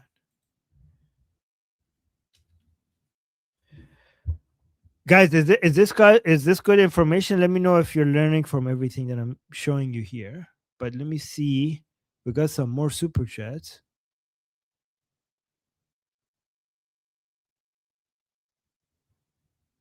So I already answered that one. Make a laminated bingo card and red mark to sell. Yeah, I don't know how to be able. I don't know. Merch stores would not have that as sellable. The logistics of that would be very difficult to manage. But that would be a great idea. But and thank you for the super chat. Oh wait, that was your name was user. Okay, I should read your name. Okay, user ZV1XJ9XK6C. Thank you so much for the super chat. And then we have Phil. Might ask an odd question, but when the regime finally falls, how can Pahlavi's team guarantee that Pahlavi will and can fill the power vacuum before someone else does, like reformers, MEK, others, etc.? Okay, because yeah, when you talk about these other groups, you have to ask about yourself, what leverage do they have? What power do they have? Because anybody else, like the so-called reformers and the MEK, if they want to come and fill the power vacuum, you cannot just, it's not like whoever fills it first wins. You need to actually have the strength to hold it, right? So, for example, the reformers, how can they fill that power vacuum where they have zero military power? So where does the source of what are the sources of political power? Money, military, people. Okay, you need to have one, two, or all of this to be able to exert some influence, right? So the reformers, they have less. I mean, they have money, to be fair, but they will lose access to that money if the Islamic Republic collapses to that point. They have control over some industries that Ali Khamenei gave them, but it's not enough. It's not enough for them to be able to. It's not enough money for them to be able to make themselves the leaders in Iran. They have very little financial power. They have enough financial power to make them rich people, but they have very little financial power when it comes to being able to maintain control over a country. They don't have that financial power. IRGC has that financial power, but the reformers don't. They have close to zero military power, and they are absolutely bankrupt when it comes to people power, because the reformers are the group of people who the anti-regime people hate and the pro-regime people hate as well. So if you think that they could come and take charge, just tell me how. Like you say, they can fill the power vacuum. You have to, for you to fill the power vacuum, you have to fill a power vacuum with power. They don't have any power to fill it with. The reformers were always just a tool by other people to be used as scapegoats or a pressure release valve. They have no power of themselves. So the reformers cannot fill the power vacuum because they don't have power. Does that make sense? Let me know in the chat if I'm explaining this well. I want to make sure that you're understanding this. And the MEK is even more bankrupt. The MEK is rich enough to be able to have some lavish events, impressive events, and I don't know, pay speakers.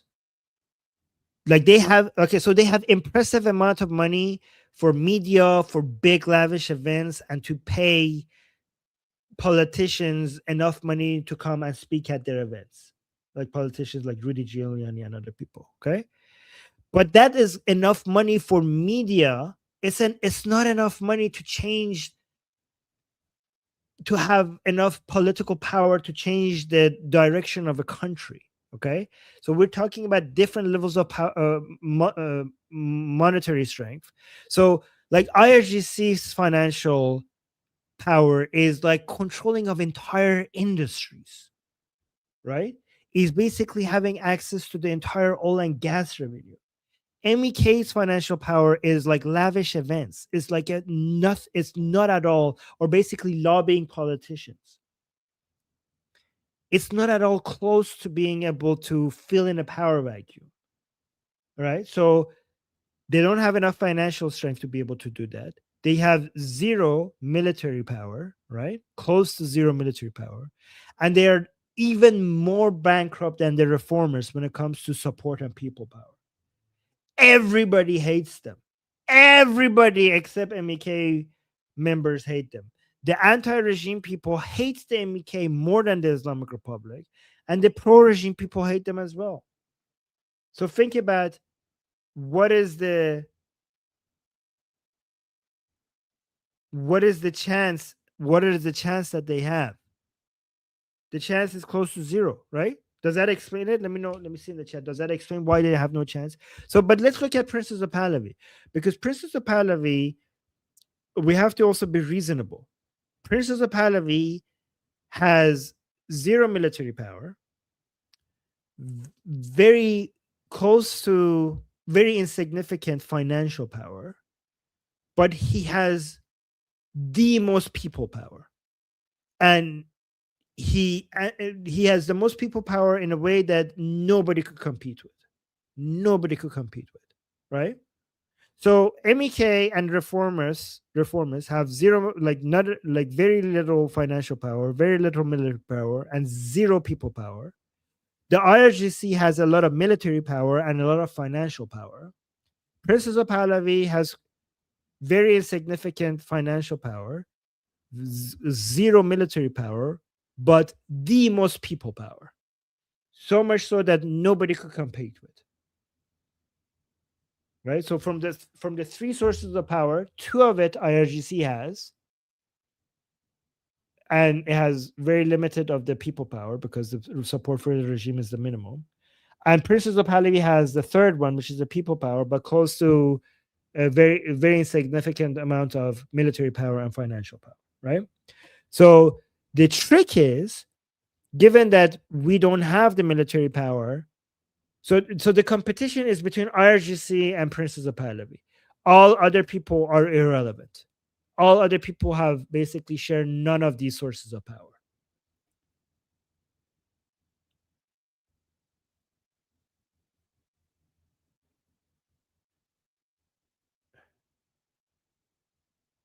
Yeah, guys, I will look at that soon. Okay, I saw your comments. I will look at that soon. So the trick is that Princess of Pahlavi is missing in military power and financial power. Okay, so, and the financial power, I'm talking about levels of financial power that doesn't get fixed with donations. Like, the donations are helpful, so keep donating to Princess of Pahlavi. But I'm talking about a level of wealth. I'm talking like oil and gas money. I'm talking about petrochemical money. I'm talking about entire industries of money.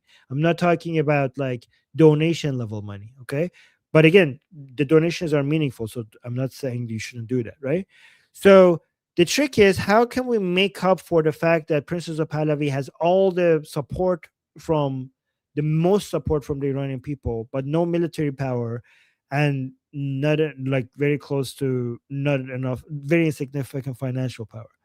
So this is why the Iranian people needed the help of the Americans and Israelis, because we are not armed, right? And hopefully at some point we could arm the Iranian people. And if we arm the Iranian people, then Princess of Pahlavi will have become more significant when it comes to military power, right? Because it will be the Garda Javidan loyal to Princess of Pahlavi. That might happen. And then the financial power for Princess of Pahlavi, that could only be realized after the fall of the regime, when Princess of Pahlavi is the leader of the transitional period, and then his team could then take control over the oil and gas and other industries and start using that revenue to stabilize the country. That will bring the financial power. Does that answer the question? Let me know if that was a satisfactory answer or not.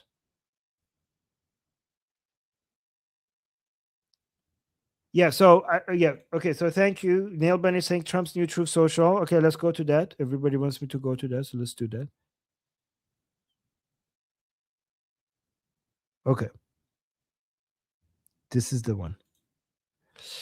Okay, so President Trump posted this. I will soon be reviewing the plan that Iran has just sent to us, but can't imagine that it would be acceptable. Acceptable in that they have not yet paid a big enough price for what they have done to humanity and the world over the last 47 years. Oh my God. Thank you for your attention to this matter, President Donald J. Trump.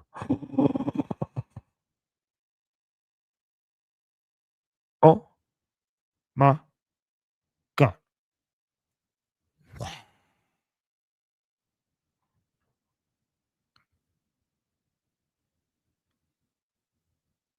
What?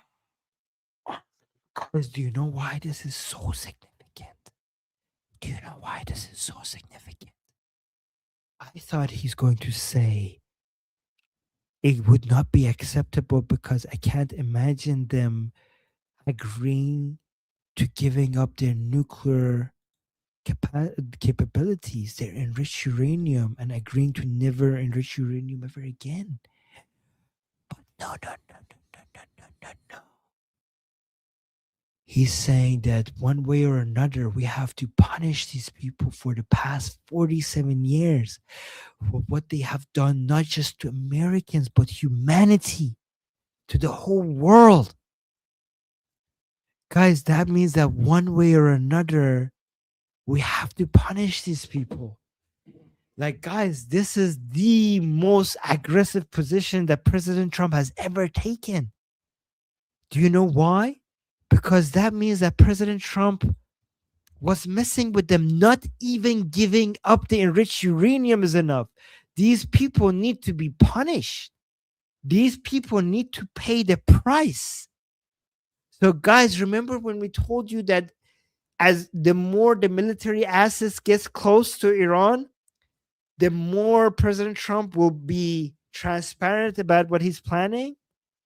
Now that we're getting close to the final stages, President Trump is being the least flexible. All of this talk, guys, all of this talk was messing with their head.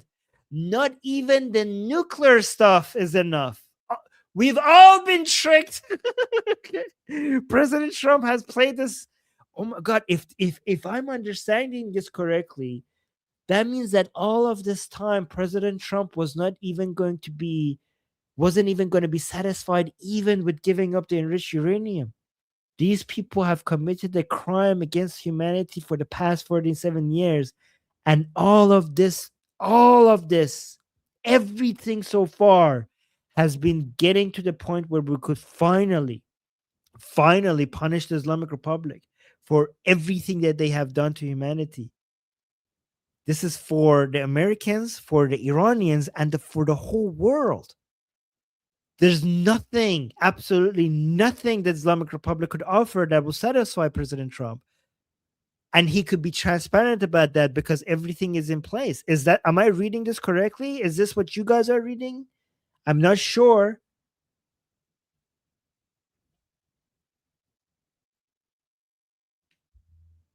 So Sketch Therapy in the chat is saying this basically means we're about to go in hard.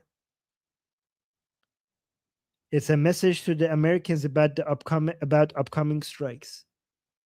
That means there's nothing that is going to satisfy President Trump, not even giving up the enriched uranium. Oh my God. Wow.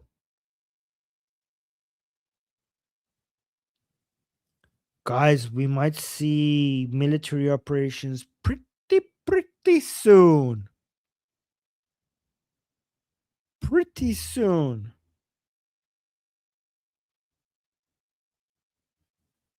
What do you guys think? Do you guys agree with this in the chat? Yeah, I saw another super chat from Terrell saying Trump's new Truth Social last half an hour. Thank you guys for telling me in the chat. Thank you. I just wanted to finish my thought before I jump into this. Whoa. Wait, what the markets are closed. It would be interesting to see. Yeah, we're not going to see the effect of this on Brent, because the reason why, guys, by the way, you think like, Armin, why would you be interested in oil prices right now? Like, should you be thinking about the liberation of the Iranian people? Well, because the markets would indicate what people who put their money where their mouth is think about the likelihood of an attack. You see what I'm saying? So we are just theorizing, but the market is betting and putting their money where their mouth is.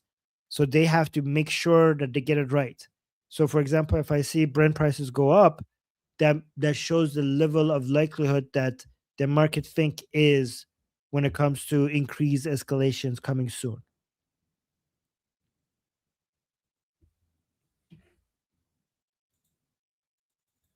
I mean, I'm pretty sure Goldie's seen it. Let me just say.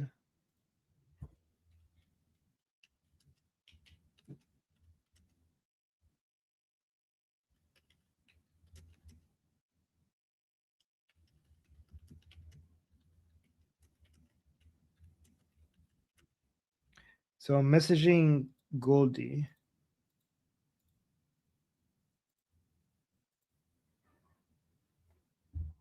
I said this to go. I sent the link to Goldie and I said this. Let me know if this is if I said it correctly, because I don't know if this is a proper way of saying it. Like if this is an accurate description. I said Trump just committed to punishing the regime no matter what. That's what I sent Goldie, and then the link.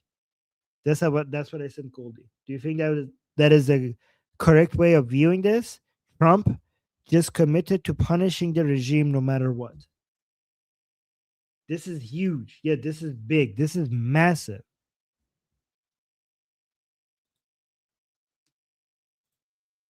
Wow. By the way, guys, when I go, wow, this is Goldie's effect on me. Okay. You see, I've been spending so much time with Goldie. Sometimes I sound like her. I'm like, that's Goldie. That's the Goldie in me. When you spend so much time with somebody, sometimes you start sounding like them. Right? Just this low, like voice. So instead of, I used to say like, wow, wow, wow. But now I say like, it actually has more of an impact. Like, wow. Yeah.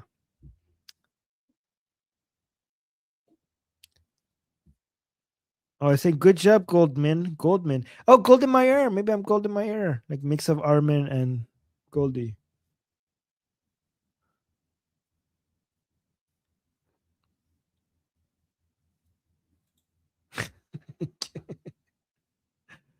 All right. That's a good way to end the stream. And guys, thank you so much for the people who came to our side on Liberty Politics to show us some love here. I appreciate that. Somebody saying, Armin, go to Hexit. Why? What did Hexit do?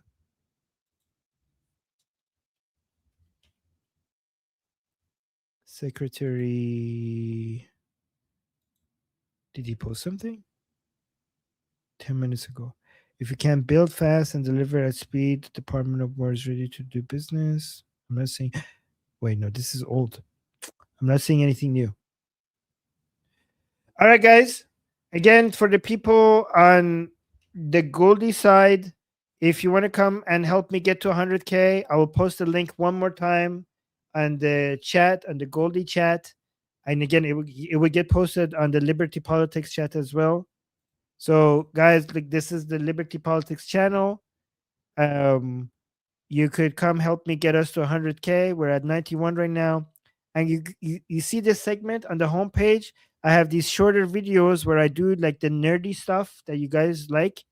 I basically try to create these edited versions of the nerdy stuff to go. And guys, look at this. We're now adding B-rolls, right? I used to just come and talk, but now on the Liberty Politics channel, I have these like shorter videos. Like this is 22 minutes. And then we have like, I try to go over more complicated nerdy stuff in a short like video. A lot of people don't really understand how important the current internal divisions within the Islamic Republic is.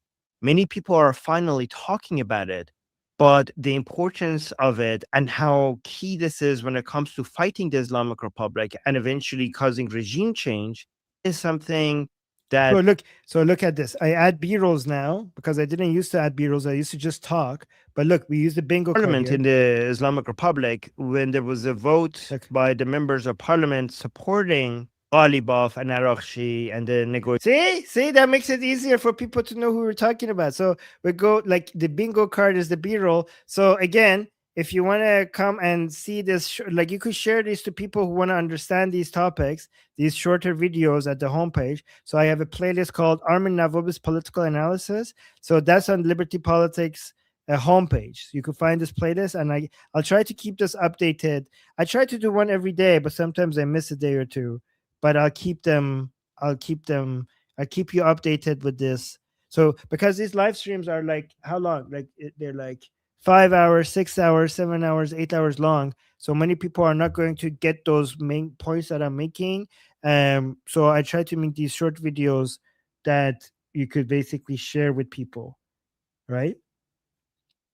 Anyways, so if you like that, again, come to Liberty Politics and subscribe there. Help us get to 100K. And yeah, so, and also join our discussion group. Yeah, let me also link the discussion group one more time. Sorry, I'm doing so much. This is a long promotion. Okay, last promotion, I promise. Come to Liberty Politics discussion group. Link is in the chat. I'm sorry, I'm not going to promote anymore. I'm done. Okay. All right. Oh, subscribe. Thank you. I'm doing too much self promotion. Too much. I'll stop. I'm sorry. All right. Love you guys. Okay. Sorry, I had to go through so much promotion. I will stop.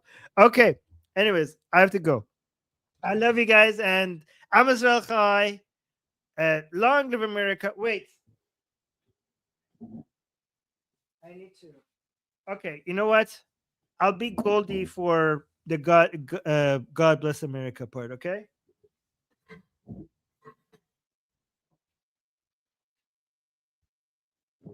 Hey guys, I'm an atheist, so I say long live America instead of God bless America, but I don't want to. It's missing. Okay, it's missing with that Goldie. Okay, so I'll just do my part. So I'm Israel Chai. I'm Israel Chai. Long live America. Javid Shah, Payande Iran, and also I'll be Sakina. I'm not Goldie. I'm the Dorka Goldie. Okay, so and also here. It's not me, guys. I know, like, you're like Armin. Armin is an atheist. He's saying God bless America. It's not me. Okay, so I'll also do I'm Israel Chai. God bless America. Javid Shah. Payande Iran. See you guys tomorrow.